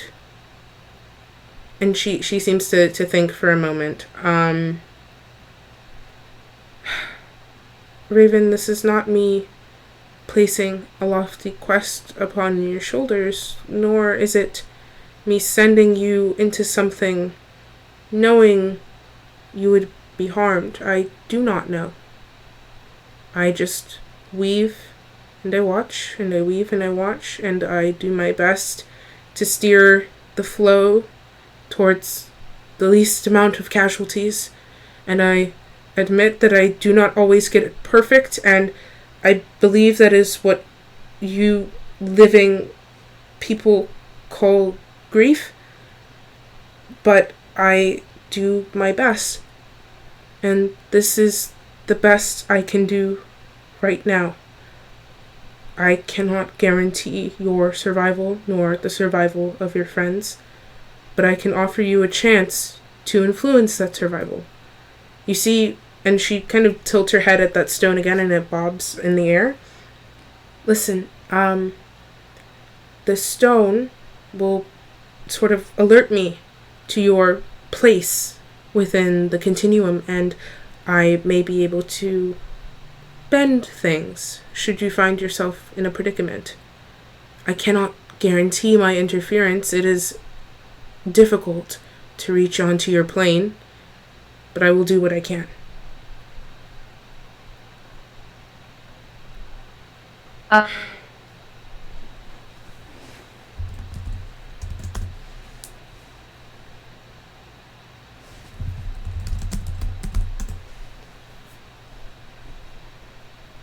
Raven is relaxed a little bit more, like she's not as rigid. Like her dagger kind of goes from this to like this kind of position, right? So she could still like stab if she wants to, but Yeah. it's no longer like in attack mode, I guess. And she like runs a hand in her hair and like kind of holds it. Mm-hmm. And then she heaves out this big sigh, and she's just like shaking her head. And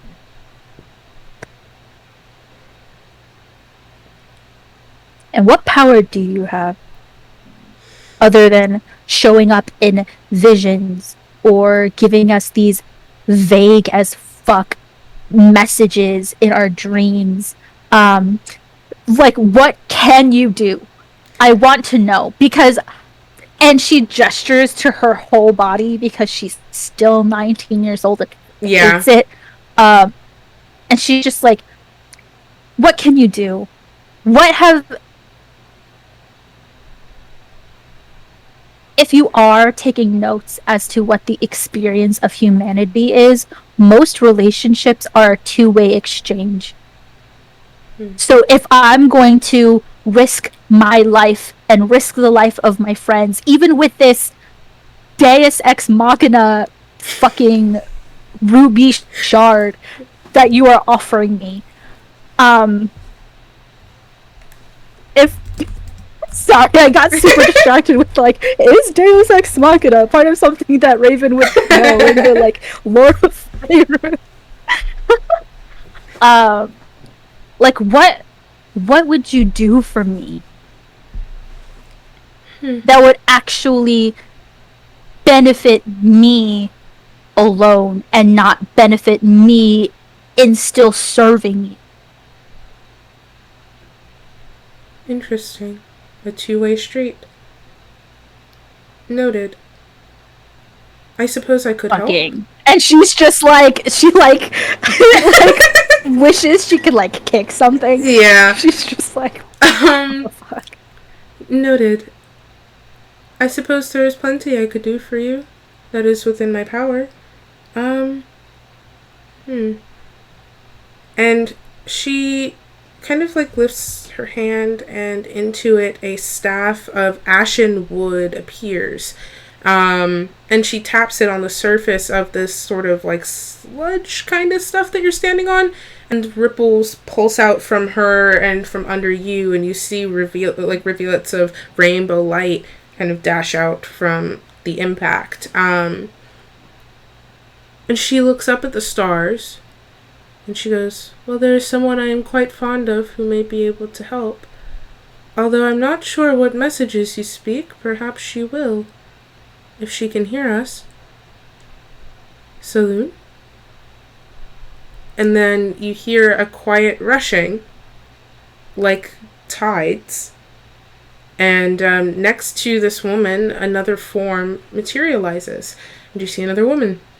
And she has dark skin, like dark black, like brown skin. And she has these silver discs for eyes. And her hair is thick, and it curls down her back, and through it like silver rings are laying in some sort of order, and like for decorative sake. And she's wearing like a silver dress that crosses over her chest, so like titty window, and it flows onto the floor, and where the hem of it meets the floor, it fuses into this water. And she looks at you, and you just see her light up with joy.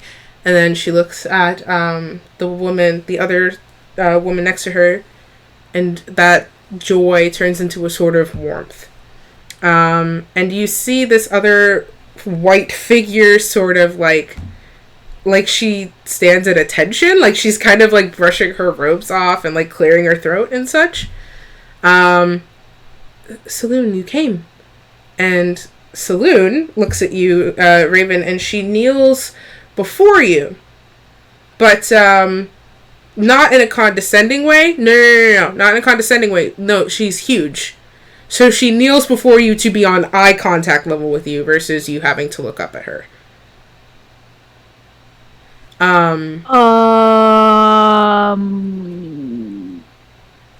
Raven's like, wait, if you're, who the fuck who are you? She turns to the first lady. I see, this is the first woman speaking. I see there has been confusion. I am Istis, goddess of fate? I believe you were referring to Saloon earlier in your conversation. She is much better with interactions than I suppose I am. It has been, well, never since I've spoken to anyone. And Saloon's kneeling before you, Raven, so that she's kind of on your eye level. I always look at chat at the worst possible moment. So she's sort of on your eye level. And God damn it. Raven, so she looks at you for a little bit. She goes, Raven, I apologize for whatever Istis has said to you. It seems she's a bit nervous. And those feathers on that cloak puff up again, and she sort of shuffles away. But I am here to offer counsel, I suppose. I don't quite know, actually. I just heard the voices in the dark. Are you okay?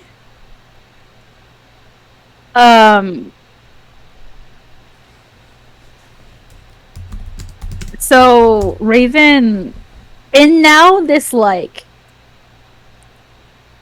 more like things are clicking in her head. She looks at Iskis and is like, as long as you're writing notes on how people interact, normal conversations would include an introduction where you tell people your name. Oh. Especially in a disorienting experience like sucking someone into the cosmos of time and space and showing them a fate orb. You might want to mention that you are the goddess of fate so that there is no confusion in the future. And Raven is like gloating in the way that she's like low-key talking down to this goddess of fate. And like reveling in this a little bit, even though probably in her mind she's like, this might all just be like my own subconscious creating this dream of self-fulfillment and like great and grand indulgence in this kind of scenario. So she kind of turns to Saloon and is like, well, now that you're here and you're the one who's, I guess, more orchestrating this, am I going to have to redo that whole speech that I had about gods and cruelty and how fate is bullshit and how I'm upset? Just, I'm upset. No. And Saloon's like, this is Saloon speaking.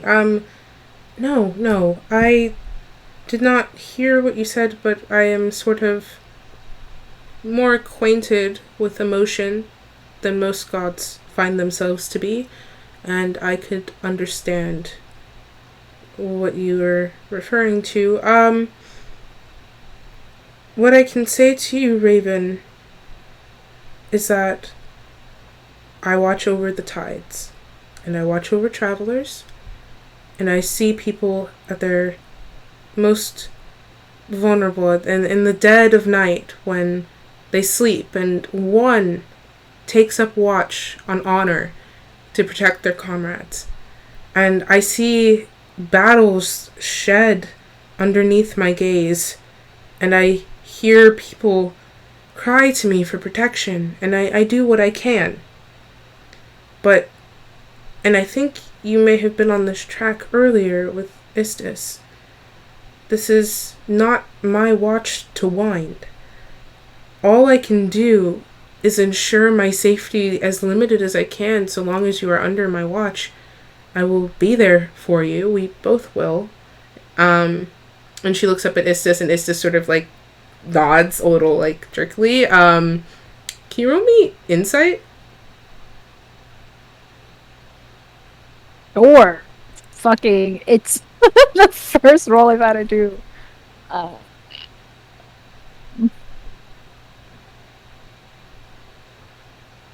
23? Okay. You notice a few things. You notice that Saloon's demeanor, whereas Istis's conversation with you has been sort of jerky and looping, like she's not communicating with you in a straight way, because she's explaining to you she doesn't get this, but you can tell from the way she was interacting with you, Saloon is a lot more smooth and flowing in the right ways. And as she speaks to you, you get the understanding, because you are not at all impressed by her, really. There's this strange sense of awe within your soul just because of who you're standing in front of. Not a personal awe because you have no respect for the gods, and I don't blame you, honestly, but sort of a more physical reaction from seeing what you have never seen before. And you just get this sense from Saloon and from Istis's kind of shuffling presence next to her, that you are witnessing what most would say does not exist. A god, two gods, being honest, vulnerable, perhaps. And it strikes a chord with you, for better or for worse.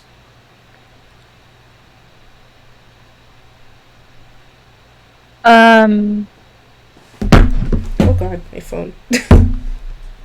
We're okay. Raven is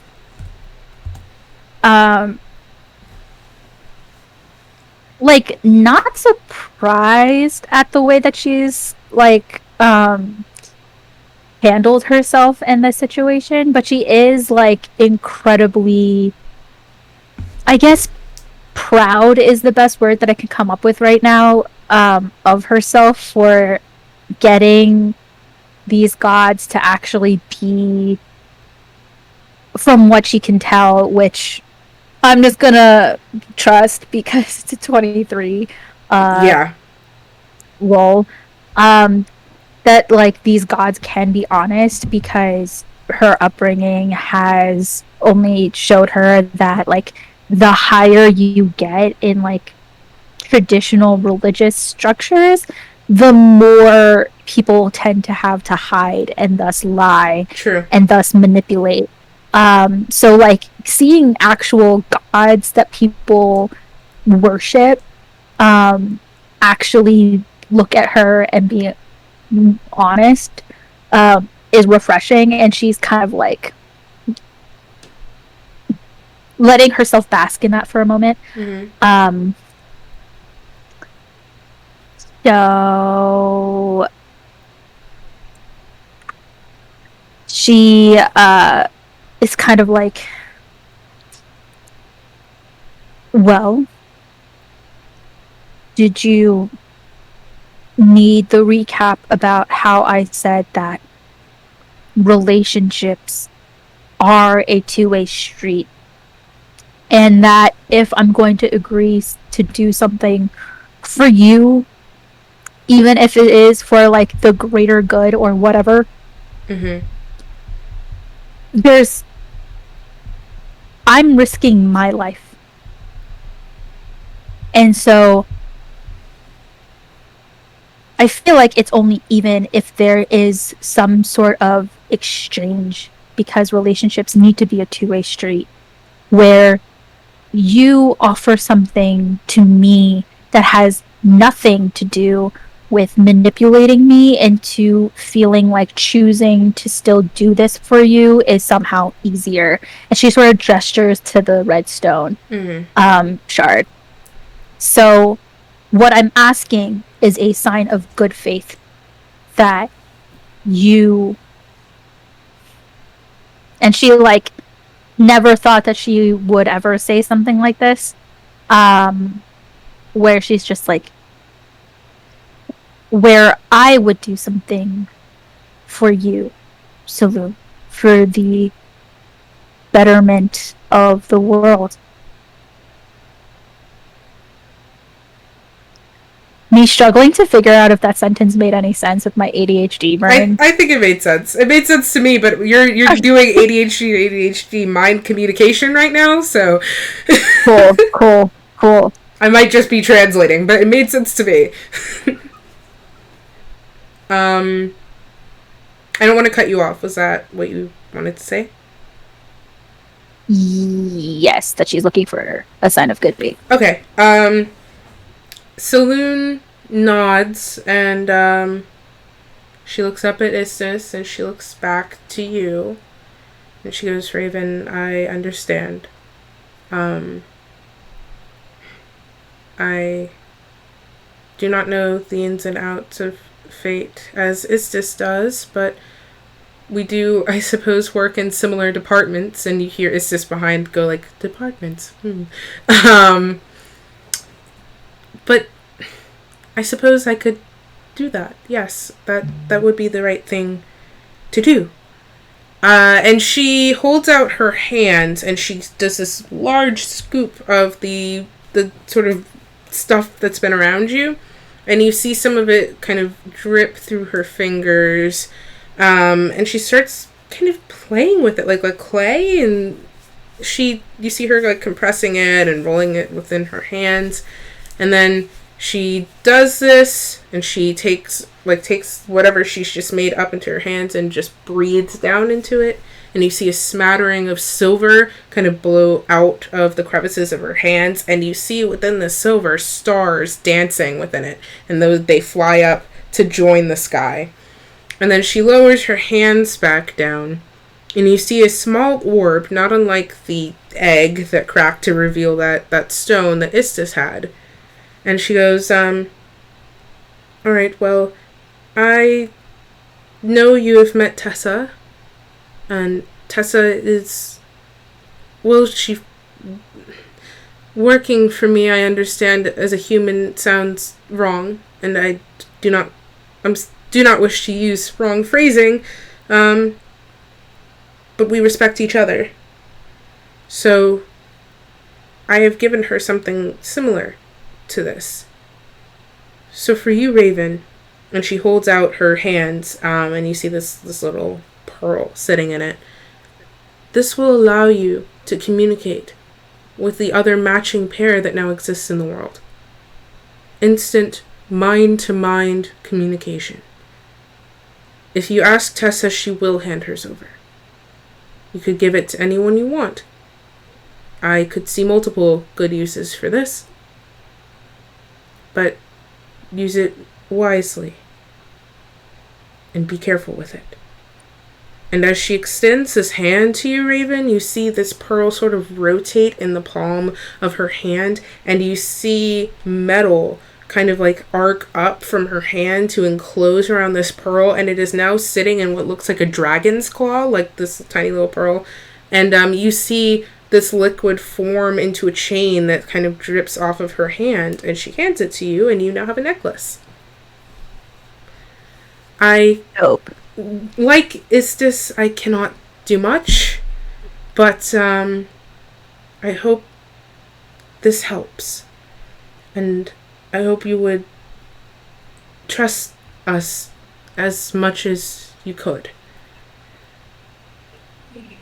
And Istis kind of shuffles forward a little bit. She goes, Raven, I apologize for my callousness.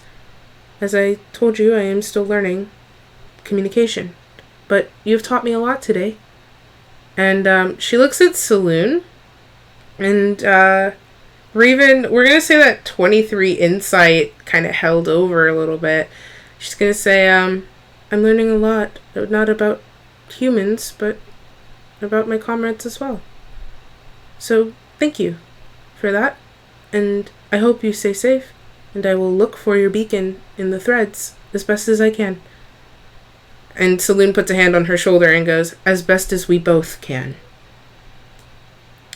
And Raven, that stone... Her giant hand on his shoulder. Yeah, it's a little weird. But that stone floats around to kind of hover in front of you. Raven reaches out, but before she grabs it, looks at Istis and Saloon both in the eye, and it's just like, one more thing about relationships. Trust isn't something that is guaranteed once given. You have to continuously work to earn that trust. And she just grabs it.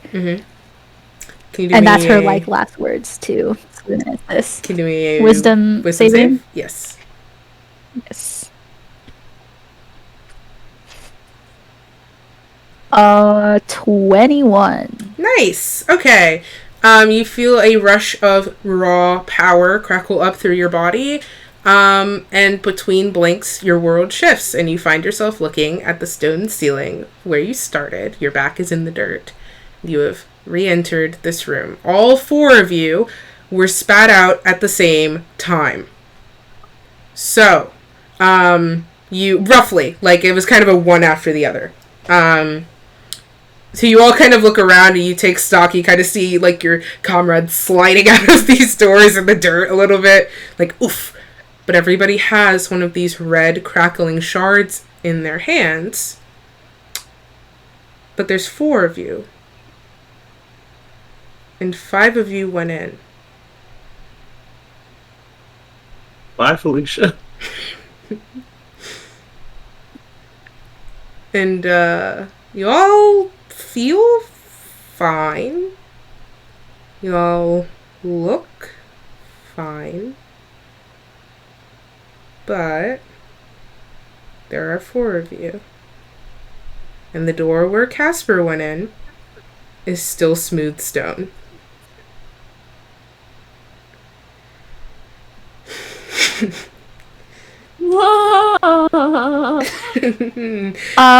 Raven still has that like dragon claw pearl necklace thing, right? Correct. Cool. So she like, I'm assuming put it on as like a necklace amulet yeah. type of situation. Yeah.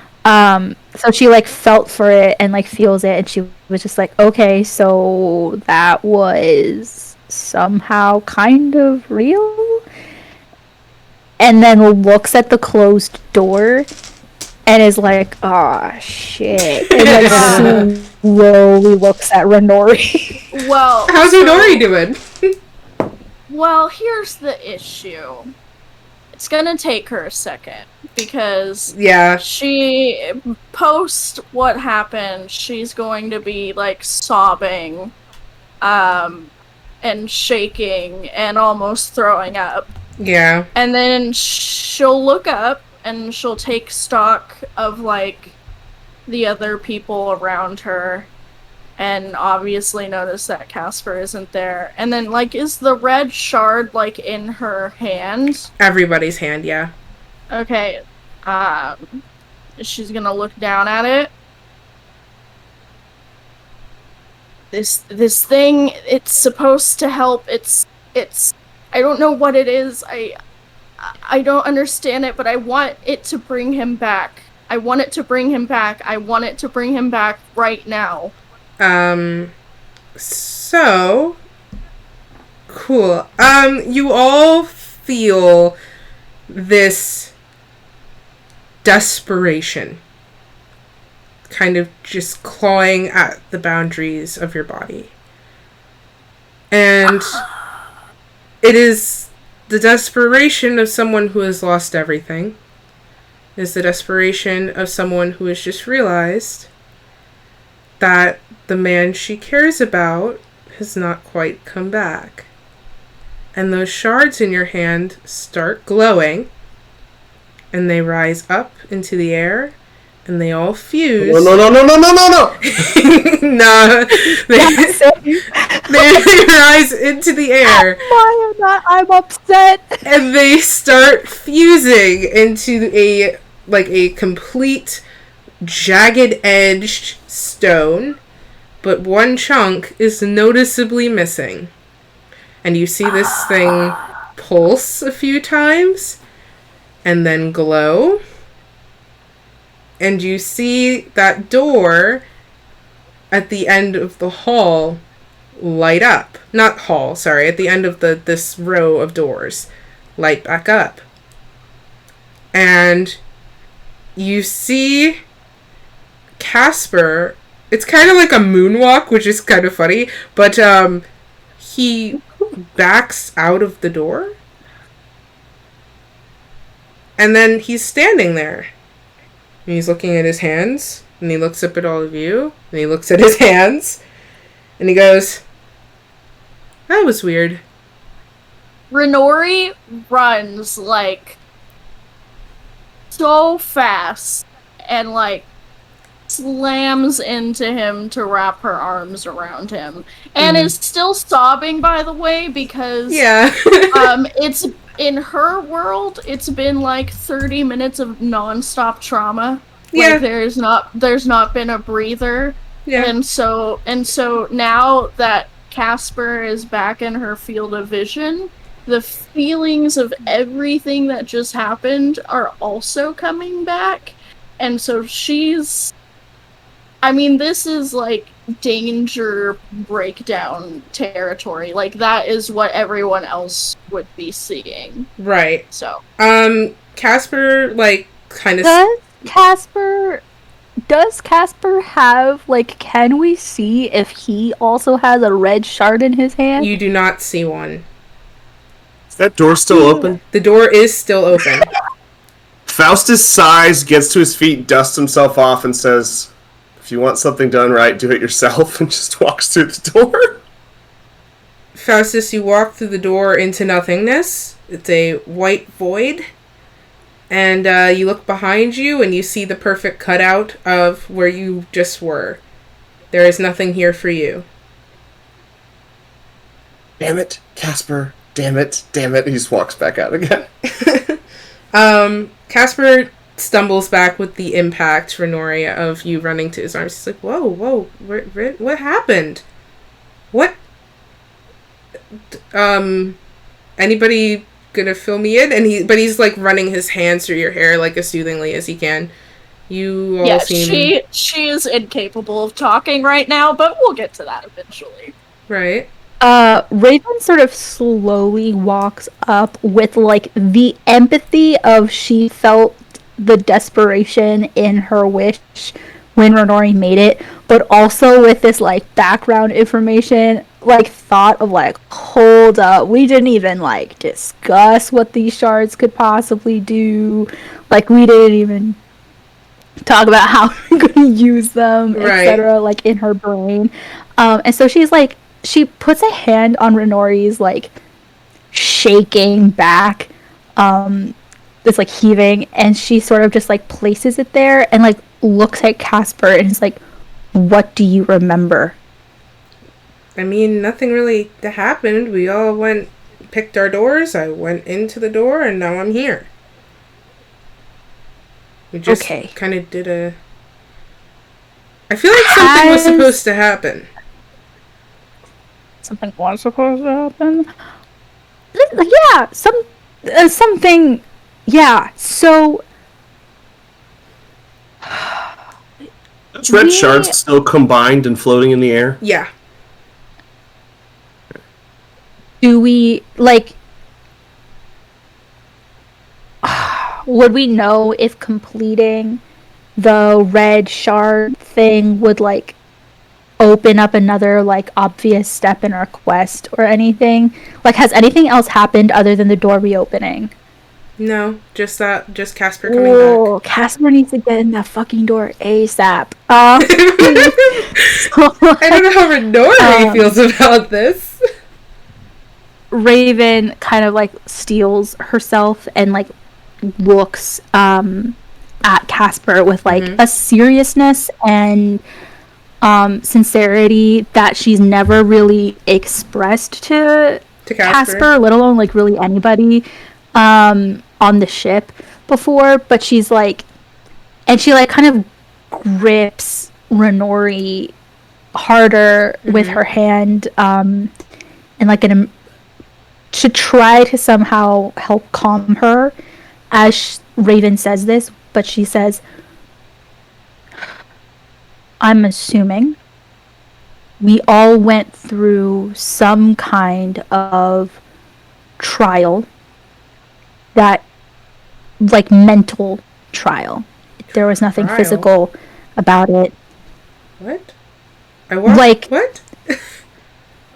Okay. What she's trying to say, and she's taking too much time to try to be nice, is that we all had a task to complete, Casper, and 4 of us came back with shards, and you've come back with nothing. So you're going to have to get off your ass and go back through that door and get your damn shard. Renori is gonna spin around and like shove Raven off of her in the process, and pointedly at Faustus while still kind of sobbing. There was no letter on his fucking door. Why would there be only Does four this look doors? finished to you?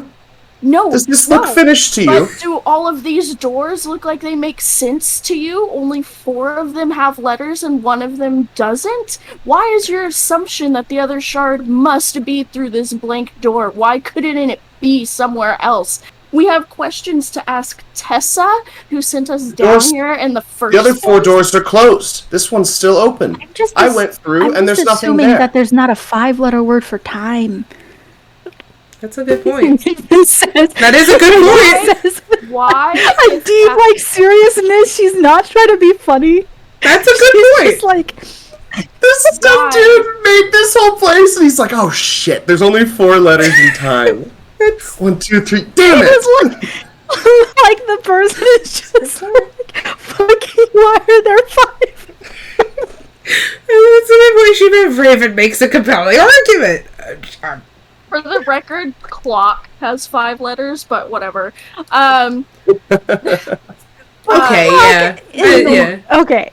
Why Semantics. would him walking through the door the first time not work if it worked the first time for the rest of us? I assume for the same reason that everything he attempted to do on the previous puzzles and trials didn't work, because he's grossly incompetent. He's, first of all, Casper you kind can of like... shut your damn mouth, you little sniveling thief. I will shut my mouth when he does something of substance. He's Casper? done plenty things of substance, and none of that is up for just your solitary opinion. Secondarily, I did nothing when I walked through the door, and I was just instantaneously...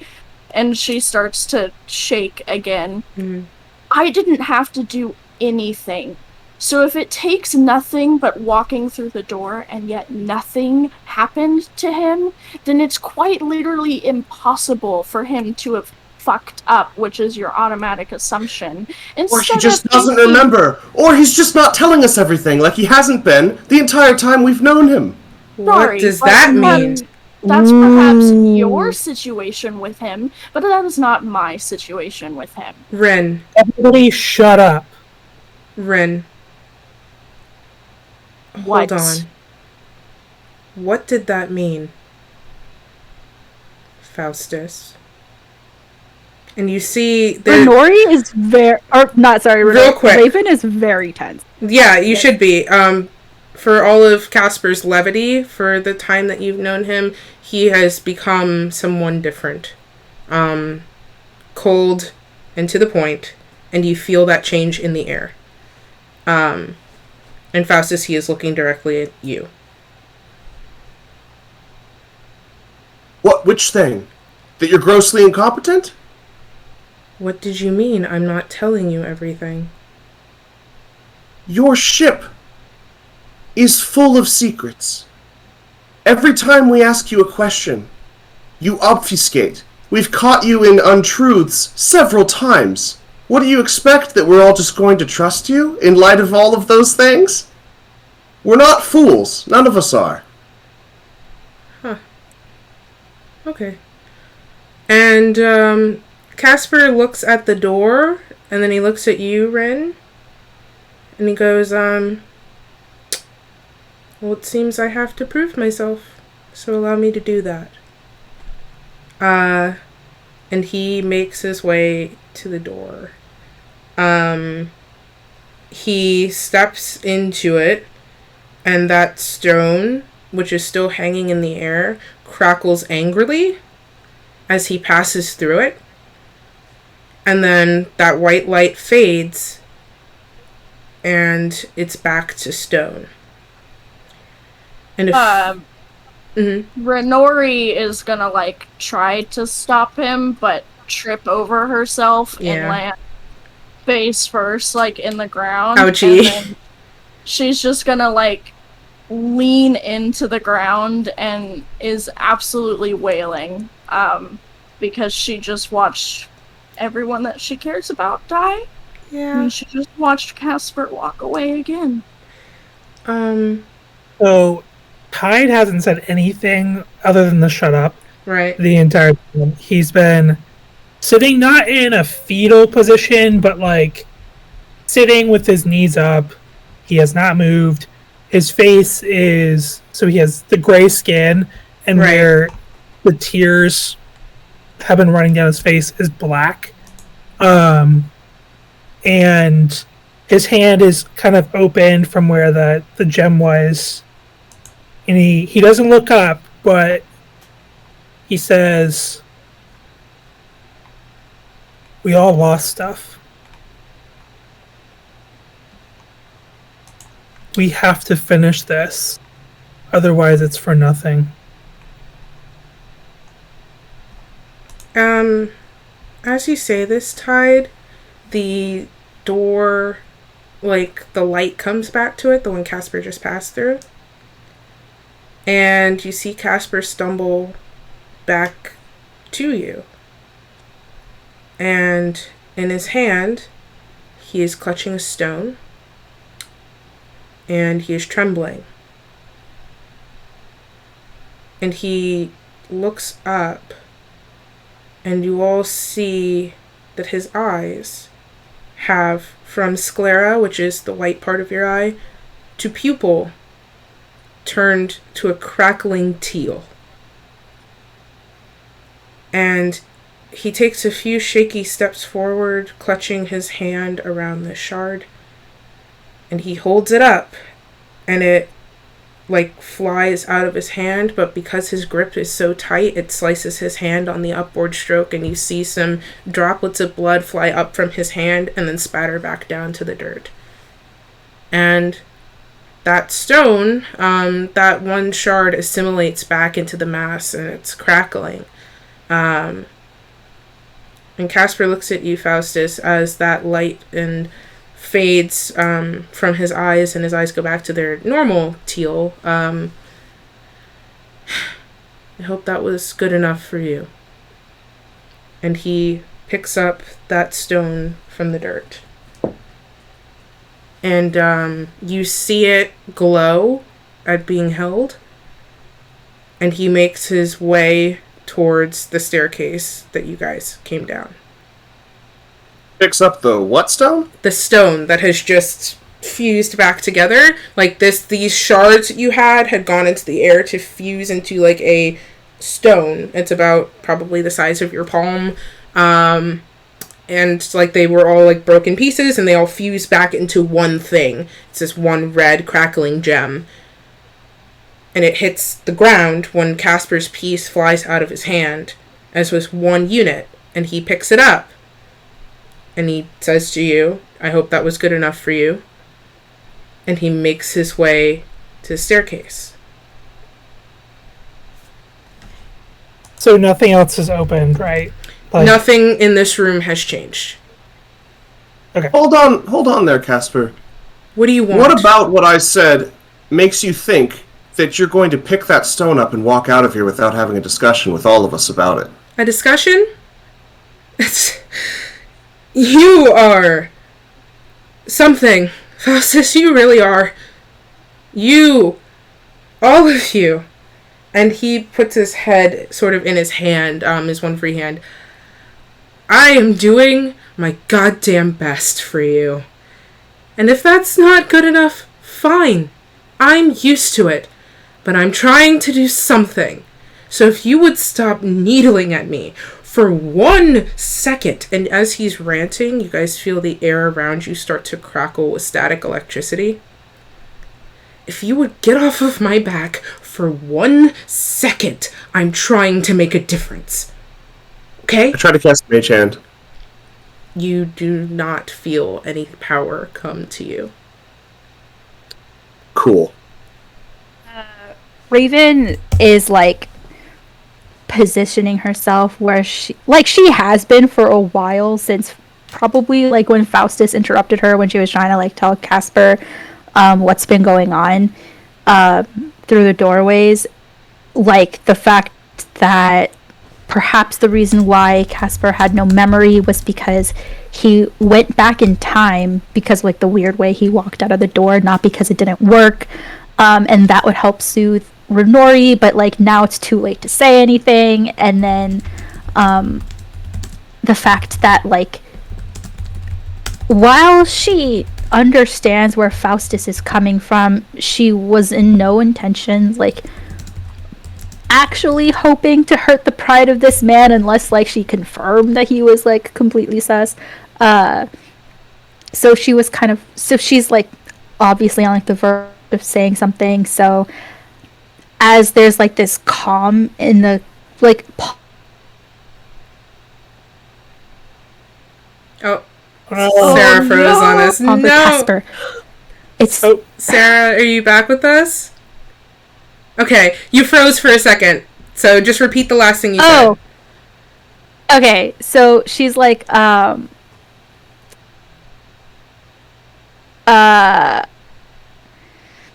she's basically like, as like the conversation kind of like takes a pause, she finds the opportunity to finally like say anything, and she's just like, Casper, it's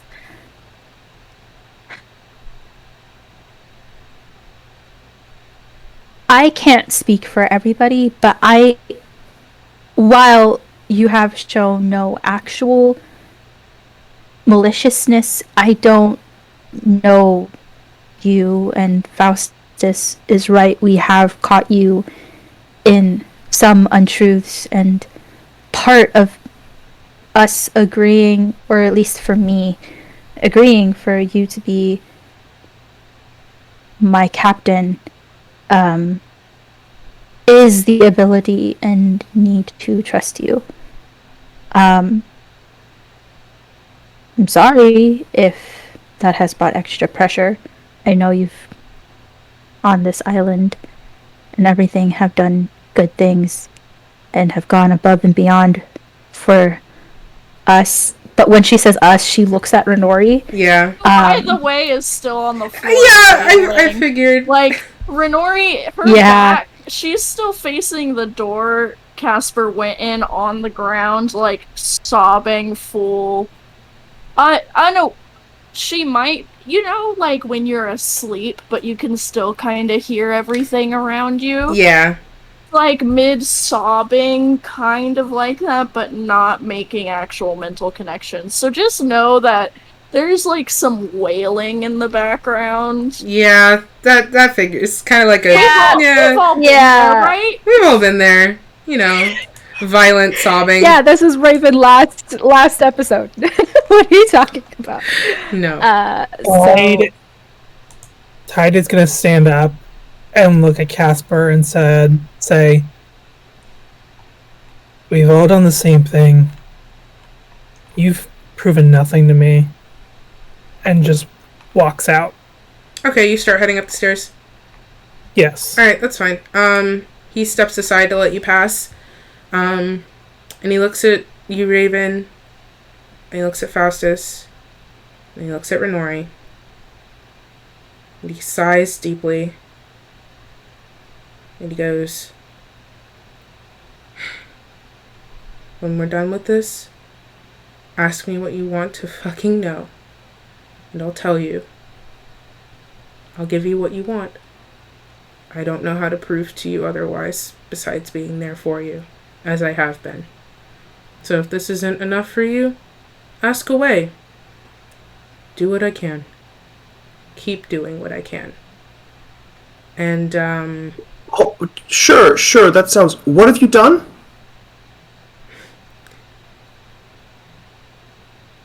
Faustus, I've had enough of your bullshit. And I'm very tired. So... Yeah, I've had enough of yours, and I'm tired too, Casper. If you want to know something, if there's something behind all of your snark and your posturing, why don't you just say it? What I is asked a question. What have you done, Faustus? What have you done? I have Casper? given you shelter. I am accompanying you on your journey. I am putting my crew at risk You brought to us help into you. repeated danger that I fought you out of.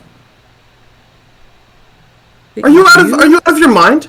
You fought me? The four of us have eliminated every threat that you have brought us into. Oh, no. I wasn't asking about everyone else. I was asking about you. Faustus, what have you done? You are so quick to turn on me. You are so quick with your thieving fingers and your stupid mouth to ask me about what I have done. What have you done but slink in the shadows and use your comrades as a shield? I am not saying I've been honest and upfront, and I'm trying to be better about that. But what I went through in there, and he points back at the doors, and what I've been trying to do for all of you, I don't deserve your bullshit. So what have you given me? What have you done for me, Faustus? I would love to know. Let's see. I killed 2 sea monsters that were attacking your ship. I killed a rival captain that you didn't like. All of these people and things I killed on faith that your intentions were good. And then when we asked you questions about what your intentions were, you were unable to answer for some reason, or you lied. My bullshit? You arrogant fuck. Your men stand and wait to sit. You lock innocents away in your dungeon that you've protected with magic. Who do you think you are that you can bring us onto your ship and just expect us to trust you implicitly? You arrogant bastard. Go fuck yourself. Maybe I will tonight. How about that? If you'd like to follow me and finish what we started, feel free. I don't fucking care. I'd like to know what makes you think you're entitled to that stone. Entitled we to all it? Went through similar. We all went through similar. Well, you walked over and picked it up, didn't you? Talk about my arrogance. Who said I was taking it for myself? We have to go back upstairs. I just want to No one get else. this No done. one else has anything to say. No one else has a problem with Casper's behavior. We're all fine. I already told you. Raven If you have checked questions, out of the conversation to Real check quick. on Renori. okay, that's Yeah. fine. Well, yeah. Tide doesn't seem on board with your bullshit either, Casper. I already told you. If you want to know something, then ask. What have you done for us? I have given you shelter. I have given On you... your ship that we are doing work for. You're not... Asshole. I don't own you. You're here on your own volition. As far as I recall, you came to me for passage. And then you came to me when a quest fell in your lap. And then you asked me to come with you when another quest fell in your lap. Yes, And we asked you you to asked suck up me. and include yourself on a mission that... You asked me. Oh, sorry. I just realized I deafened myself on accident. You asked me to go into a door to prove myself. And I went. Prove yourself. Casper asked you to do the thing that had to be done. And I did it. And I did it. And I am still paying Really? the price. You don't know what was in there for me. I don't know what was in yours. But I shouldn't have had to face that again. No, you don't. None of us should have had to face anything. But we're doing this together. It doesn't feel like we are. Because I've been here together by your side. And all of a sudden Because you you have a won't. problem with me. Because you hold substantial amounts of information that you keep secret. So ask For me no a apparent question reason. of value. What? Stop being petty and talk to me. I can't read your goddamn mind, Faustus. We've asked you questions repeatedly. What do you want to know? You have not done anything to inspire trust. What do you want to know? I'm asking you now. What do you want to know? Let's tell the whole team. What do you want to know so badly? Don't fuck around, Casper. You know what we don't want to know. We want to know what's going on with your ship. We want to know about what you know about this voice that we're hearing, that you've said you've heard before. We want to know what you know about this quest that we're going on. We want to know what the fuck those boots are that you won't take off. Okay, so before we want to know fucking everything, Casper. Don't be a shit. That, you know what we want to know. Before we you do know that, what we want to know. I'm gonna go over to Renori and Raven because I don't want to ignore that corner happening. Raven, Renori, through your sobs, you do see Raven kind of approaching you, and I'll let you take it from there. What you're gonna do? Raven kind of just crouches. She doesn't sit. She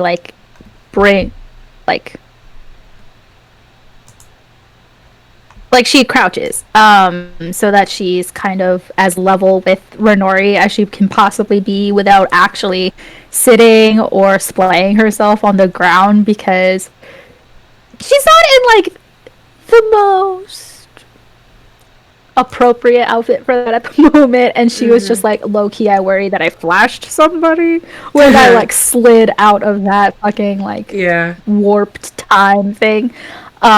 So she's just she just has she's running a hand up and down Renori's back, and she has no gauge for how to help somebody stop crying, because you usually learn that from a mom, and Raven's an orphan, so she has no gauge for that. Right. So she's just doing this because that's what she saw Casper doing a couple of moments ago. And she's kind of just kind of waiting for her to stop crying, and she's just she's trying to be Renori, he's okay, he's fine. Right. Yeah. You're fine. Raven's touch will ground her a little bit, and it won't be wailing, but there will still be tears running down her face. GM, can Renori jump into the conversation right at the end of Faustus's rant that just happened? Yes, okay. You can. So Renori's gonna, what just happened with Raven and Renori will have been happening during the majority of their argument, and at the end of Faustus's rant, Renori will stand and still look a mess, quite frankly. But a sudden, very significant shift will happen in her, of just this visceral anger that would be rolling off of her, a feeling that no one in this group has seen her really express, just this dark anger. And she's gonna turn on Faustus.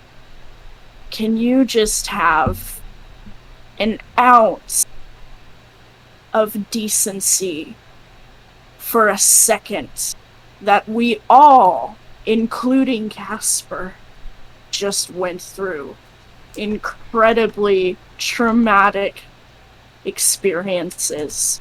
And can your fucking questions wait just maybe an hour, a moment longer? Because quite frankly, I don't think any of us are in the mental state to handle this. If your absolute cruel, non-stop blathering has anything to show for that, now is not the time. And you make assumptions, and it's driving me fucking insane. So can we please just get back upstairs, hand this orb over to whoever needs it, and then deal with our interpersonal conflict later? Because quite frankly, what I just had to see Again? The last thing that I need is for you all to be doing this in front of me right now.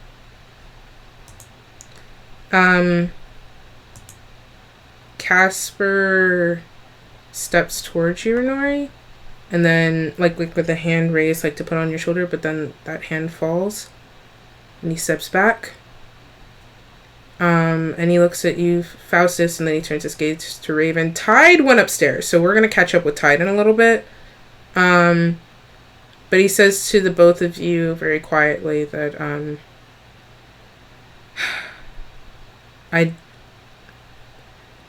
I'll tell you as much as I can upstairs. Give Faustus the orb. Give Faustus the stupid orb. No. Just I put my please. hand out. Casper, please. Give me the orb that was so important you had to grab it instead of comforting your lover while she cried on the ground. That's not... And I look at Renori and I say, but I'm the cruel one. And I put my hand out. That's not your judgment Casper. call to make, Faustus. Whether I'm bothered even by just- that or not is not up to you. I was bothered by it. I'm not Good for asking whether or you. not you're bothered by it. Good for you. My feelings are none of your concern. Raven, what's up? Raven kind of like scooches to Casper and like puts a hand on his shoulder, and it's just like, maybe just I could hold that way. It's not neither of you two. It's a compromise. Switzerland. That's actually, she doesn't say Switzerland. Fantasy Switzerland. No, Switzerland is no, now in Faerun. Sorry. So that was so good. Listen. So DM wise, describing this, so Casper looks down at the stone, and sort of, I normally don't do this because I don't like to break immersion, but I will ask now because we are running over what we usually run. I know mid-season finales tend to run longer, but I want to check in. Do we want to stay and hear what Casper wants to say, or do we want to break now and come back after our break? No, I want to hear I'd like it. to hear what Casper has to Okay. say. I'm very curious I to hear just what want Casper to check in because I know this is going to probably be a conversation, and I just want to make sure I don't put anybody, in a awkward position, because in my time zone it's late, and it doesn't bug me, but I just want to make sure. I'm in your time zone now, too. You're in my time zone, so Yeah, you know. I'm fine. Yeah, you guys, yeah, so, okay. I'm Well, fine. Just checking in. So, Casper looks down at the stone in his hand. And Raven, because you are next to him, you see in the reflection of the stone Casper, but he looks different. And you're only really seeing a sliver of his face. And it's not really in color, per se. Like, it's a reflection in a piece of red stone. So it's going to look different. But you see Casper, and you see him covered in blood. And you see on his head a crown. And you see that where he should be wearing the sort of pirate shirt he normally wears, that he appears to have noble finery. And Casper tilts. Oh, I see what's on the noble finery. You do not. You just see that it looks to be some fine clothes that he does not. Nothing like what he's been wearing around you. Is it red with a lion's crest on it? You do not see. You cannot tell what color it is, and you do not see any discernible crests. Well, I mean, it's kind of red. You are looking at a red rock, though, so I'm just putting it out there. And Raven, he not like it doesn't seem like an intentional movement. It just seems like the way he's standing, like he shifts the stone away from you, as he's looking at it. And he sighs, He goes, you want to know about me so bad? Okay. Why not? I lost everything as a child. And I was made to feel like a monster. So monster is what I became. And then I found kindness. And I found family. And I learned the hard way that sometimes when you give everybody everything out of the candy bowl at the first swipe, that they leave you. So I hide shit. And I lie. Not because I want to hurt the people I care about, what sane person does. But I'd rather keep what little people I have than lose them to the truth. So yeah, if you want to know shit, then ask me and I'll answer it. And if you want to walk away, fine. That's what everybody else does. But I am not cruel. I am different. And I love Renori. And I care about her more than I care about myself. So you, Snake, watch your mouth. Because I have been kind, and I consider you all my family. We have known each other a very short time, but I would lay down my life for you. You can talk as much as you want about me and how I run things and how I have survived and kept the people that I care about alive for my entire life, but you do not direct your filthy words to her. And you do not get to comment about... No. I didn't. No. Casper, I directed them at you. Don't bring her into this. I didn't. You did, when you walked past her on the ground and picked up that stone and walked out with it. You fucking idiot. Casper... Placing your faith and considering someone family after 2 days is imbecilic. Okay. Casper, looks at it. But I can see why you lie now. Because your truth is bullshit, Casper. Okay, let's take inventory. You asked about the ship. I don't know what you fucking want to know about the ship. It's a boat. Okay? It's a boat I've had since I started sailing. You asked about, the boots? That's a lie. There's more to that. That's a lie. Those are both lies, Casper. There's more to it than you're saying. Can you not see that I'm wearing shoes? Did you not stand aboard the deck? I don't know what you want to hear from me. You steered the ship without touching the wheel, Casper. Maybe, have you considered I don't know? Have you considered I don't know everything? Okay, Then say that. Well, obviously, that's not what you want to hear, Faustus. I don't know everything. I don't know why I'm here. I don't know why I'm still alive. What do you mean you don't know? You want to stand... You want... 1 second, let him finish. You want Are this you damn... an amnesiac, Casper? If you want this damn thing so bad, take it. I hope it kills you. I'm done. And he shakes it like he does like one of those, and it clatters on the ground, and you see the light fade out. And before he goes up the stairs, where we are going to go check on Tide, because I want to he left a little while ago, so we're going to go check on Tide. Before he gets to the stairs, he goes, I understand it. I'm not perfect, and I know that my best isn't good enough, and it probably will never be. But I'm doing my best. So... That's all I can say for myself, is that I'm doing my best with what I have. Can't be the person. Self-awareness of your inadequacy does not exonerate you. Renori is gonna follow Casper, and before she leaves to go up the stairs, she's going to turn to Faustus and say, "You're obsessed with finding imperfections in other people, and yet you're one of the most imperfect people I've ever met." And before Faustus gets in a witty retort, myself in charge. No, I am going to switch. Tide, what is Tide doing? How far up did Tide go? You guys are too good at this. I have to take a hold of this again. Tide, where are you going? I'm Tide is going to slowly start walking back from the direction that he came from. So he'll go up the stairs into the room with the water, Okay. the thickened water. Does he see anything?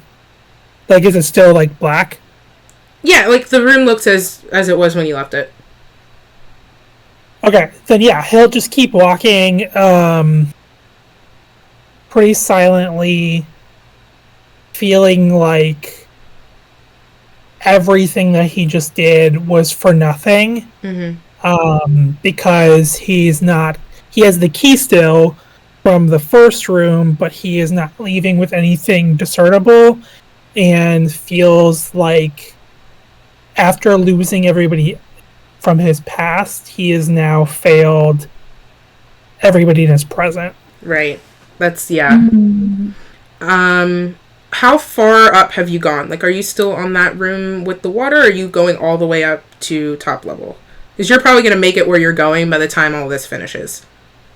Yeah, I'm going to say he stops to stand kind of just in the water, because I'm assuming that it's still comforting to him being anywhere near water, whether it's magical or not. Okay. So he's going to take his time kind of going through that room and feeling the water on him. Sure. All right. So okay, so you're taking your time. You will be at the stairs, the stairs of that room going to the first room, I think, by the time that conversation is ending. That's where I was that's what I was trying to get. So okay, so you take your time, and it is quiet. Quieter than where you were. And the quiet offers you space to think. And as you kind of trudge through the water in this room, sort of drifting, and you make it over to the stairs, you hear more footsteps behind you, and Casper has gone up the stairs, and Renori close in tow, and they both, for lack of a better word, look shattered. How to describe? You are acutely familiar with grief because you lived it. Everybody, not saying anybody else isn't, but you, unlike some of the other people here, in a sort of twisted way, did get to mourn the person that meant a lot to you. So you understand the sort of aimless process of grief. And when you look at Casper and Renori, you do not see them on any sort of path. Not that there is a predetermined one. You just see them broken. And they're both sort of making their way towards you. I don't know if you're going up still or if you were just waiting by the stairs for people to join you, but they're making their way across the room to you. And Renori, you would see Tide probably, if Tide is still there. It's up to him. And Yeah, we're going to go back down. He's still there. I don't think Tide does not have the emotional bandwidth at this point to deal with whatever Renori and Casper are dealing with. Right. Like, he can see it and somewhat sympathize because he still doesn't trust Casper. Right.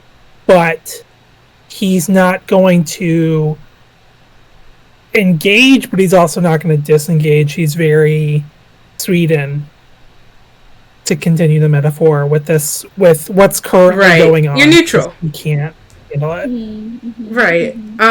So Renori, yeah, you would see Tide kind of checked out, but you yourself are checked out, so I don't know. Oh, yeah. Much is happening Not to there. be punny, but Renori's literally like a zombie right now. Yeah, so nice. little necromancy wizard pun in there, but Nice. Okay, so we're gonna Also, go back. zombies are the root of part of our trauma. Yep. This has been an ouchy sort of session. Going back downstairs to Raven and Faustus. Faustus, the stone sits at your feet, complete, and like Before. What's No. So as soon as Renori and Casper had left, and when the stone was on the ground, Raven tries to cast Mage Hand, forgets, and just goes to scoop the stone up from his feet before Faustus, are you moves. trying to do the same thing? Yes. Okay, I hate to make a very obvious prediction, but both of you roll sleight of hand. And Oh no. I wonder who's gonna win in I sleight wonder. of hand. We'll Hey, see. Raven, you still got that dagger out? We'll see. So not the dagger. I do have this thing where if I'm doing a skill check or a saving throw, I can re-roll it. No, not re-roll it. I can add a d10 to it. May I do One's that? own too? luck. Okay, go for it. Okay, because this roll needs some help.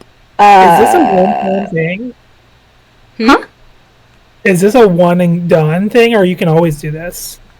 Once No, a it's day? like It's a once once a per day. long rest. Yeah. Yeah. So I would need a long rest to get that again. It's a badass feature. I love that. Yeah. It's also a reference to the Wheel of Time series, which just makes it even better. Oh, nice. I like that. 12? 16. Okay. Raven, you are quick, but Faustus, as always, is quicker, and he manages to scoop the stone into his hand. Faustus, roll me a wisdom saving throw, please. Figures.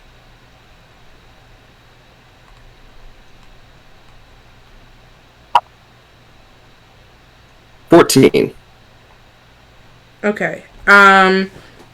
You feel that same power from when you left your door, but magnified in strength.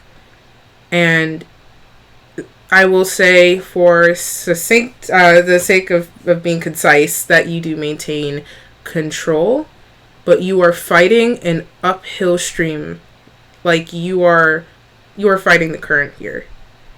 And you have your footing now, but you do not feel so sure in it, like, for the future.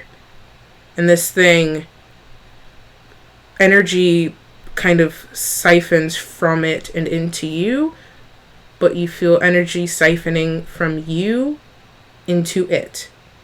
And Raven, you see him pick it up, and there's a flash of sort of red lightning beneath your skin.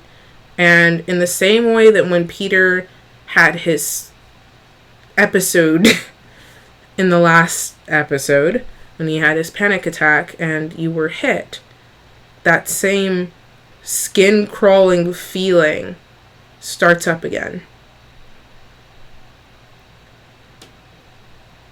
Interesting. Am I gonna start to flux between ages again? Nothing appears to be happening, you just feel wrong. Cool.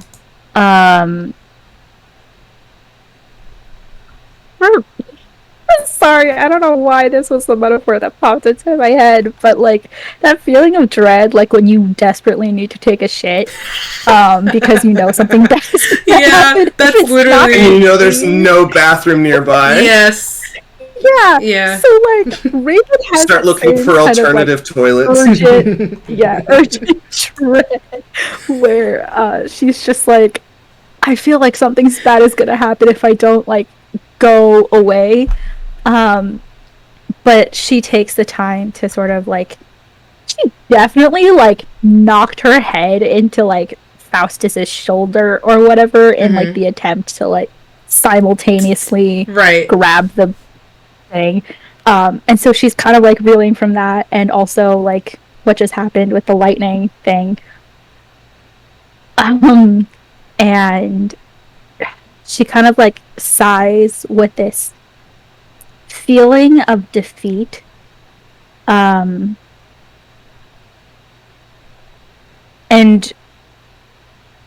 she starts to walk and follow Renori and Casper.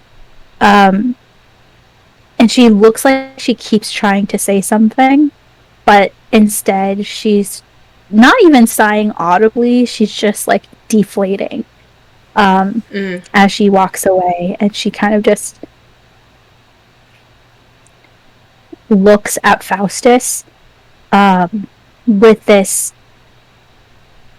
sad but disappointed understanding. Not the disappointed.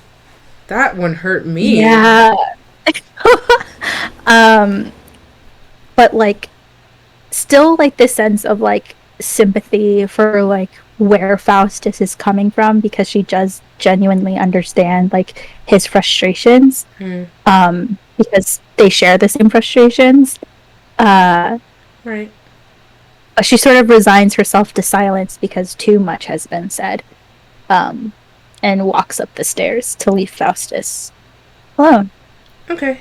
Faustus, are you going upstairs? You're by yourself in this room. I just look at the stone. What are you? And I slide it into a pouch. Okay. Can I say everyone is making their way to the top level? Can we? Okay. Making my way. So at all varying speeds, you're going to ascend the stairs and up into the ladder. And you guys know me, I don't generally railroad, but there's a point I really do want to get to so we can have a somewhat satisfying end before we take our break. So just bear with me. I know there's a lot that wants to be said, but as much as I'm enjoying this, I don't want it to. I want to leave some stuff for when we come back. So I mean, it's only a mid-season finale. I know, so like we're not stopping, but still, I do want to, and then also give everybody kind of. It's been a harrowing episode, so also want to give some people time to decompress. So We did math.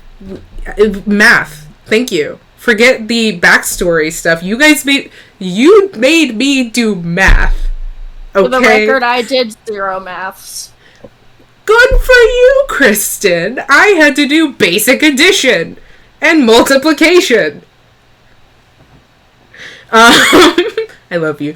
So we all make our way up the stairs, up the stairs, up the stairs, and then up that final ladder up into this main chamber of the temple where you once went down, and it feels like 1,000,000 years has passed, but that is not the case. I know we have a theme going on here. I don't want anybody to get scared. Everything's fine. But you feel as though you have aged because you've been through a lot in a very short amount of time. And you crawl up, and you're all kind of gathering here, some farther from others, some tenser than others. And Tessa, as you all are coming up this ladder, scrambles to her feet. And she's looking at all of you like, are you alright? Did you get it? So, question, because I know Tessa's a badass. She sure is. That's my wifey. If Renori, like, lunges to shove her, well, let's just say that's what happens. Renori, like, lunges to shove Tessa, okay. And in the process of doing so, regardless of what the result is, yells, "What the fuck did you think sending us down there to deal with all of that torment?" Okay, so she steps to the side, and because she is faster than you, so you sort of stumble as you're shoved. The momentum of your shove does not make contact with the target, but you don't faceplant, so that's good. Excellent, that is the usual. You're able to, roll those emotions on her, and she sort of, like, looks taken aback, and she's like, what? I genuinely, I had told you before you went down there, I don't know the details of what's down there. That's why I tried to warn you. I can't pass down there. All I know is that magic didn't work. What happened to you? Well, good fucking for you that you can't pass down there. Bad fucking luck for us that we could. Are you injured? Not in any way visible to you, no. I see. And her face takes on a more grave expression, and she makes sure she can devote equal eye contact to all of you. Whether or not you meet that eye contact's up to you, that's fine, but she does make a point to look at each of you for a considerable amount of time to make sure you're hearing her. There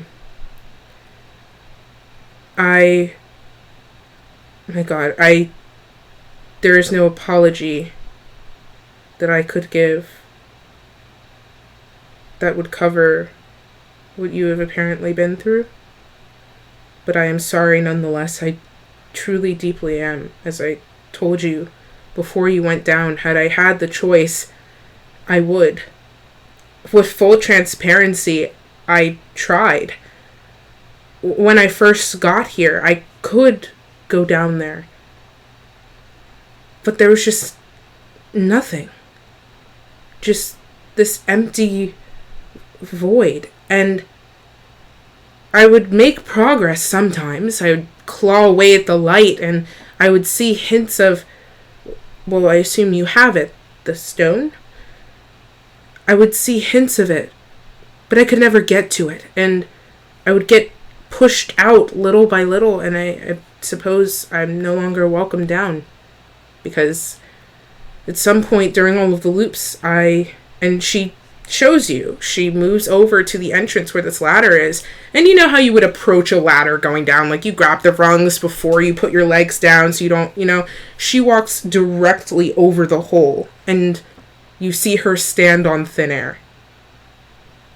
She goes, I can't, and she stomps her feet, and she pats her staff, and then she tosses her staff to the ground, and she just gestures at you, kind of like flustered, like, I can't. You've seen what I have at stake. You've seen what I have to lose. I would, if I could. So I'm sorry. I truly am. I don't know what you went through, or perhaps what you sacrificed. And I doubt that this will be of any comfort to you, because, quite frankly, sometimes fate is cruel. But what you have done is saved tangible lives. And Tessa goes to her hip, and there's like a satchel there, and she reaches her hand in, and then what she pulls out should not fit in the bag. You see the bag kind of like bulge and warp as she pulls out this object, and you see Mary Poppins physics. You see a mirror, and she has to hold it with two hands. It is how many feet? This is like probably like 2 feet by 2 feet ish, roughly. It's like it would be like a wall mirror, but it's not huge. It's like small enough where you could hold it probably like this. And it's got like golden filigree as like a frame, and then the plane of reflective glass in the center. So there's the 2 feet includes that frame. And she shows it to all of you, and you all see your reflection within it. And she says, so this will hold that. And then she gestures at all of you because she realizes she's not sure which one of you is holding the stone. Faustus, we know it's you, but she can't see it. This will hold it, and it'll keep it from harming people. And you all see Tessa straighten sort of unnaturally. And Raven, this isn't as startling to you simply because you recognize this voice. But for everybody else, this is kind of a moment for you. Tessa's eyes go pure silver. And you hear a musical, lilting, stuttering voice. And for player's sake, it is Istis's voice. But you know, character-wise, you don't know who she is. Do I recognize that it's Istis? You do recognize. Yeah. It's Tessa's voice, but you can't mistake Istis's speech patterns. Yeah. Cool. She goes, Travelers, I am borrowing this body, and I am not sure how long I will have it, so I need you to listen closely. Standing with me is an ally. I believe you are familiar with her, Saloon. You have a grave task ahead of you, one that has been set in motion, and I fear recent conflicts have set you astray. I am not quite familiar with human interactions or emotions, so I don't know how to advise you in resolving something of that nature, but I will tell you that you must, for the task ahead of you is grave. And you see in the surface of this mirror, Tide, you saw this, Raven, you also saw this, but those strings of fate, so Faustus and Renori, you see multicolored strings stretching into this mirror in just mind-boggling configurations in all dimensions. Fate itself is at risk. I understand that belief is some sort of factor in this, whether or not you believe in fate, but I am quite real and here, and I am begging you to do what I am entrusting you to do. And then Tessa robotically turns to look at you, Raven, and she goes, Raven, you are familiar with the task at hand? And then she turns back to everybody else with the same sort of like stuttering motion. That gem you just encountered, there are more. I believe Tessa has told you, and if she hasn't, she will. But if you do this great service, if you save the material realm that you live on, I can offer you 2 things in return, because I recently learned that a relationship is a two-way street, and that trust is not owed, but earned. So, the first thing I can offer you is survival. If you do not undertake the task that is now being given to you, your material plane will rend itself, and you will all die in screaming agony, as will everyone that you love and everything that you have ever known, and no one will be able to save you because you will be gone.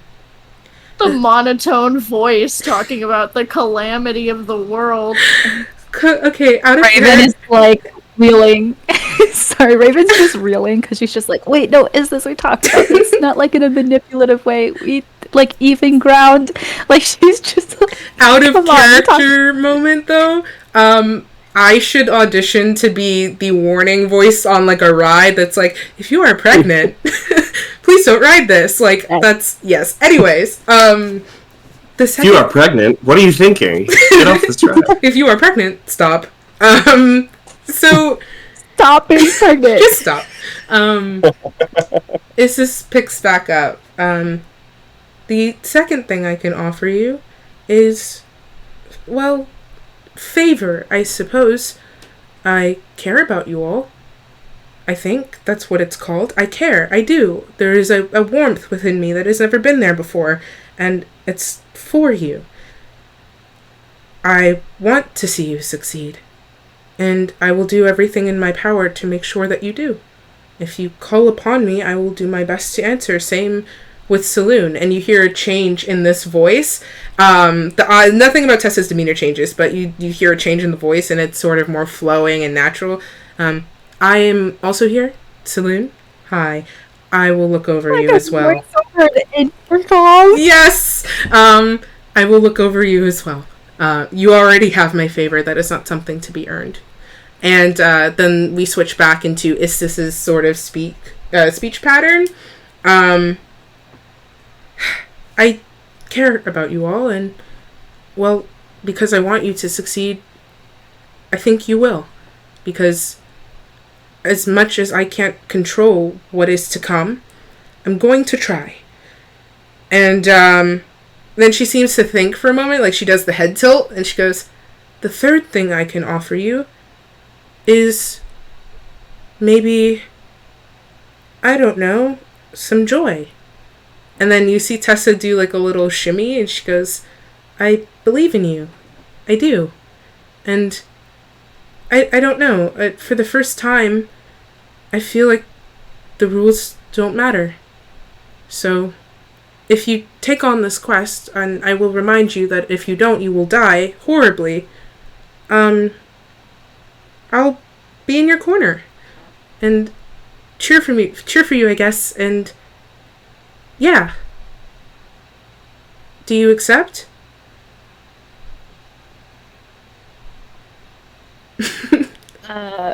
Raven. What the hell is happening?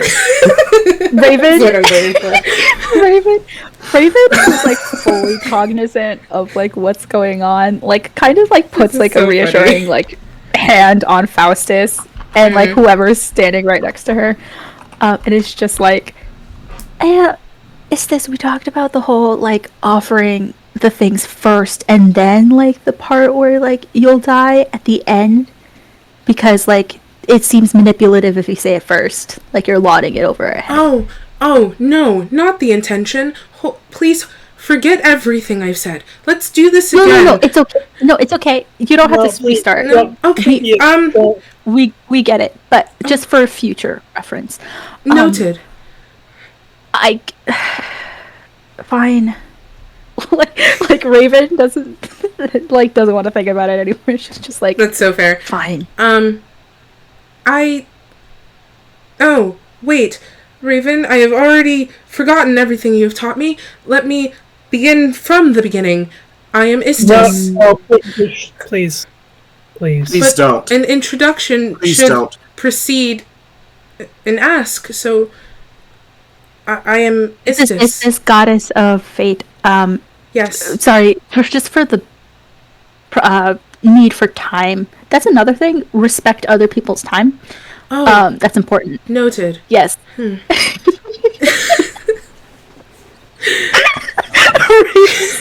Becomes a therapist for the goddess of fate. This is not where I thought this was gonna go, but I love it. God. So, she already answered. So Raven is kind of like just having this back and forth and hoping that the rest of everyone is kind of absorbing what's happening. Renori's just gonna like chime in and say, I have absolutely no clue what's going on.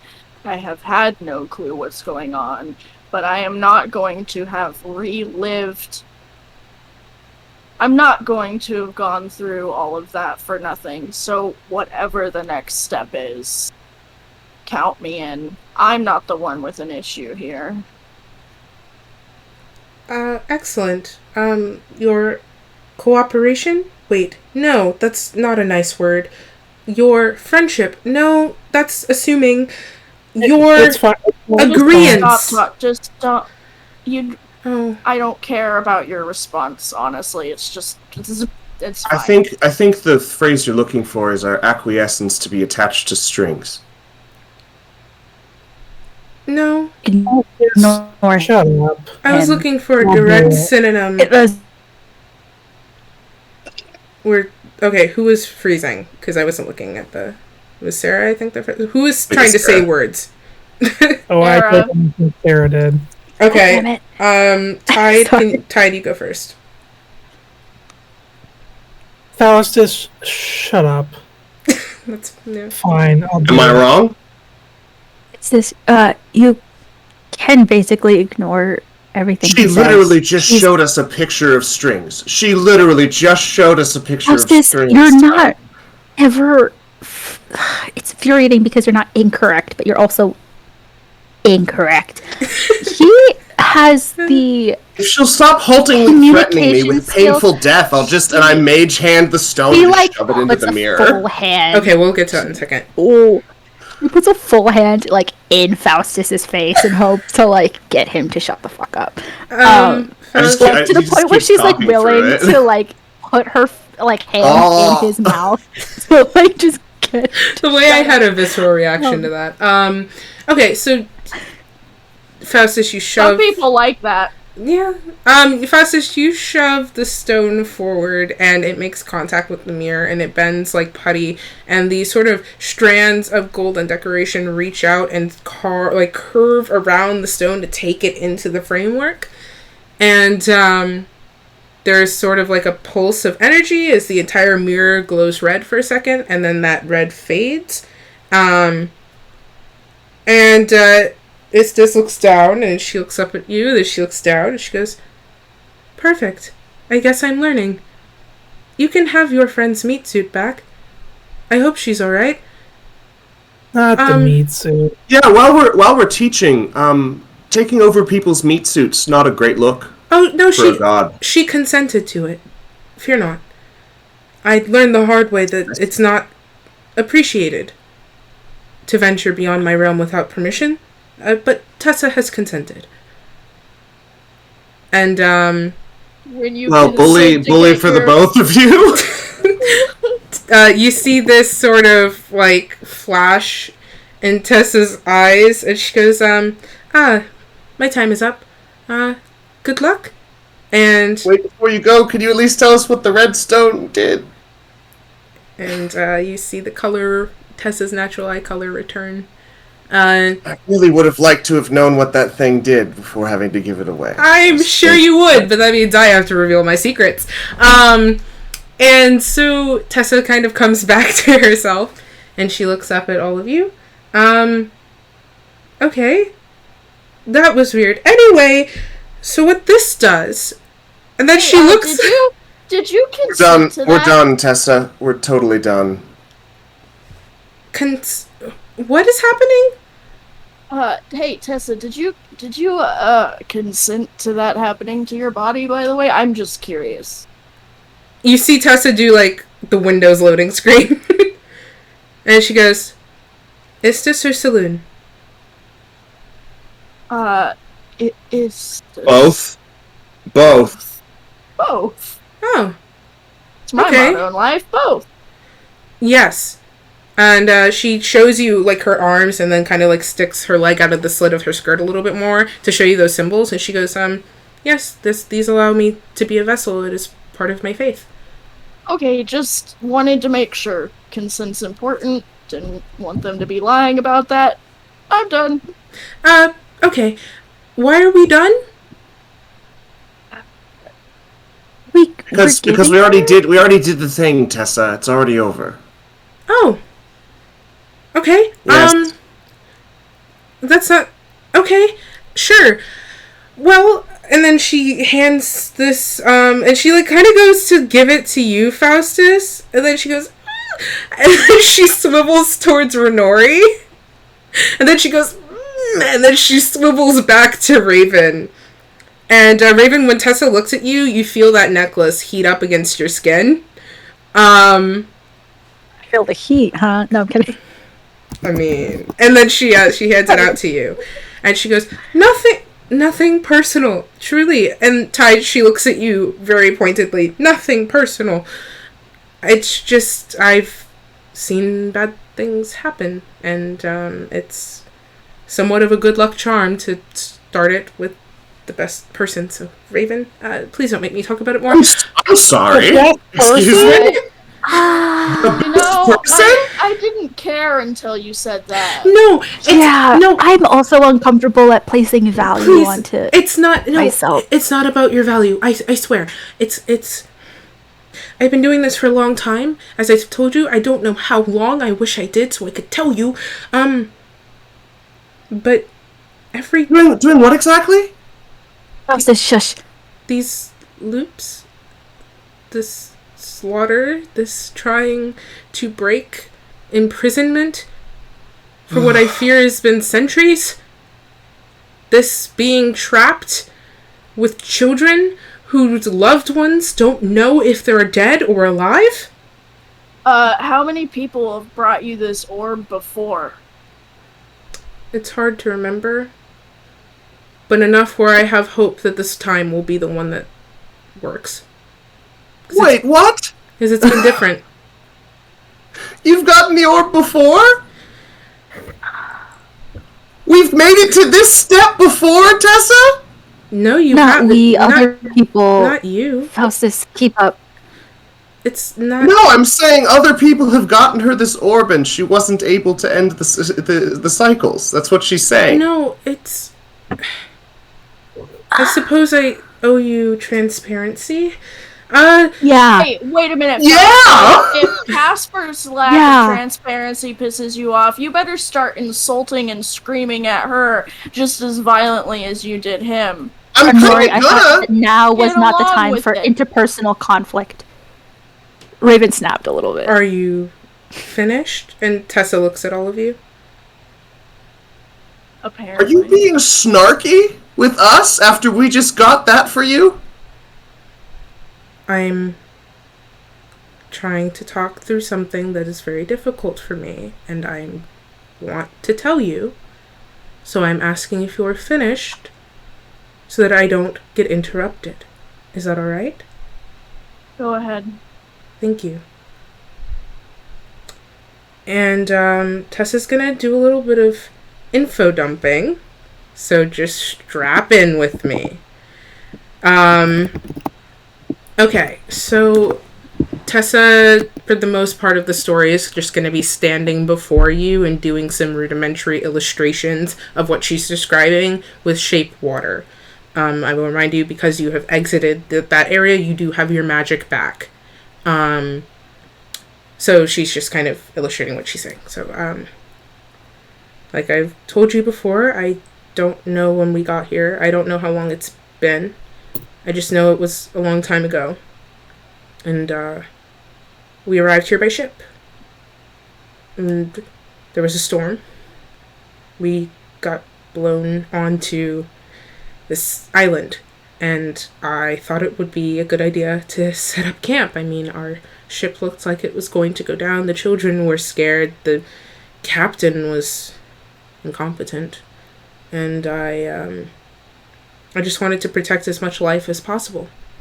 So I crowded everybody onto the ship dinghies. That's what they're called. Crowded everybody onto the dinghies, and we all made our way to shore.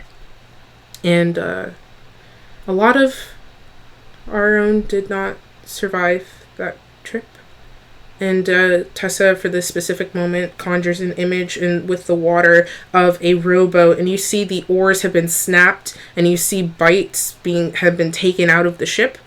And then you see flowers of water boom out of those holes, and you see figures standing on this little dinghy, and then they're thrown violently overboard. And then you see more flowers like sprout from where they had stood. And this is not a sight that you recognize, but it's obviously something soul-shaking for Tessa, because you hear her choke on her words as she's describing this piece. We lost a lot. Didn't get to bury them. And we made it to the shore. And as we got here and we set up camp, I started devising a way to contact passing vessels, contact someone, anyone. And the loops began. The first time, I had no clue. I went to bed after spending 2 nights there, 2 nights taking care of these scared, terrified children, and on the morning of the 3rd day, they had been murdered before me. Every last one, screaming for their lives, slaughtered. And I go to bed that night, shattered, wondering if I should not just walk out into the sea, and then wondering even more cruelly if I would be kept alive to stay. But I wake up the next morning and everything's fine. And everybody's happy. And everybody's wondering, Tessa, when are we going to go home? And I go to bed that night without answers. And I go to bed the next night without answers. And I think, naively, maybe it's fine. And then the 3rd night I wake up, and they slit Peter's throat in front of me. And then I go to bed, and I do that for I don't know how many more years. And I come to this temple, and I meditate, and I try to find answers. I call out to the patrons who are supposed to support me, and there is silence, and I am stuck, and they are stuck. And there is nothing I can do. I dig my way through temples I don't understand, because I am cut off from everything. I'm cut off from my resources, and I am trying to save them. And there is nothing. I can't get to the thing that I know would help them. So I sit and I wait. And I wait. And every once in a while, a group of new people comes in, and I am stupid enough to think that maybe this is going to be the one. This is going to be the one to break it. And they come in, and something always happens. They die. They leave. They quit. They turn on us, whatever. But whatever new people set foot here, they go, one way or another. And then I go to bed, and I wake up and more die. And you see her, like, you see, as I had described, these scenes playing out among the water, and you see her take a deep, shuddering breath, and this imagery of water mimics her breathing. And then you come along. After cycles I cannot for my own health count. And you do everything different. You stop the fights when my attempts to stop them were fruitless. And you calm Peter and get him to talk to you when he would only talk to me before. And you stop James in his tracks, and suddenly two brothers are reunited. Do you understand now why I have such faith? After facing certain death? If there was two things I could ask from the universe at this moment, it would be one, to save those children, and two, to know how long I've been here, so that I know how long I've suffered, so I know how much to thank you for. But I don't. So all I can do is hand off this mirror to someone who's clearly been influenced by the faith I represent, knowing it's going with all of you, that it's going into all of your hands. And all I can do is ask you to repair this, what is broken. And I know you don't know how, and I am asking something impossible of you, but obviously I can't do it myself. And my attempts to do it myself have been stopped at every turn. I am out of options, and I trust you. I trust you, I trust you, I trust you, I need you. I am asking a lot of you, but I have no other choice. If my lack of answers upsets you and you wish to walk away, I cannot stop you, nor will I. But we will stay here, and we will die. If you take that mirror, which I have entrusted to you, I believe in you. And I know you can not only break our cycle, but prevent our very plane from crumbling. And I don't know. I would like to say I could live to a day where I could reunite those children with their families. Where I could maybe visit my own. But that is in your hands. So make your decision. I am very, very tired, and I have nothing else to give you but my word and my life. What are we supposed to do with this mirror? What's next? As you know from whatever it was that you encountered down there, that these are dangerous, but there's more than this one. The planes are on an orbit, and when they collide, manifestations of their power erupt onto our plane. These literal crystallized shards of power. And the material plane is home to a certain amount of magic through transferences from other planes, but it's not supposed to have so much raw magic. And it will tear like paper under the stress of it. So I am imploring you, one will lead to the rest. Find the others, put them in the mirror, and you will save. If you have anything dear to you, you will save it. If your life is dear to you, you will save it. But it is urgent. And I don't quite know that My presence is wanted, but I do offer you, if I can even leave the bounds of this land, my aid. And she inclines her head and then torso into a bow. And she does not look up until you make your answer, whatever your answer is. I have a DM question. What's up? I know we talked about changing some stuff that we had done previously. Yeah. For the boat, are Peter and what's the other girl's name? Wendy? Is it Wendy? Yeah, Peter and Wendy. Are they the only two actual adults? They are not adults. They are, do you mean like mentally or physically? Because physically they're children. Mentally. Mentally, you don't know about Wendy, but you do know about Peter. Yes. Of the children, Peter seems to be the only one. Okay. So Tessa has bowed her head towards you. Raven, she has fully handed you the mirror, and she does not appear to be looking up until you give some sort of answer. So it's up for you. Raven is kind of reeling from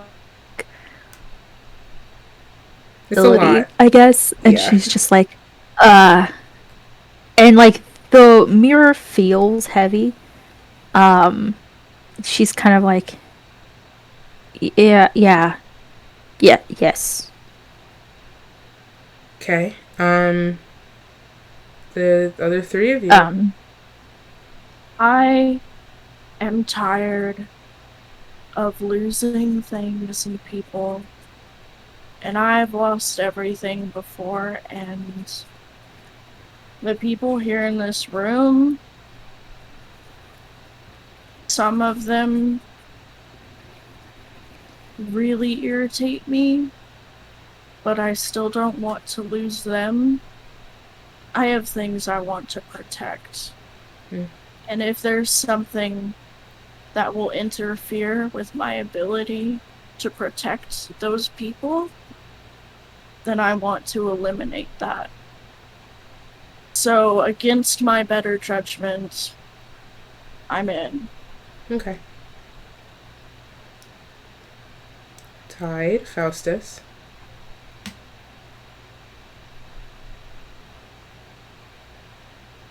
Faustus just got called out, so I'll let him go first.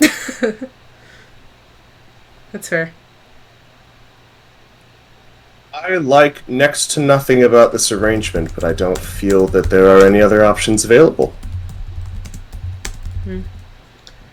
So is that a yes? I'm asking as me, not as Tessa. Honestly, I'm still unclear on several points. Is there something that you want us to do to solve this looping for you now, or do we need to acquire all of these stones in order to do that? And are they all here, or are we traveling the world to seek them out?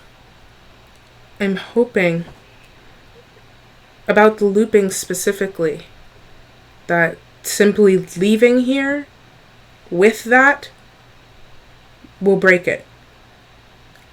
Few groups have left with it before, but I guess what they had done wasn't right, because it all went back to normal the next day. Oh, so Tessa. I am operating entirely in my faith in you, which is why I am asking you so desperately to try, because that's all I can do. If you leave here with this mirror, with the stone in it, after everything you have done here, I have faith that you will break the cycle. What is the nature of Peter's unstable arcane power that we've seen him exhibit on several occasions, and do we think that it's better for the world for him to leave? Peter, when we arrived here, there was ruin. There, I think, was a civilization up in the mountains, but time had made it inaccessible. And as I had crowded the children onto this island, several more came running down from the hills. And I didn't quite question at the time, but it's hard to, I suppose, explain what I don't know, but they were here, and I'm not sure how long for. Peter has some strange abilities, and I think it has something to do with that. But he's not a danger. He's not a threat. He's just hurt, scared. I'm bemused that you can be so certain he's not a threat when you seem so uncertain of virtually everything else about this place. Yeah, well, I know to have faith. When I don't know everything, I know to have faith. I know that I will be guided towards where I am meant to be. And I know that my decisions have an impact. So I am making the decision to trust you with what I do know.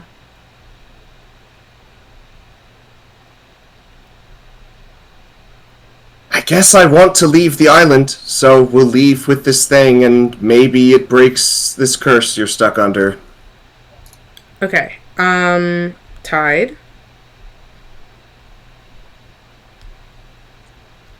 I've lost too many people for this to be the end. So I'll do it.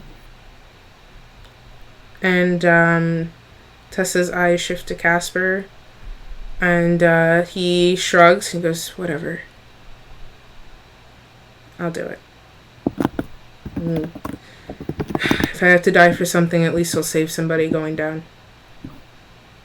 And Tessa sighs very palpably, and she says, firstly, thank you. I am offering you my assistance for as long as I live in order to repay you for this. Should you need me, I will be here for you.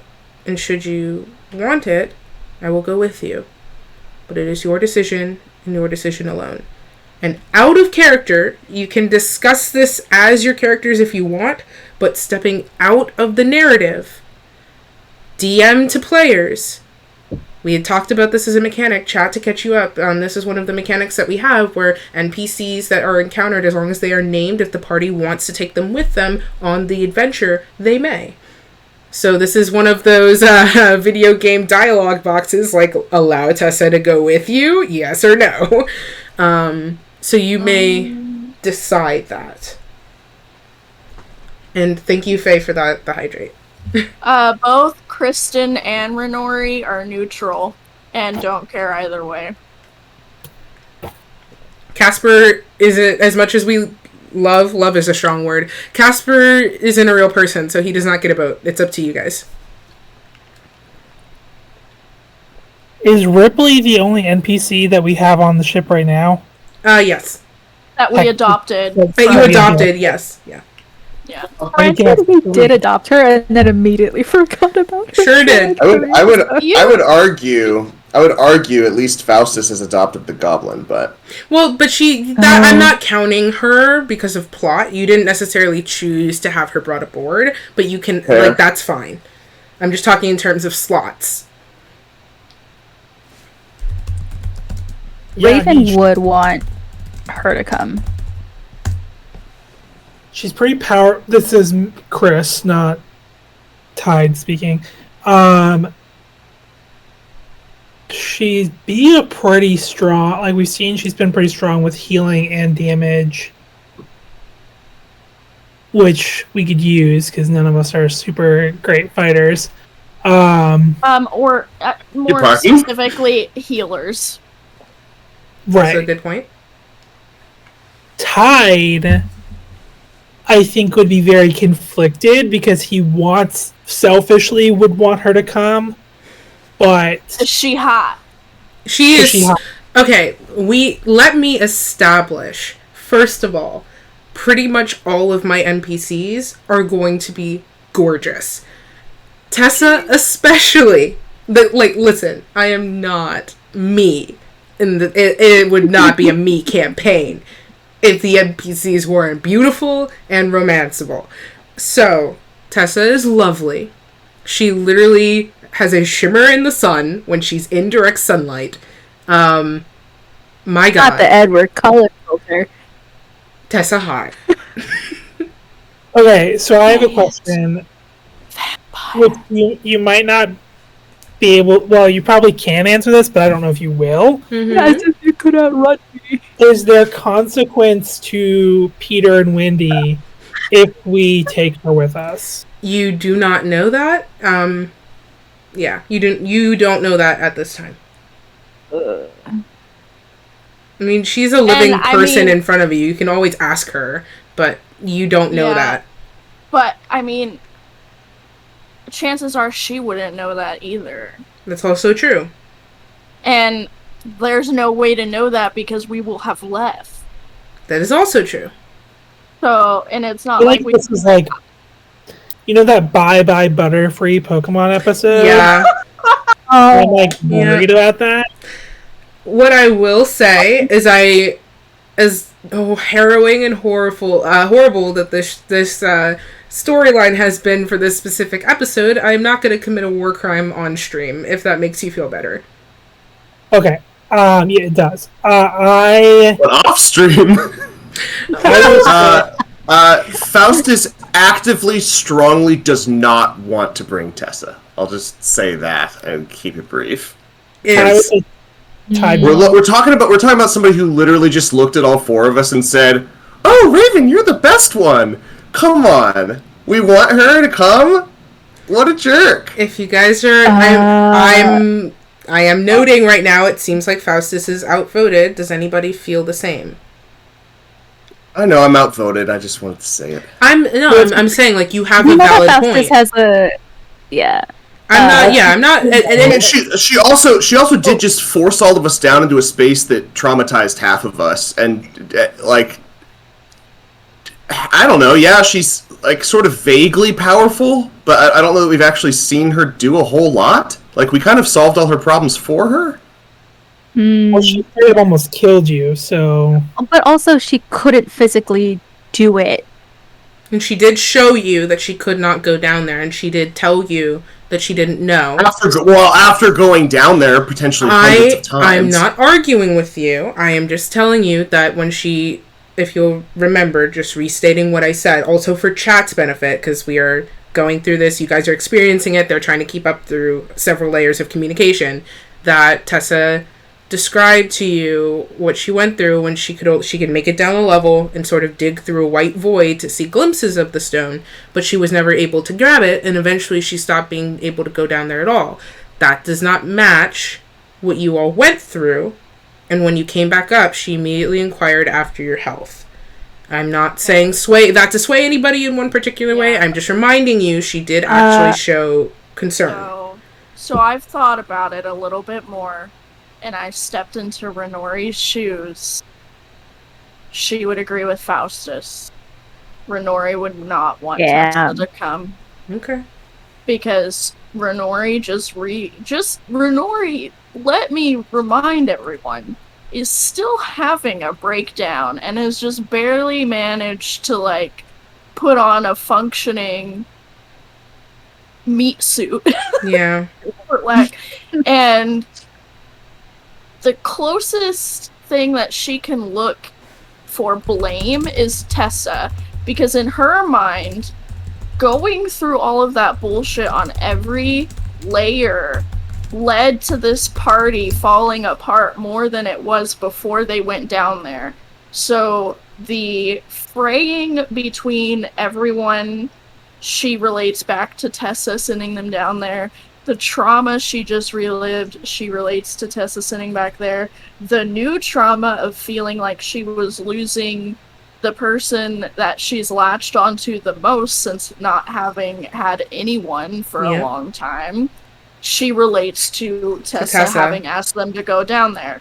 So, for the first time in this campaign, perhaps, Renori will voice her agreement with Faustus of, like, you have only hurt me. Before... Why would I want you there? Okay, so I've noted that. Before Raven and Tide say words, I do want to say initially I did say Casper doesn't get an opinion. He does have a state of mind, just in the event we do come to a tie, but I'm going to, before he chimes in one way or another, let you guys finish what you want to say. So, if we do end up in a tie, Casper has an opinion. Let's see. Tide also went through all that trauma, however, knows that the rift was not caused by Tessa, it was caused by Casper from the very beginning, and Tessa has proven that she is not the one who has caused it. And I would say, for Faustus, it would be probably a smart move to have a strong ally when we clearly have a line in the sand against Casper, and we know that he is a relatively strong ally, even if he has, or not enemy, but person, I guess. Even if he has not shown it to us, but we know that he hasn't shown it to us because we perceive that he hasn't shown it to us because he doesn't want to assist us.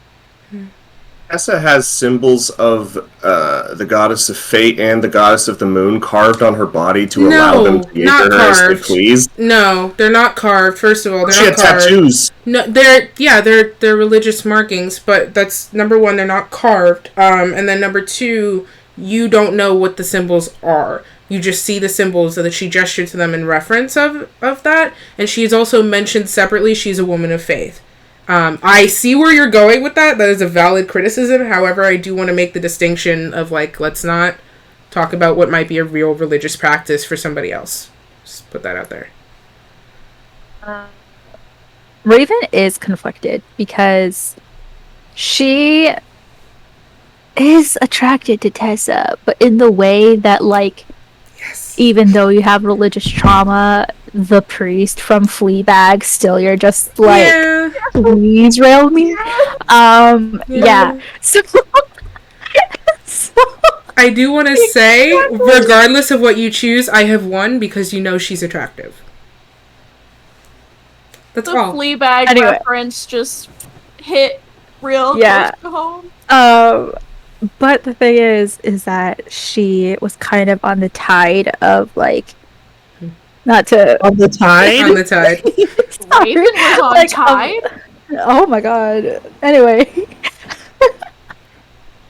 I have to remember I'm in an Airbnb. I keep yelling. You sure do. I know. It is like 2 in the morning.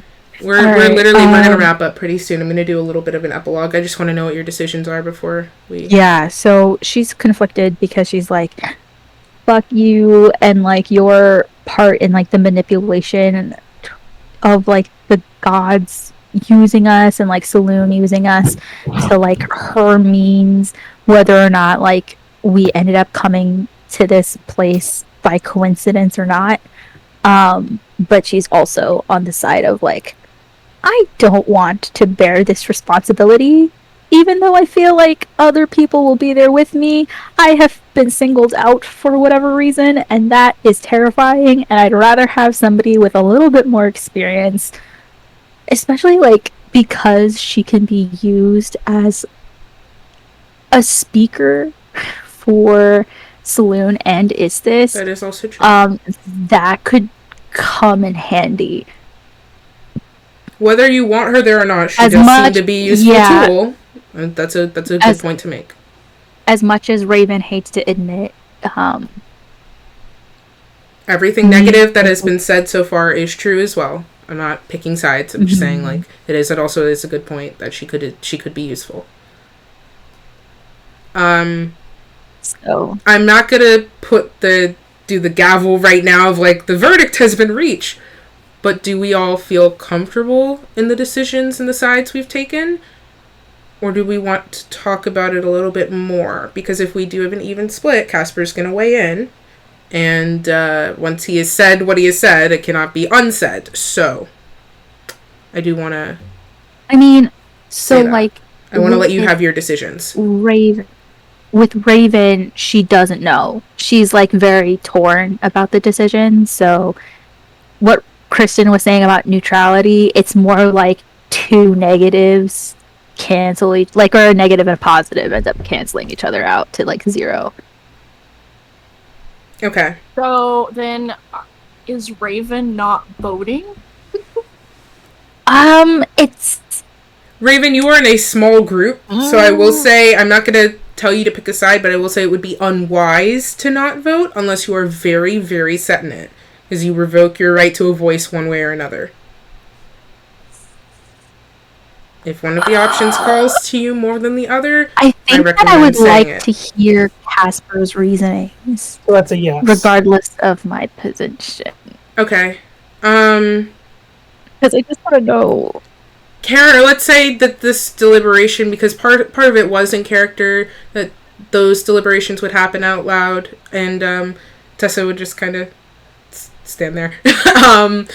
And she just like the standing emoji.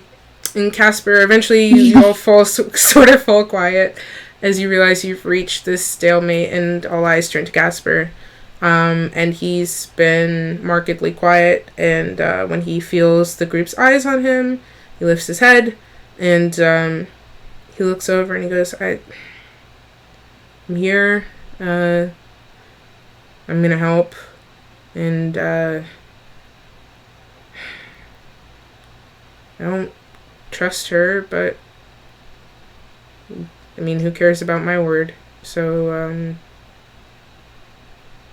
she seems honest. She has her back against the wall, and I've been in that position more than enough to know that she needs us. So she's not gonna, I would hope, do anything stupid, and I think we're all more than capable to handle anybody who thinks of doing something stupid. And he tries to like level somewhat of a threatening glare her way, but he doesn't have that energy to make it hurt. And he kind of just shrugs and he goes, let's just take her, and if she's, horrible, whatever, you could always just, I don't know, get rid of her, do something else. I don't know. You could figure it out. But it's always better to have a tool by your side than going empty-handed, I suppose. And Tessa kind of flinches at being referred to as a tool in front of her, but she does not make any comment. And it appears Casper is in favor of bringing Tessa.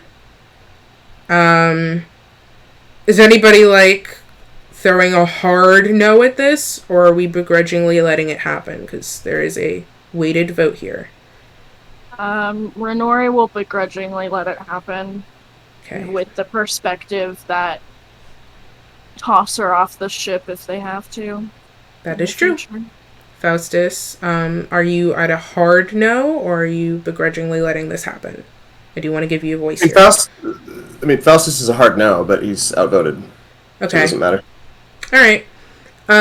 Okay, so then we're going to go into a sort of epilogue so that it can bring us to where I wanted to stop. So with that, though nobody feels great about it, it is agreed for the most part that Tessa will accompany you.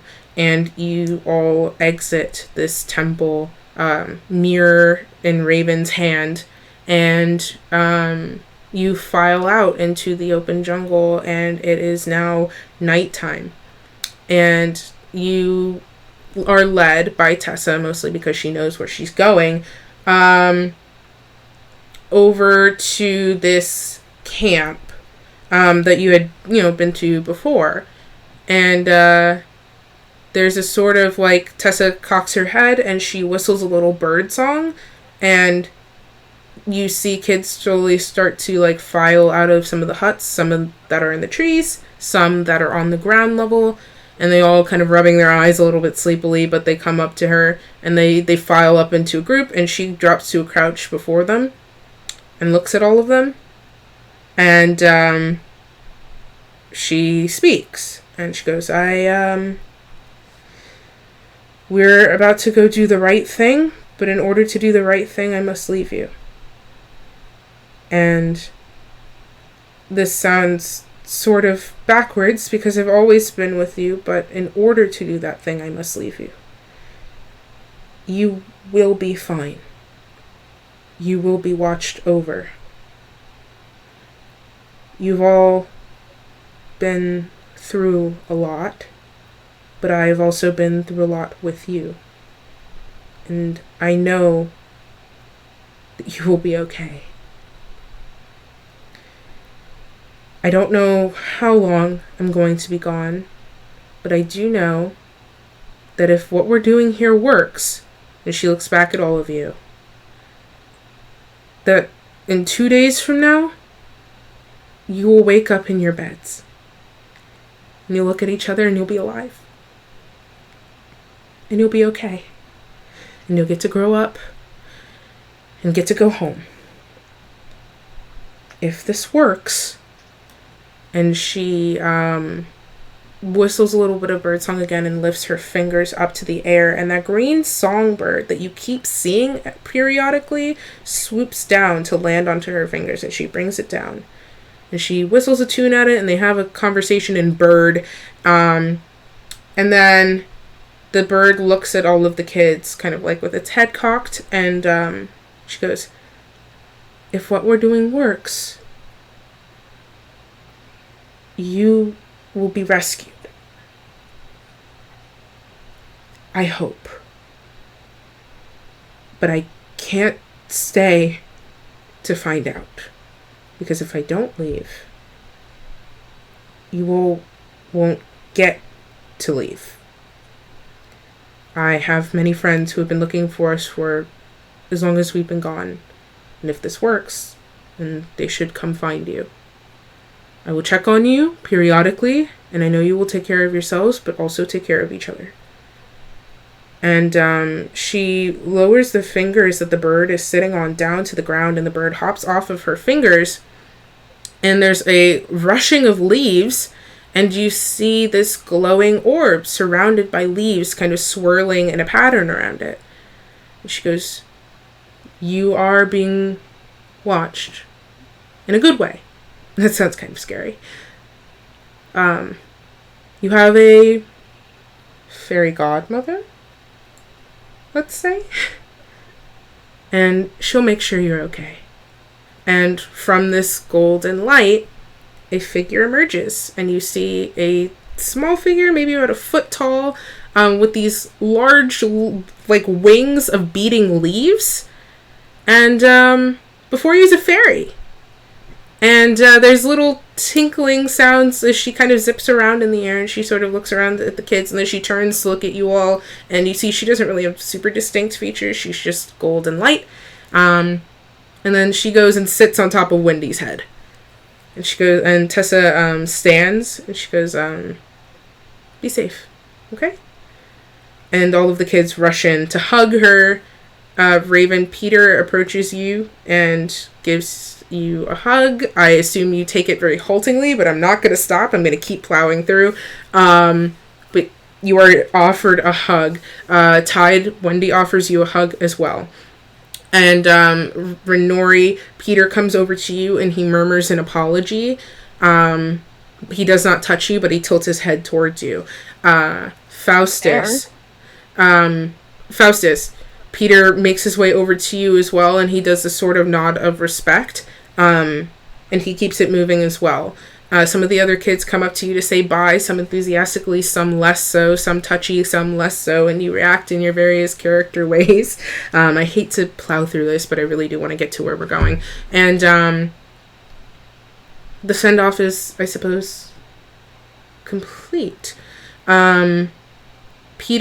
Oh, wait.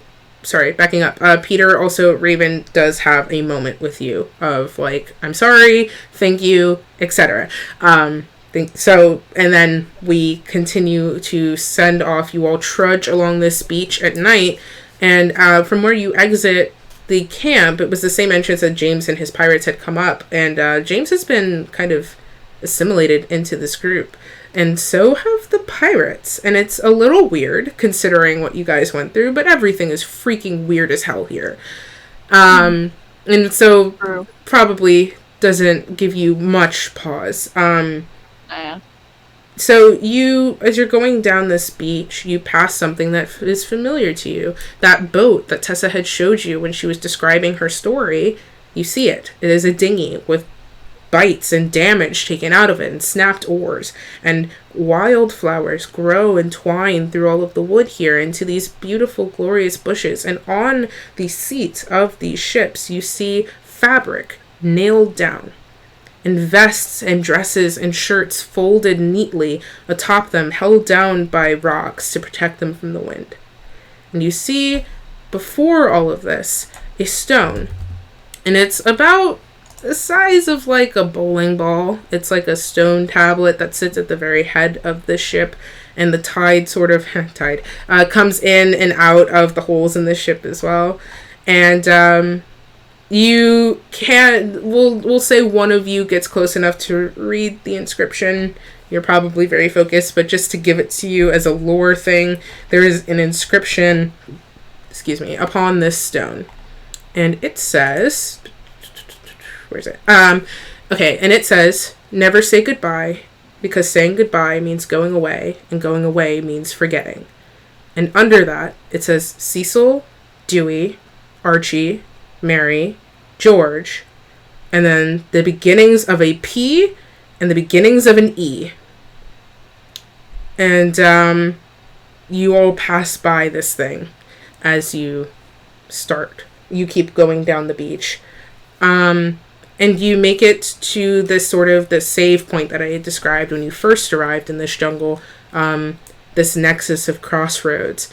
And Tessa sort of tilts her face up to the wind, and she looks at all of you, and she goes, "We'll walk." And you follow her down to the waves.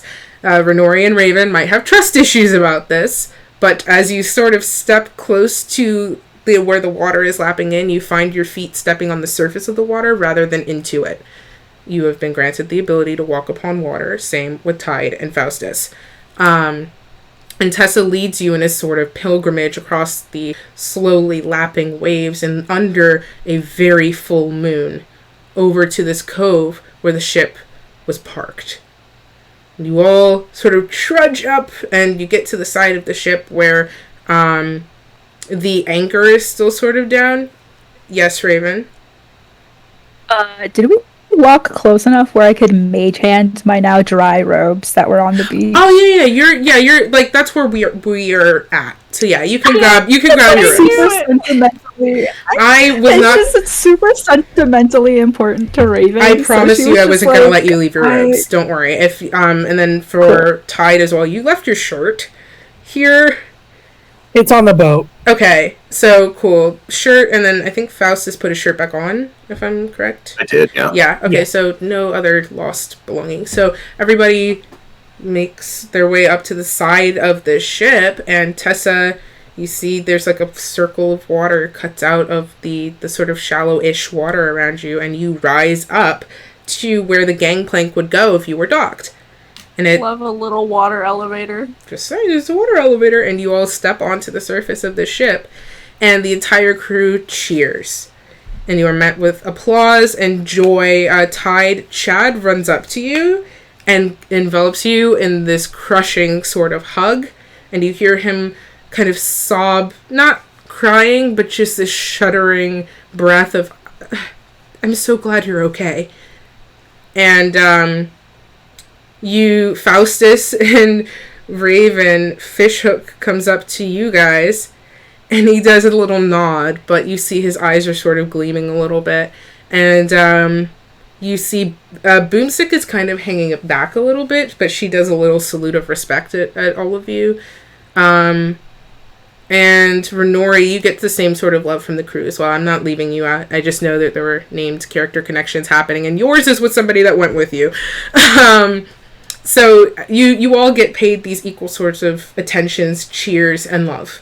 And Tied for you specifically, Chad does not look intent on letting go. He looks very comfortable with his head on your chest. Anyway, so you continue, and the cheering masses sort of split off with the understanding that it's late, you've made it back, you're safe. Fishhook offers you a meal, so there is a meal waiting for you in the dining area if you would like it, and you can tell me whether or not you want that at the very end of this.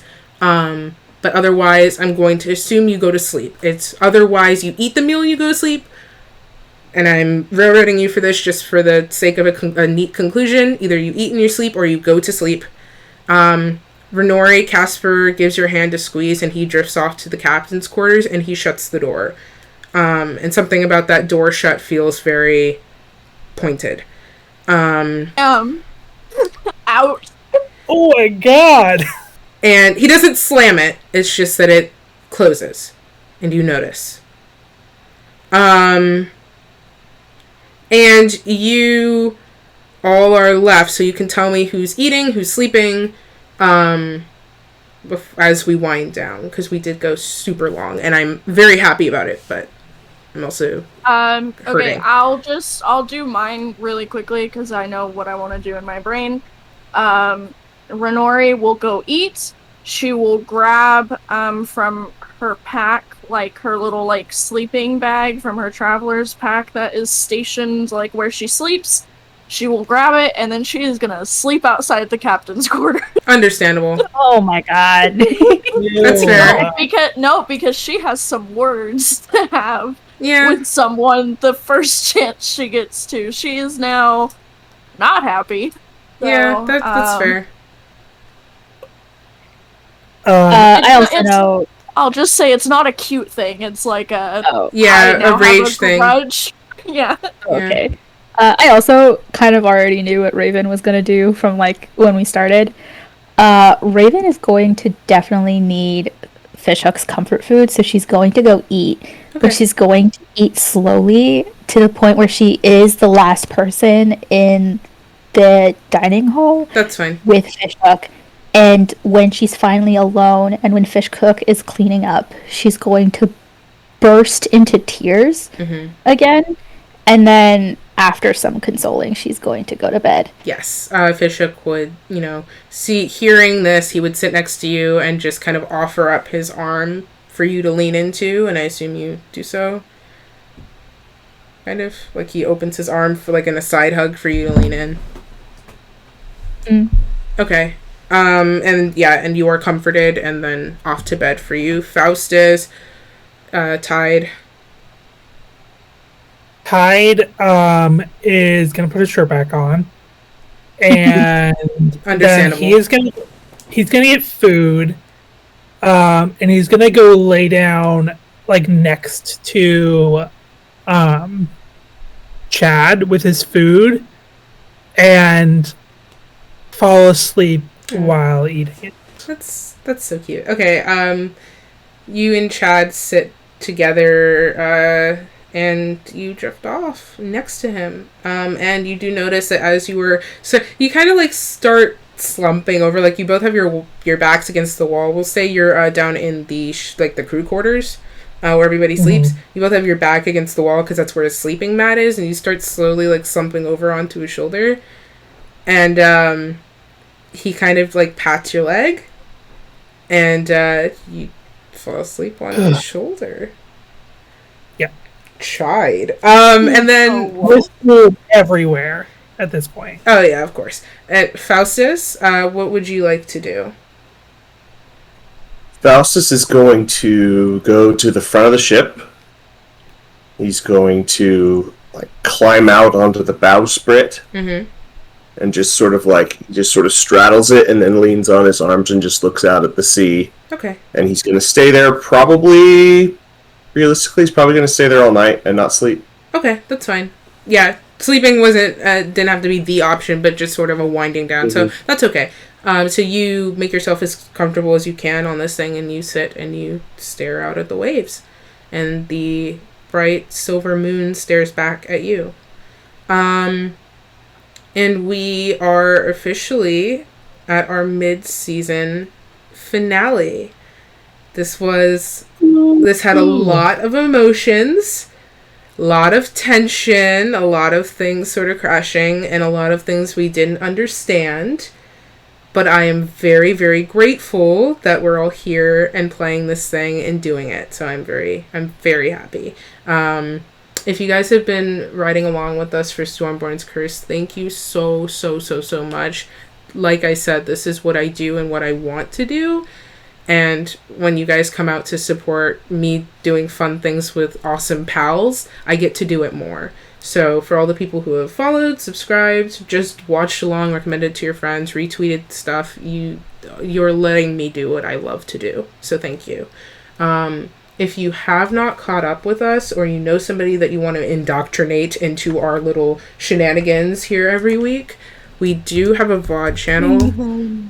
It is Bring them to us. Yes, bring more. It is still under construction. Only episodes 1 and 2 are currently up, but the rest will be up before we come back. I just have to get them up because the files are very big. But they will be going up so that you can catch up with us before we come back. Thank you. Yeah, they have 3 weeks. There's plenty of time to catch up. You have 3 weeks.